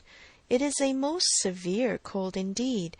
Mr. Perry has been with her, as you probably heard." "Yes, I imagined. That is, I did not. He has been used to her in these complaints, and I hope tomorrow morning will bring us both a more comfortable report. But it is impossible not to feel uneasiness. Such a sad loss to our party to-day." "Dreadful! Exactly so. Indeed, she will be missed every moment." This was very proper. The sigh which accompanied it was really estimable, but it should have lasted longer. Emma was rather in dismay when only half a minute afterwards he began to speak of other things, and in a voice of greatest alacrity and enjoyment. "What an excellent device," said he, "the use of a sheepskin for carriages! How very comfortable they make it! Impossible to feel cold with such precautions. The contrivances of modern days indeed have rendered a gentleman's carriage perfectly complete. One is so fenced and guarded from the weather that not a breath of air can find its way unpermitted. Weather becomes absolutely of no consequence. It is a very cold afternoon, but in this carriage we know nothing of the matter. Ha! Snows a little, I see." "Yes," said John Knightley, "and I think we shall have a good deal of it." "Christmas weather," observed Mr. Elton. "Quite seasonable, and extremely fortunate we may think ourselves that it did not begin yesterday, and prevent this day's party, which it might very possibly have done, for Mr. Woodhouse would hardly have ventured, had there been much snow on the ground, but now it is of no consequence." This is quite the season indeed for friendly meetings. At Christmas everybody invites their friends about them, and people think little of even the worst weather. I was snowed up at a friend's house once for a week. Nothing could be pleasanter. I went for only one night, and could not get away till the very next day. Mr. John Knightley looked as if he did not comprehend the pleasure, but said only coolly, "I cannot wish to be snowed up a week at Randalls." At another time Emma might have been amused, but she was too much astonished now at Mr. Elton's spirits for other feelings. Harriet seemed quite forgotten in the expectation of a pleasant party. "We are sure of excellent fires," continued he, "and everything in the greatest comfort. Charming people, Mr. and Mrs. Weston. Mrs. Weston, indeed, is much beyond praise. And he is exactly what one values, so hospitable and so fond of society. It will be a small party, but where small parties are select, they are perhaps the most agreeable of any. Mr. Weston's dining-room does not accommodate more than 10 comfortably, and for my part, I would rather, under such circumstances, fall short by 2 than exceed by 2. I think you will agree with me," turning with a soft air to Emma. "I think I shall certainly have your approbation, though Mr. Knightley, perhaps, from being used to the large parties at London, may not quite enter into our feelings." "I know nothing of the large parties of London, sir. I never dine with anybody." "Indeed?" in a tone of wonder and pity. "I had no idea that the law had been so great a slavery. Well, sir, the time must come when you will be paid for all this, when you will have little labour and great enjoyment." "My first enjoyment," replied John Knightley, as they passed through the sweet gate, "will be to find myself safe at Hartfield again." Chapter 13. Emma by Jane Austen. Chapter 14. Some change of countenance was necessary for each gentleman as they walked into Mrs. Weston's drawing-room. Mr. Elton must compose his joyous looks, and Mr. John Knightley disperse his ill humour. Mr. Elton must smile less, and Mr. John Knightley more, to fit them for the place. Emma only might be as nature prompted, and show herself just as happy as she was. To her it was a real enjoyment to be with the Westons. Mr. Weston was a great favourite, and there was not a creature in the world to whom she spoke with such unreserve as to his wife, not anyone to whom she related with such conviction of being listened to and understood, of being always interesting and always intelligible, the little affairs, arrangements, perplexities, and pleasures of her father and herself. She could tell nothing of Hartfield in which Mrs. Weston had not a lively concern, and half an hour's uninterrupted communication of all those little matters on which the daily happiness of private life depends was one of the first gratifications of each.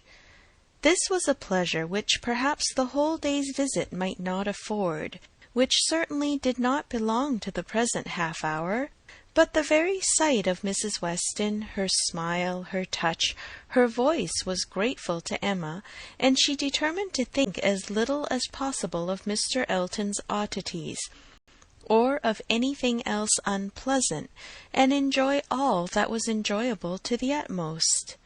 The misfortune of Harriet's cold had been pretty well gone through before her arrival. Mr. Woodhouse had been safely seated long enough to give the history of it, besides all the history of his own and Isabella's coming, and of Emma's being to follow, and had indeed just got to the end of his satisfaction that James should come and see his daughter when the others appeared. And Mrs. Weston, who had been almost wholly engrossed by her attentions to him, was able to turn away and welcome her dear Emma. Emma's project of forgetting Mr. Elton for a while made her rather sorry to find, when they had all taken their places, that he was close to her. The difficulty was great of driving his strange insensibility towards Harriet from her mind, while he not only sat at her elbow, but was continually obtruding his happy countenance on her notice, and solicitously addressing her upon every occasion. Instead of forgetting him, his behaviour was such that she could not avoid the internal suggestion of, "Can it really be as my brother imagined? Can it be possible for this man to be beginning to transfer his affections from Harriet to me? Absurd and insufferable! Yet he would be so anxious for her being perfectly warm, would be so interested about her father, and so delighted with Mrs. Weston, and at last would begin admiring her drawings with so much zeal and so little knowledge as seemed terribly like a would-be lover, and made it some effort with her to preserve her good manners. For her own sake she could not be rude, and for Harriet's, in the hope that all would yet turn out right, she was even positively civil, but it was an effort, especially as something was going on amongst the others, in the most overpowering period of Mr. Elton's nonsense, which she particularly wished to listen to. She heard enough to know that Mr. Weston was giving some information about his son. She heard the words "my son," and "Frank," and "my son," repeated several times over, and from a few other half-syllables very much suspected that he was announcing an early visit from his son. But before she could quiet Mr. Elton, the subject was so completely past that any reviving question from her would have been awkward. Now it so happened that in spite of Emma's resolution of never marrying, there was something in the name, in the idea of Mr. Frank Churchill, which always interested her. She had frequently thought, especially since his father's marriage with Miss Taylor, that if she were to marry, he was the very person to suit her in age, character, and condition. He seemed by this connection between the families quite to belong to her. She could not but suppose it to be a match that everybody who knew them must think of. That Mr. and Mrs. Weston did think of it, she was very strongly persuaded, and though not meaning to be induced by him or by anybody else to give up a situation which she believed more replete with good than she could change it for, she had a great curiosity to see him, a decided intention of finding him pleasant, of being liked by him to a certain degree, and a sort of pleasure in the idea of their being coupled in their friends' imaginations. With such sensations, Mr. Elton's civilities were dreadfully ill-timed, but she had the comfort of appearing very polite, while feeling very cross, and of thinking that the rest of the visit could not possibly pass without bringing forward the same information again, or the substance of it, from the open-hearted Mr. Weston. So it proved, for when happily released from Mr. Elton and seated by Mr. Weston at dinner, he made use of the very first interval in the cares of hospitality, the very first leisure from the saddle of mutton, to say to her, "We want only 2 more to be just the right number. I should like to see 2 more here, your pretty little friend Miss Smith, and my son, and then I should say we were quite complete. I believe you did not hear me telling the others in the drawing-room that we are expecting Frank. I had a letter from him this morning, and he will be with us within a fortnight." Emma spoke with a very proper degree of pleasure, and fully assented to his proposition of Mr. Frank Churchill and Miss Smith making their party quite complete. "He has been wanting to come to us," continued Mr. Weston, "ever since September. Every letter has been full of it, but he cannot command his own time. He has those to please who must be pleased, and who, between ourselves, are sometimes to be pleased only by a good many sacrifices. But now I have no doubt of seeing him here about the 2nd week in January." "What a very great pleasure it will be to you! And Mrs. Weston is so anxious to be acquainted with him that she must be almost as happy as yourself." "Yes, she would be, but that she thinks there will be another put-off. She does not depend upon his coming as much as I do, but she does not know the parties as well as I do. The case, you see, is... But this is quite between ourselves. I did not mention a syllable of it in the other room. There are secrets in all families, you know. The case is that a party of friends are invited to pay a visit at Enscombe in January, and that Frank's coming depends upon their being put off. If they are not put off, he cannot stir. But I know they will, because it is a family that a certain lady of some consequence at Enscombe has a particular dislike to, and though it is always thought necessary to invite them once in 2 or 3 years, they always are put off when it comes to the point. I have not the smallest doubt of the issue. I am as confident of seeing Frank here before the middle of January as I am of being here myself. But your good friend there," nodding towards the upper end of the table, "has so few vagaries herself, and has been so little used to them at Hartfield, that she cannot calculate on their effects, and I have been long in the practice of doing." "I am sorry that there should be anything like doubt in the case," replied Emma, "but am disposed to side with you, Mr. Weston. If you think he will come, I shall think so too, for you know Enscombe." "Yes, I have some right to that knowledge, though I have never been at the place in my life. She is an odd woman, but I never allow myself to speak ill of her, on Frank's account, for I do believe her to be very fond of him. I used to think she was not capable of being fond of anybody except herself, but she has always been kind to him, in her way allowing for little whims and caprices, and expecting everything to be as she likes.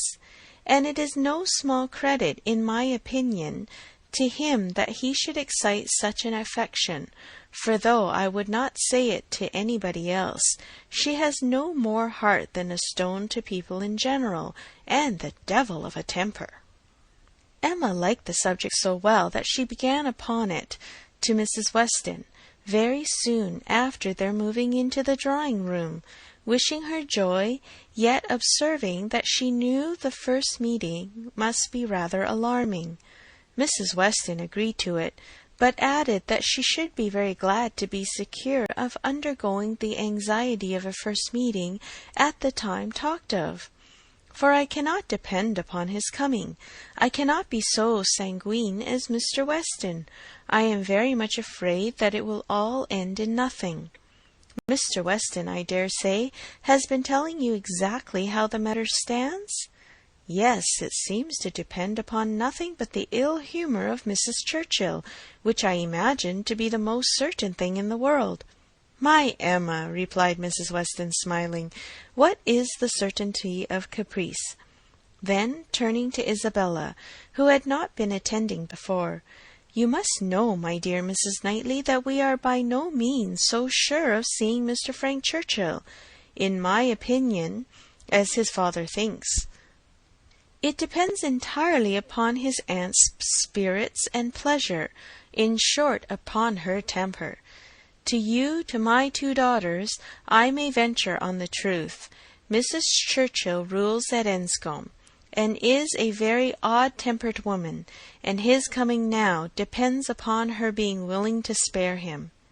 "Oh, Mrs. Churchill! Everybody knows Mrs. Churchill," replied Isabella, "and I am sure I never think of that poor young man without the greatest compassion. To be constantly living with an ill-tempered person must be dreadful. It is what we happily have never known anything of, but it must be a life of misery. What a blessing that she never had any children! Poor little creatures, how unhappy she would have made them!" Emma wished she had been alone with Mrs. Weston. She should then have heard more. Mrs. Weston would speak to her with a degree of unreserve which she would not hazard with Isabella, and she really believed would scarcely try to conceal anything relative to the Churchills from her, except those views on the young man, of which her own imagination had already given her such instinctive knowledge. But at present there was nothing more to be said. Mr. Woodhouse very soon followed them into the drawing-room. To be sitting long after dinner was a confinement that he could not endure. Neither wine nor conversation was anything to him, and gladly did he move to those with whom he was always comfortable. While he talked to Isabella, however, Emma found an opportunity of saying, "And so you do not consider this visit from your son as by any means certain? I am sorry for it. The introduction must be unpleasant whenever it takes place, and the sooner it could be over, the better." "Yes, and every delay makes one more apprehensive of other delays. Even if this family, the Braithwaites, are put off, I am still afraid that some excuse may be found for disappointing us. I cannot bear to imagine any reluctance on his side, but I am sure there is a great wish on the Churchills to keep him to themselves. There is jealousy. They are jealous even of his regard for his father. In short, I can feel no dependence on his coming, and I wish Mr. Weston were less sanguine." "He ought to come," said Emma. "If he could stay only a couple of days, he ought to come, and one can hardly conceive a young man's not having it in his power to do as much as that. A young woman, if she fall into bad hands, may be teased, and kept at a distance from those she wants to be with, but one cannot comprehend a young man's being under such restraint as not to be able to spend a week with his father if he likes." "One ought to be at Enscombe, and know the ways of the family before one decides upon what he can do," replied Mrs. Weston. "One ought to use the same caution, perhaps, in judging of the conduct of any one individual of any one family. But Enscombe, I believe, certainly must not be judged by general rules. She is so very unreasonable, and everything gives way to her. But she is so fond of the nephew. He is so very great a favourite. Now, according to my idea of Mrs. Churchill, it would be most natural that while she makes no sacrifice for the comfort of the husband, to whom she owes everything, while she exercises incessant caprice towards him, she should frequently be governed by the nephew, to whom she owes nothing at all. My dearest Emma, do not pretend with your sweet temper to understand a bad one, or to lay down rules for it. You must let it go its own way. I have no doubt of his having at times considerable influence, but it may be perfectly impossible for him to know beforehand when it will be. Emma listened, and then coolly said, I shall not be satisfied unless he comes. He may have a great deal of influence on some points, continued Mrs. Weston, and on others very little, and among those on which she is beyond his reach, it is but too likely may be this very circumstance of his coming away from them to visit us. End of chapter 14. Emma by Jane Austen. Chapter 15. Mr. Woodhouse was soon ready for his tea, and when he had drank his tea he was quite ready to go home, and it was as much as his 3 companions could do to entertain away his notice of the lateness of the hour before the other gentlemen appeared. Mr. Weston was chatty and convivial, and no friend to early separations of any sort, but at last the drawing-room party did receive an augmentation. Mr. Elton, in very good spirits, was one of the first to walk in. Mrs. Weston and Emma were sitting together on the sofa.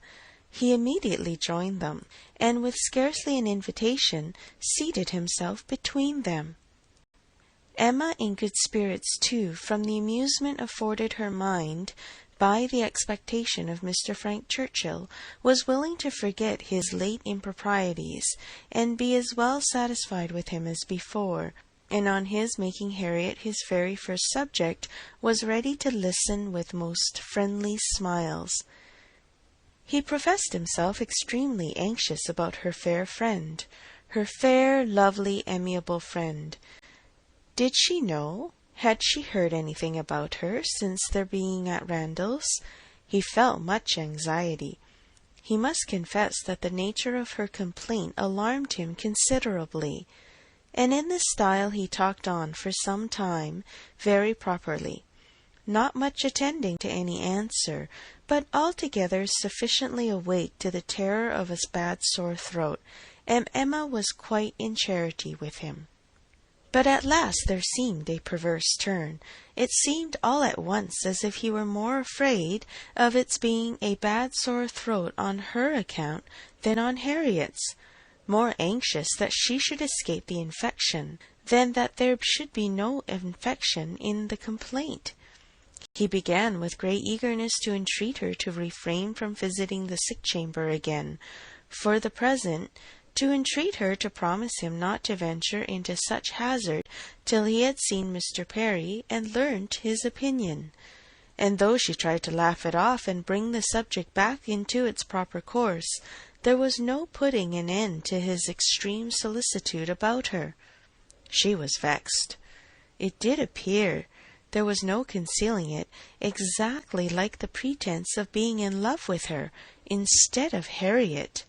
An inconstancy, if real, the most contemptible and abominable, and she had difficulty in behaving with temper. He turned to Mrs. Weston to implore her assistance. Would not she give him her support? Would not she add her persuasions to his, to induce Miss Woodhouse not to go to Mrs. Goddard's till it were certain that Miss Smith's disorder had no infection? He could not be satisfied without a promise. Would not she give him her influence in procuring it? So scrupulous for others, he continued, and yet so careless for herself. If she wanted me to nurse my cold by staying at home today, and yet will not promise to avoid the danger of catching an ulcerated sore throat herself. Is this fair, Mrs. Weston? Judge between us. Have not I some right to complain? I am sure of your kind support and aid. Emma saw Mrs. Weston's surprise, and felt that it must be great at an address which, in words and manner, was assuming to himself the right of first interest in her, and as for herself, she was too much provoked and offended to have the power of directly saying anything to the purpose. She could only give him a look, but it was such a look as she thought must restore him to his senses, and then left the sofa, removing to a seat by her sister, and giving her all her attention. She had not time to know how Mr. Elton took the reproof, so rapidly did another subject succeed, for Mr. John Knightley now came into the room from examining the weather, and opened on them all with the information of the ground being covered with snow, and of its still snowing fast, with a strong drifting wind, concluding with these words to Mr. Woodhouse: "This will prove a spirited beginning of your winter engagements, sir. Something new for your coachman and horses to be making their way through a storm of snow." Poor Mr. Woodhouse was silent from consternation. But everybody else had something to say. Everybody was either surprised or not surprised, and had some question to ask or some comfort to offer.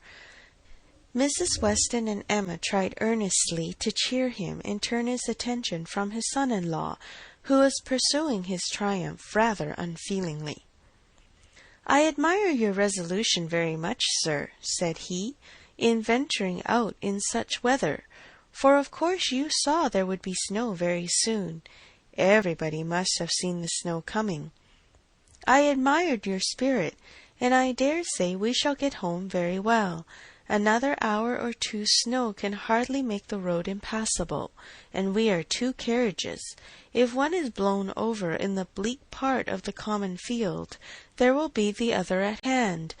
I dare say we shall all be safe at Hartfield before midnight." Mr. Weston, with triumph of a different sort, was confessing that he had known it to be snowing some time, but had not said a word, lest it should make Mr. Woodhouse uncomfortable, and be an excuse for his hurrying away. As to there being any quantity of snow fallen, or likely to fall to impede their return, that was a mere joke. He was afraid they would find no difficulty. He wished the road might be impassable, that he might be able to keep them all at Randalls, and with the utmost goodwill was sure that accommodation might be found for everybody, calling on his wife to agree with him, that with a little contrivance everybody might be lodged, which she hardly knew how to do, from the consciousness of there being only 2 spare rooms in the house. "What is to be done, my dear Emma? What is to be done?" was Mr. Woodhouse's first exclamation, and all that he could say for some time. To her he looked for comfort, and her assurances of safety, her representation of the excellence of the horses and of James, and of their having so many friends about them, revived him a little. His eldest daughter's alarm was equal to his own. The horror of being blocked up at Randalls, while her children were at Hartfield, was full in her imagination, and fancying the road to be now just passable for adventurous people, but in a state that admitted no delay, she was eager to have it settled that her father and Emma should remain at Randalls, while she and her husband set forward instantly through all the possible accumulations of drifted snow that might impede them. "You had better order the carriage directly, my love," said she. "I dare say we shall be able to get along if we set off directly, and if we do come to anything very bad, I can get out and walk. I am not at all afraid. I should not mind walking half the way. I could change my shoes, you know, the moment I got home, and it is not the sort of thing that gives me cold." "Indeed," replied he, "then, my dear Isabella, it is the most extraordinary sort of thing in the world, for in general everything does give you cold. Walk home! You are prettily shod for walking home, I dare say. It will be bad enough for the horses." Isabella turned to Mrs. Weston for her approbation of the plan. Mrs. Weston could only approve. Isabella then went to Emma, but Emma could not so entirely give up hope of their being all able to get away, and they were still discussing the point when Mr. Knightley, who had left the room immediately after his brother's first report of the snow, came back again, and told them that he had been out of doors to examine, and could answer for there not being the smallest difficulty in their getting home whenever they liked, either now or an hour hence. He had gone beyond the sweep, some way along the Highbury road. The snow was nowhere above half an inch deep, in many places hardly enough to whiten the ground. A very few flakes were falling at present, but the clouds were parting, and there was every appearance of its being soon over. He had seen the coachman, and they both agreed with him in there being nothing to apprehend. To Isabella the relief of such tidings was very great, and they were scarcely less acceptable to Emma on her father's account, who was immediately set as much at ease on the subject as his nervous constitution allowed. But the alarm that had been raised could not be appeased so as to admit of any comfort for him while he continued at Randalls. He was satisfied of there being no present danger in returning home, but no assurances could convince him that it was safe to stay, and while the others were variously urging and recommending, Mr. Knightley and Emma settled it in a few brief sentences thus: "Your father will not be easy. Why do you not go?" "I am ready if the others are." "Shall I ring the bell?" "Yes, do." And the bell was rung, and the carriages spoken for. A few minutes more, and Emma hoped to see one troublesome companion deposited in his own house, to get sober and cool, and the other recover his temper and happiness when this visit of hardship were over. The carriages came, and Mr. Woodhouse, always the first object on such occasions, was carefully attended to his own by Mr. Knightley and Mr. Weston, but not all that either could say could prevent some renewal of alarm at the sight of the snow which had actually fallen, and the discovery of a much darker night than he had been prepared for. He was afraid they should have a very bad drive. He was afraid poor Isabella would not like it, and there would be poor Emma in the carriage behind. He did not know what they would best do. They must keep as much together as they could, and James was talked to and given a charge to go very slow and wait for the other carriage. Isabella stepped in after her father. John Knightley, forgetting that he did not belong to their party, stepped in after his wife very naturally, so that Emma found, on being escorted and followed to the second carriage by Mr. Elton, that the door was to be lawfully shut on them, and that they were to have a tete-a-tete drive. It would not have been the awkwardness of a moment. It would have been rather a pleasure, previous to the suspicions of this very day. She could have talked to him of Harriet, and the 3/4 of a mile would have seemed but one. But now she would rather it had not happened. She believed he had been drinking too much of Mr. Weston's good wine, and she felt sure that he would want to be talking nonsense.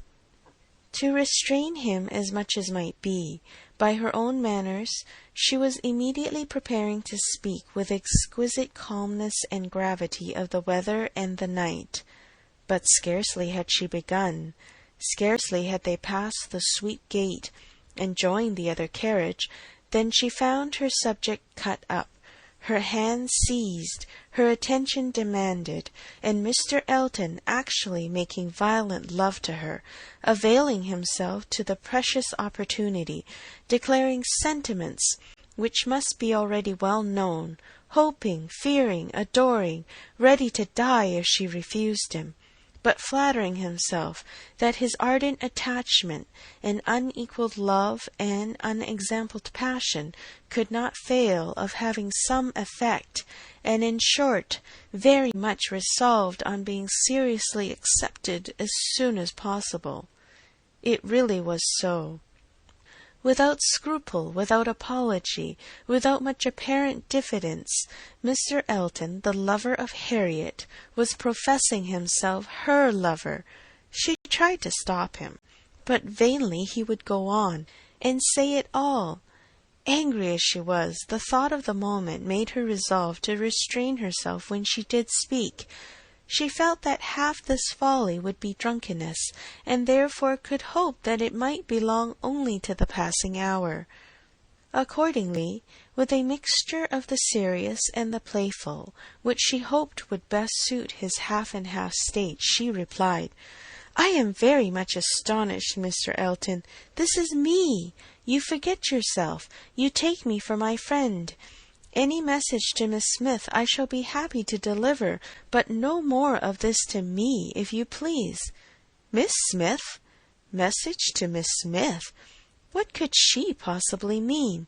And he repeated her words with such assurance of accent, such boastful pretence of amazement, that she could not help replying with quickness, "Mr. Elton, this is the most extraordinary conduct, and I can account for it only in one way. You are not yourself, or you could not speak either to me or to Harriet in such a manner. Command yourself enough to say no more, and I will endeavour to forget it." But Mr. Elton had only drunk wine enough to elevate his spirits, not at all to confuse his intellects. He perfectly knew his own meaning, and having warmly protested against her suspicion as most injurious, and slightly touched upon his respect for Miss Smith as her friend, but acknowledging his wonder that Miss Smith should be mentioned at all, he resumed the subject of his own passion, and was very urgent for a favourable answer. As she thought less of his drunkenness, she thought more of his inconstancy and presumption, and with fewer struggles for politeness replied, "It is impossible for me to doubt any longer. You have made yourself too clear. Mr. Elton, my astonishment is much beyond anything I can express. After such behaviour as I have witnessed during the last month to Miss Smith, such attentions as I have been in the daily habit of observing, to be addressing me in this manner, this is an unsteadiness of character indeed which I had not supposed possible. Believe me, sir, I am far, very far from gratified in being the object of such professions." "Good heavens!" cried Mr. Elton. "What can be the meaning of this? Miss Smith? I never thought of Miss Smith in the whole course of my existence, never paid her any attentions but as your friend, never cared whether she were dead or alive but as your friend. If she has fancied otherwise, her own wishes have misled her, and I am very sorry, extremely sorry, but Miss Smith indeed! Oh, Miss Woodhouse! Who can think of Miss Smith when Miss Woodhouse is near? No, upon my honour, there was no unsteadiness of character. I have thought only of you. I protest against having paid the smallest attention to any one else. Everything that I have said or done for many weeks past has been the sole view of marking my adoration of yourself. You cannot really seriously doubt it." "No," in an accent meant to be insinuating, "I am sure you have seen and understood me." It would be impossible to say what Emma felt on hearing this, which of all her unpleasant sensations was uppermost. She was too completely overpowered to be immediately able to reply, and 2 moments of silence being ample encouragement for Mr. Elton's sanguine state of mind, he tried to take her hand again, as he joyously exclaimed, "Charming Miss Woodhouse, allow me to interpret this interesting silence. It confesses that you have long understood me." "No, sir," cried Emma, "it confesses no such thing. So far from having long understood you, I have been in a most complete error with respect to your views till this moment. As to myself, I am very sorry that you should have been giving way to any feelings. Nothing could be farther from my wishes. Your attachment to my friend Harriet, your pursuit of her, pursuit it appeared, gave me great pleasure, and I have been very earnestly wishing you success. But had I supposed that she were not your attraction to Hartfield, I should certainly have thought you judged ill in making your visits so frequent. Am I to believe that you have never sought to recommend yourself particularly to Miss Smith? That you have never thought seriously of her?" "Never, madam," cried he, affronted in his turn. "Never, I assure you. I think seriously of Miss Smith.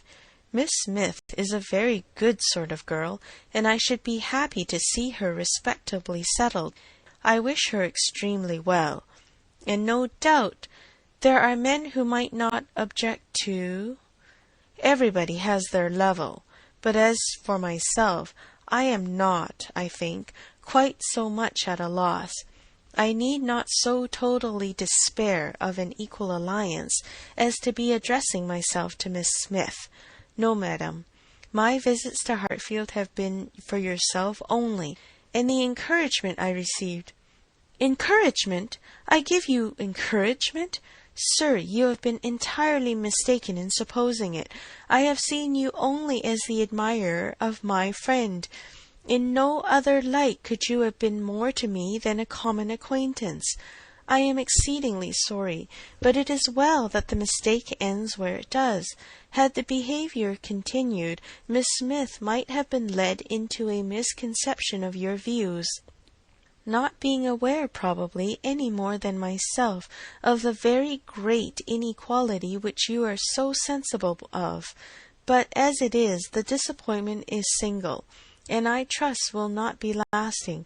I have no thoughts of matrimony at present."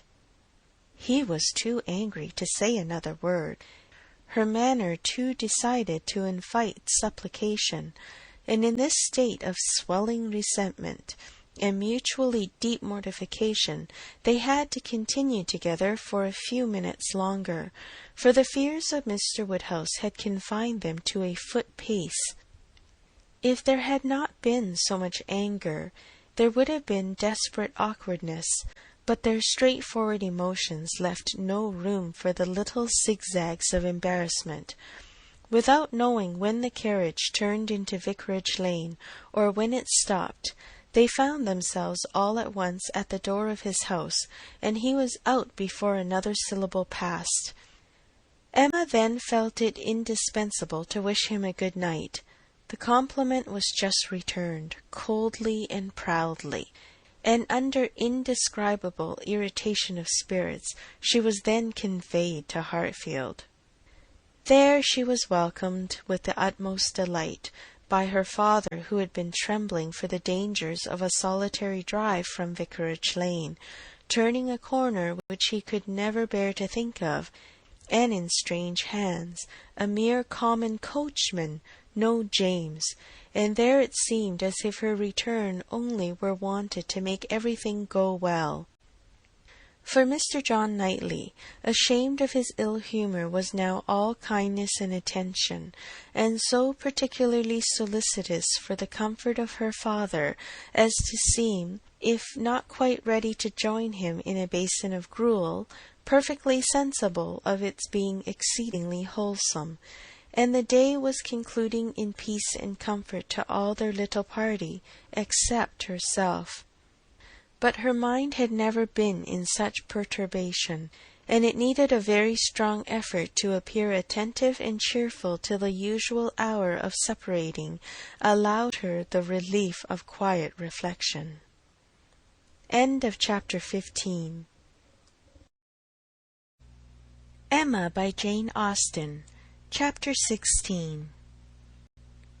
The hair was curled and the maid sent away, and Emma sat down to think and be miserable.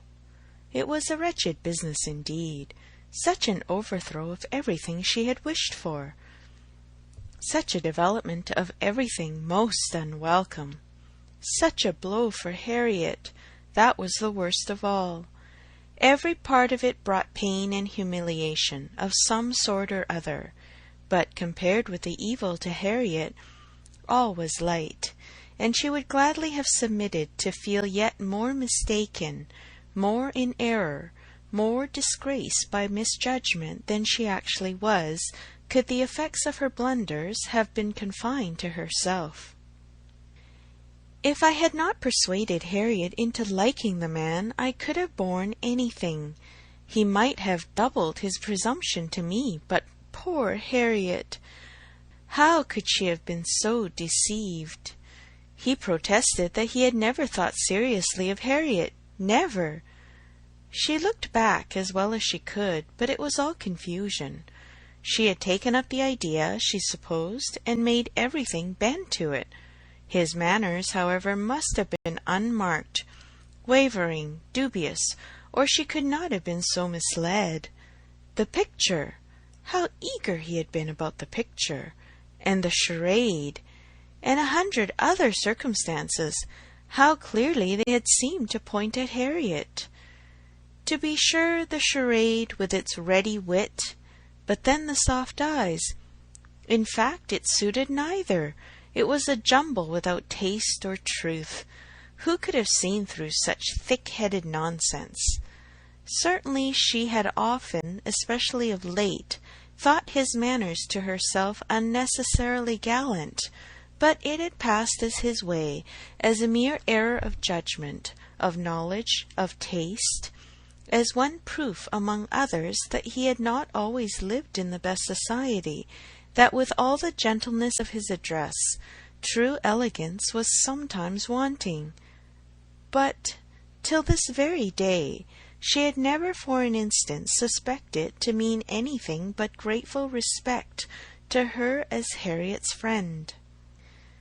To Mr. John Knightley she was indebted for her first idea on the subject, for the first start of its possibility.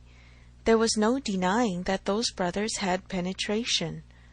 She remembered what Mr. Knightley had said to her about Mr. Elton, the caution he had given, the conviction he had professed that Mr. Elton would never marry indiscreetly, and blushed to think how much truer a knowledge of his character had been there shown than she had reached herself.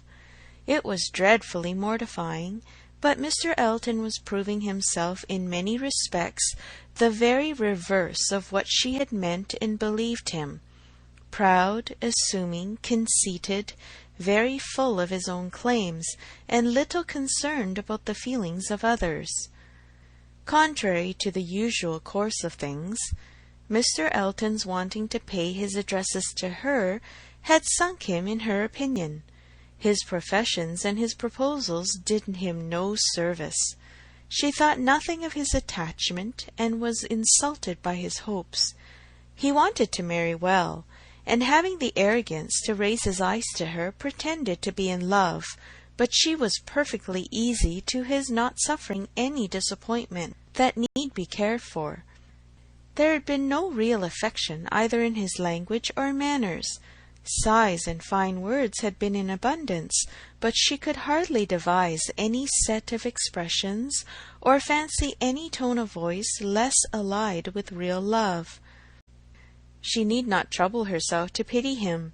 He only wanted to aggrandize and enrich himself, and if Miss Woodhouse of Hartfield, the heiress of 30,000 pounds, were not quite so easily obtained as he had fancied, he would soon try for Miss Somebody else with 20 or 10.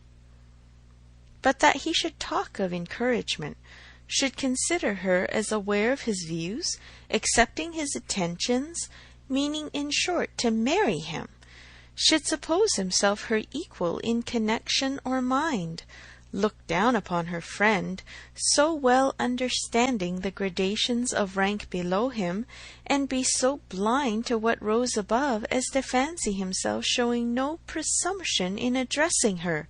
It was most provoking. Perhaps it was not fair to expect him to feel how very much he was her inferior in talent and all the elegancies of mind. The very want of such equality might prevent his perception of it. But he must know that in fortune and consequence she was greatly his superior. He must know that the Woodhouses had been settled for several generations at Hartfield, the younger branch of a very ancient family, and that the Eltons were nobody.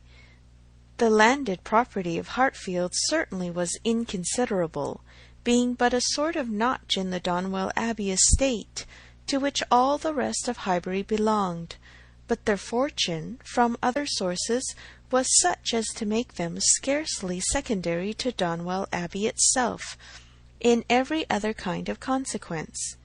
And the Woodhouses had long held a high place in the consideration of the neighbourhood, which Mr. Elton had first entered not 2 years ago, to make his way as he could, without any alliances but in trade, or anything to recommend him to notice but his situation and his civility. But he had fancied her in love with him. That evidently must have been his dependence, and after raving a little about the seeming incongruity of her gentle manners and a conceited head, Emma was obliged to common honesty to stop and admit that her own behaviour to him had been so complacent and obliging, so full of courtesy and attention, as, supposing her real motive unperceived, might warrant a man of ordinary observation and delicacy like Mr. Elton in fancying himself a very decided favourite. If she had so misinterpreted his feelings, she had little right to wonder that he, with self-interest to blind him, should have mistaken hers. The first error and the worst lay at her door. It was foolish, it was wrong, to take so active a part in bringing any two people together.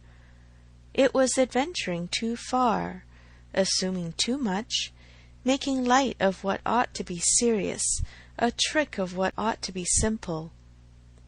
She was quite concerned and ashamed, and resolved to do such things no more. "Here have I," said she, "actually talked poor Harriet into being very much attached to this man. She might never have thought of him but for me, and certainly would never have thought of him with hope, if I had not assured her of his attachment, for she is as modest and humble as I used to think him. Oh, that I had been satisfied with persuading her not to accept young Martin! There I was quite right. That was well done of me, but there I should have stopped, and left the rest to time and chance. I was introducing her into good company, and giving her the opportunity of pleasing some one worth having. I ought not to have attempted more. But now, poor girl, her peace is cut up for some time. I have been but half a friend to her, and if she were not to feel this disappointment so very much, I am sure I have not an idea of anybody else who would be at all desirable for her." William Cox? Oh, no, I could not endure William Cox, a pert young lawyer. She stopped to blush and laugh at her own relapse, and then resumed a more serious, more dispiriting cogitation upon what had been, and might be, and must be. The distressing explanation she had to make to Harriet, and all that poor Harriet would be suffering, with the awkwardness of future meetings, the difficulties of continuing or discontinuing the acquaintance, of subduing feelings, concealing resentment, and avoiding éclat, were enough to occupy her in most unmirthful reflections some time longer, and she went to bed at last with nothing settled but the conviction of her having blundered most dreadfully. To youth and natural cheerfulness like Emma's, though under temporary gloom at night, the return of day will hardly fail to bring return of spirits. The youth and cheerfulness of morning are in happy analogy, and of powerful operation, and if the distress be not poignant enough to keep the eyes unclosed, they will be sure to open to sensations of softened pain and brighter hope. Emma got up on the morrow more disposed for comfort than she had gone to bed, more ready to see alleviations of the evil before her, and to depend on getting tolerably out of it.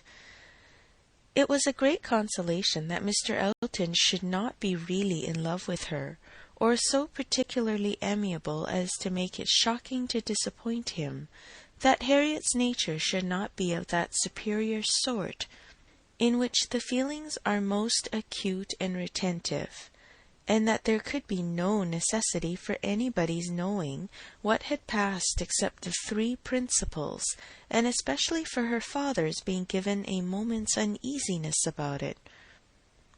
These were very cheering thoughts, and the sight of a great deal of snow on the ground did her further service, for anything was welcome that might justify their all three being quite asunder at present. The weather was most favourable for her. Though Christmas Day she could not go to church. Mr. Woodhouse would have been miserable had his daughter attempted it, and she was therefore safe from either exciting or receiving unpleasant and most unsuitable ideas. The ground covered with snow, and the atmosphere in that unsettled state between frost and thaw, which is of all others the most unfriendly for exercise, every morning beginning in rain or snow, and every evening setting to freeze. She was for many days a most honourable prisoner. No intercourse with Harriet possible but by note, no church for her on Sunday any more than on Christmas Day, and no need to find excuses for Mr. Elton's absenting himself. It was weather which might fairly confine everybody at home, and though she hoped and believed him to be really taking comfort in some society or other, it was very pleasant to have her father so well satisfied with his being all alone in his own house, too wise to stir out, and to hear him say to Mr. Knightley, whom no weather could keep entirely from them, "Ah, Mr. Knightley, why do you not stay at home like poor Mr. Elton?" These days of confinement would have been, but for her private perplexities, remarkably comfortable, as yet seclusion exactly suited her brother, whose feelings must always be of great importance to his companions, and he had, besides, so thoroughly cleared off his ill humour at Randalls that his amiableness never failed him during the rest of his stay at Hartfield.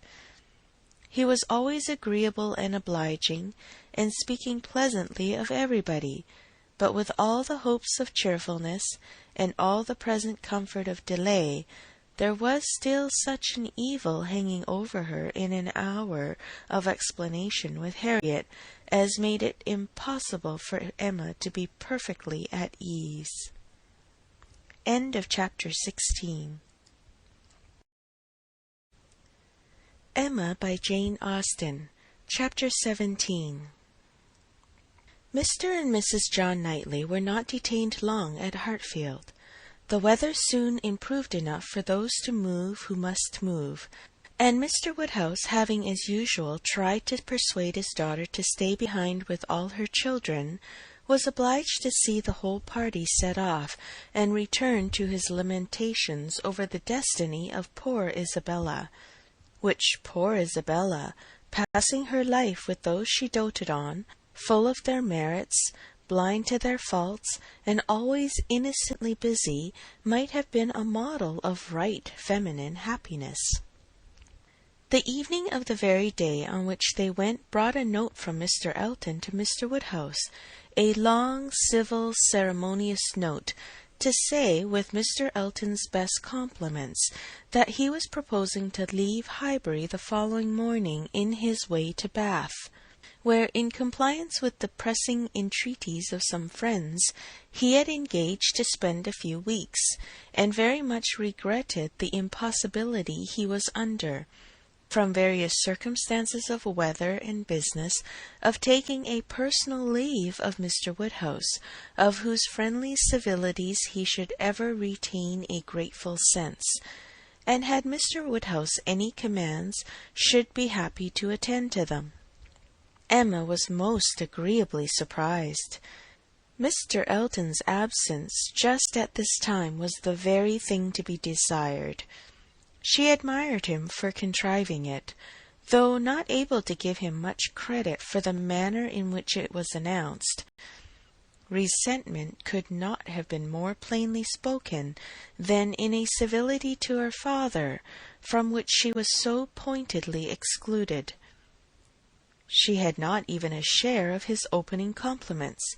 Her name was not mentioned, and there was so striking a change in all this, and such an ill-judged solemnity of leave-taking in his graceful acknowledgments, as she thought at first could not escape her father's suspicion. It did, however. Her father was quite taken up with the surprise of so sudden a journey, and his fears that Mr. Elton might never get safely to the end of it, and saw nothing extraordinary in his language. It was a very useful note, for it supplied them with fresh matter for thought and conversation during the rest of their lonely evening. Mr. Woodhouse talked over his alarms, and Emma was in spirits to persuade them away with all her usual promptitude. She now resolved to keep Harriet no longer in the dark.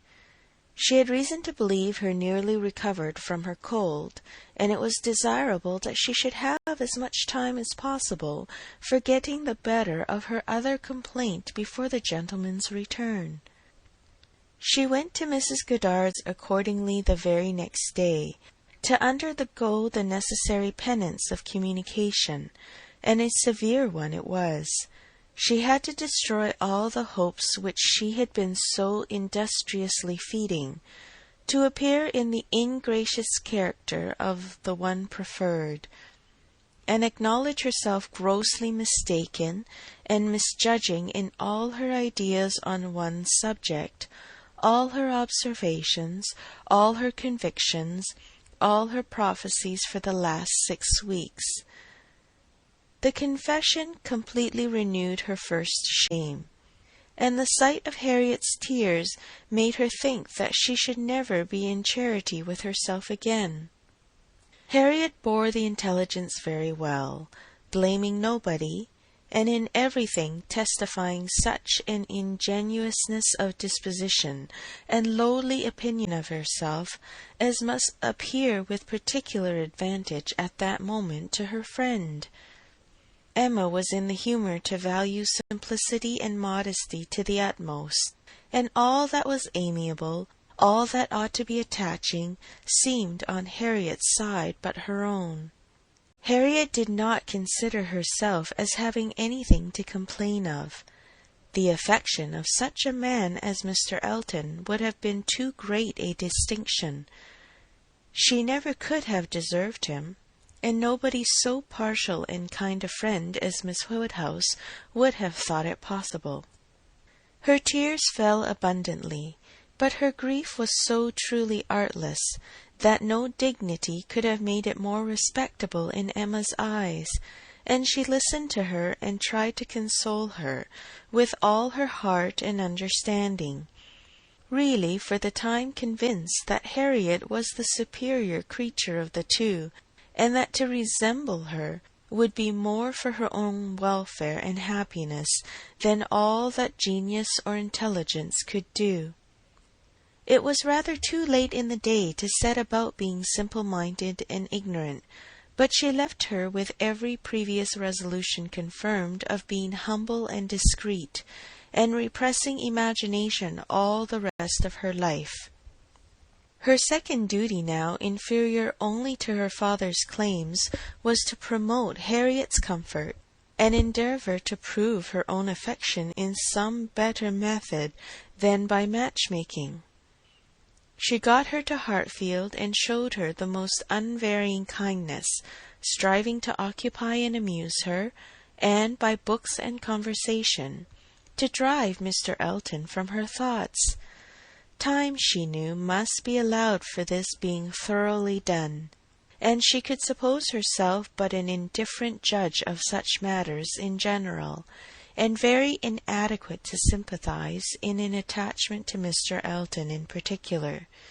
But it seemed to her reasonable that at Harriet's age, and with the entire extinction of all hope, such a progress might be made towards a state of composure by the time of Mr. Elton's return, as to allow them all to meet again in the common routine of acquaintance, without any danger of betraying sentiments or increasing them.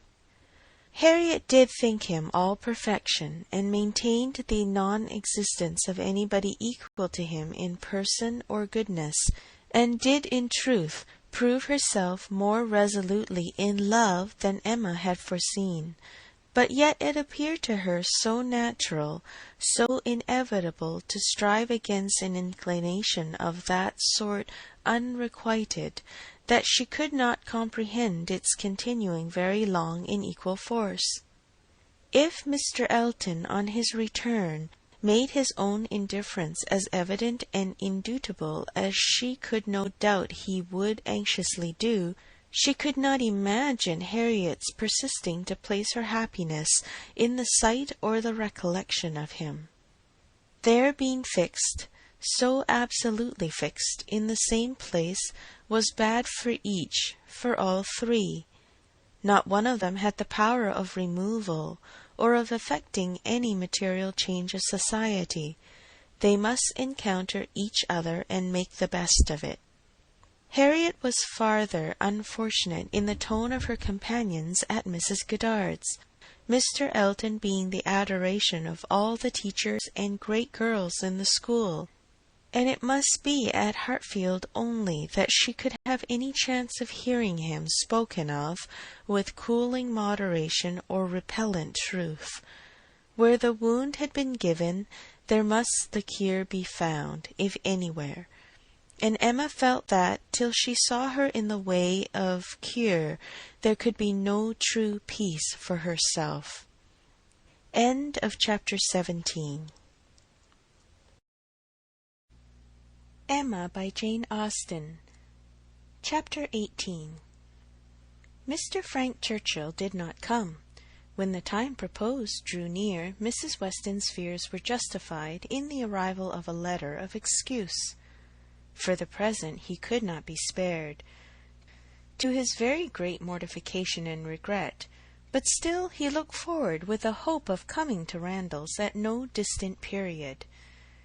Mrs. Weston was exceedingly disappointed, much more disappointed, in fact, than her husband, though her dependence on seeing the young man had been so much more sober, but a sanguine temper, though for ever expecting more good than occurs, does not always pay for its hopes by any proportionate depression. It soon flies over the present failure, and begins to hope again. For half an hour Mr. Weston was surprised and sorry, but then he began to perceive that Frank's coming 2 or 3 months later would be a much better plan. Better time of the year, better weather, and that he would be able without any doubt to stay considerably longer with them than if he had come sooner. These feelings rapidly restored his comfort, while Mrs. Weston, of a more apprehensive disposition, foresaw nothing but a repetition of excuses and delays, and after all her concern for what her husband was to suffer, suffered a great deal more herself. Emma was not at this time in a state of spirits to care really about Mr. Frank Churchill's not coming, except as a disappointment at Randalls. The acquaintance at present had no charm for her. She wanted rather to be quiet and out of temptation. But still, as it was desirable that she should appear, in general, like her usual self, she took care to express as much interest in the circumstance, and enter as warmly into Mr. and Mrs. Weston's disappointment, as might naturally belong to their friendship. She was the first to announce it to Mr. Knightley, and exclaimed quite as much as was necessary, or, being acting a part, perhaps rather more, at the conduct of the Churchills in keeping him away.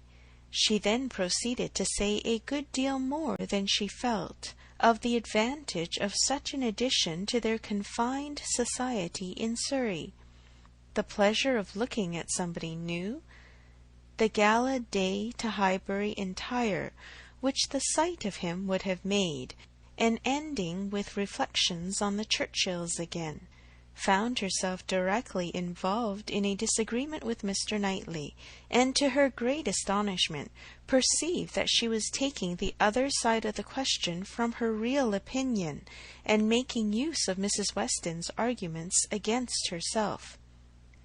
"The Churchills are very likely in fault," said Mr. Knightley coolly, "but I dare say he might come if he would." "I do not know why you should say so. He wishes exceedingly to come, but his uncle and aunt will not spare him." "I cannot believe that he has not the power of coming, if he has made a point of it. It is too unlikely for me to believe it without proof." "How odd you are! What has Mr. Frank Churchill done to make you suppose him such an unnatural creature?" "I am not supposing him at all an unnatural creature, in suspecting that he may have learnt to be above his connections, and to care very little for anything but his own pleasure, from living with those who have always set him the example of it. It is a great deal more natural than one could wish that a young man brought up by those who are proud, luxurious, and selfish should be proud, luxurious, and selfish too. If Frank Churchill had wanted to see his father, he would have contrived it between September and January. A man at his age, what is he, 3 or 24, cannot be without the means of doing as much as that. It is impossible." "That's easily said, and easily felt by you, who have always been your own master. You are the worst judge in the world, Mr. Knightley, of the difficulties of dependence. You do not know what it is to have tempers to manage." "It is not to be conceived that a man of 3 or 24 should not have liberty of mind or limb to that amount. He cannot want money, he cannot want leisure. We know, on the contrary, that he has so much of both, that he is glad to get rid of them at the idlest haunts in the kingdom. We hear of him for ever at some watering place or other. A little while ago he was at Weymouth. This proves that he can leave the Churchills." "Yes, sometimes he can." "And those times are whenever he thinks it worth his while, whenever there is any temptation of pleasure."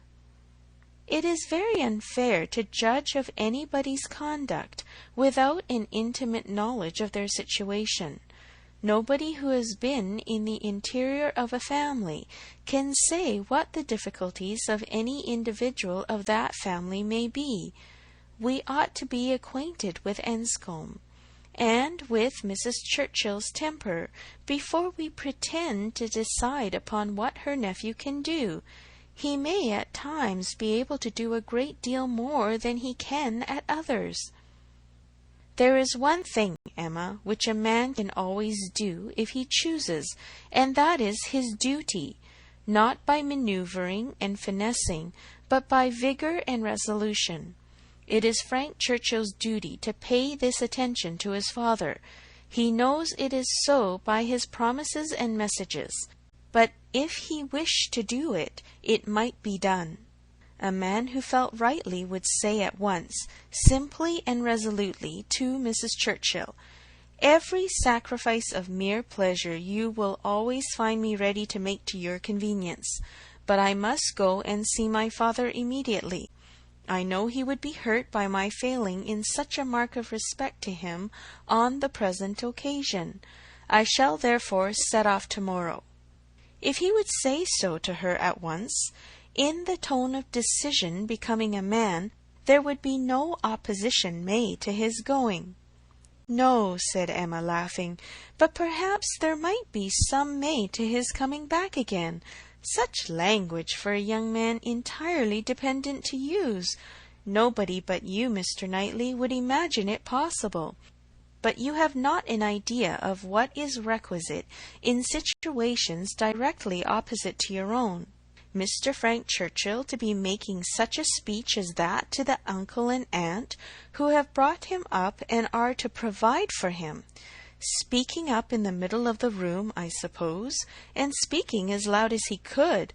How can you imagine such a conduct practicable?" "Depend on it, Emma, a sensible man would find no difficulty in it. He would feel himself in the right, and the declaration, made, of course, as a man of sense would make it, in a proper manner, would do him more good, raise him higher, fix his interest stronger with the people he depended on, than all that a line of shifts and expedients can ever do. Respect would be added to the affection. They would feel that they could trust him, that the nephew who had done rightly by his father would do rightly by them, for they know as well as he does, as well as all the world must know, that he ought to pay this visit to his father, and while meanly exerting their power to delay it, are in their hearts not thinking the better of him for submitting to their whims. Respect for right of conduct is felt by everybody. If he would act in this sort of manner, on principle, consistently, regularly, their little minds would bend to this." "I rather doubt that. You are very fond of bending little minds, but where little minds belong to rich people in authority, I think they have a knack of swelling out, till they are quite as unmanageable as great ones. I can imagine that if you, as you are, Mr. Knightley, were to be transported and placed all at once in Mr. Frank Churchill's situation, you would be able to say and do just what you have been recommending for him, and it might have a very good effect. The Churchills might not have a word to say in return, but then you would have no habits of early obedience and long observance to break through.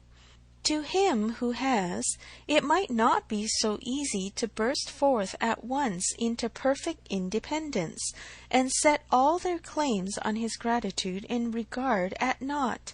He may have as strong a sense of what would be right as you can have, without being so equal, under particular circumstances, to act up to it. Then it would not be so strong a sense. If it failed to produce equal exertion, it could not be an equal conviction.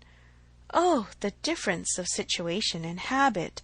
I wish you would try to understand what an amiable young man may be likely to feel in directly opposing those whom as a child and boy he has been looking up to all his life. Our amiable young man is a very weak young man, if this be the first occasion of his carrying through a resolution to do right against the will of others. It ought to have been a habit with him by this time of following his duty, instead of consulting expediency. I can allow for the fears of the child, but not of the man. If he became rational, he ought to have roused himself and shaken off all that was unworthy in their authority. He ought to have opposed the first attempt on their side to make him slight his father. Had he begun as he ought, there would have been no difficulty now.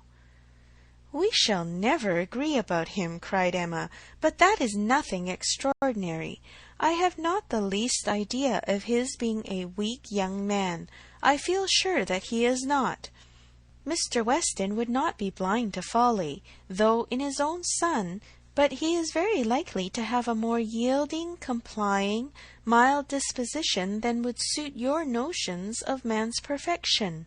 I dare say he has, and though it may cut him off from some advantages, it will secure him many others. Yes, all the advantages of sitting still when he ought to move, and of leading a life of mere idle pleasure, and fancying himself extremely expert in finding excuses for it. He can sit down and write a fine flourishing letter, full of professions and falsehoods, and persuade himself that he has hit upon the very best method in the world of preserving peace at home, and preventing his father's having any right to complain. His letters disgust me. Your feelings are very singular. They seem to satisfy everybody else. I suspect they do not satisfy Mrs. Weston. They hardly can satisfy a woman of her good sense and quick feelings. Standing in a mother's place, but without a mother's affection to blind her. It is on her account that attention to Randalls is doubly due, and she must doubly feel the omission. Had she been a person of consequence herself, he would have come, I dare say, and it would not have signified whether he did or no. Can you think your friend behindhand in these sort of considerations? Do you suppose she does not often say all this to herself? No, Emma. Your amiable young man can be amiable only in French, not in English. He may be amiable, have very good manners, and be very agreeable, but he can have no English delicacy towards the feelings of other people, nothing really amiable about him. You seem determined to think ill of him. Me? Not at all, replied Mr. Knightley, rather displeased. I do not want to think ill of him. I should be as ready to acknowledge his merits as any other man, but I hear of none, except what are merely personal, that he is well grown and good-looking, with smooth, plausible manners. Well, if he can have nothing else to recommend him, he will be a treasure at Highbury. We do not often look upon fine young men, well-bred and agreeable. We must not be nice and ask for all the virtues into the bargain. Cannot you imagine, Mr. Knightley, what a sensation his coming will produce? There will be but one subject throughout the parishes of Donwell and Highbury, but one interest, one object of curiosity. It will be all Mr. Frank Churchill. We shall think and speak of nobody else. You will excuse my being so much overpowered. If I find him conversable, I shall be glad of his acquaintance, but if he is only a chattering coxcomb, he will not occupy much of my time or thoughts.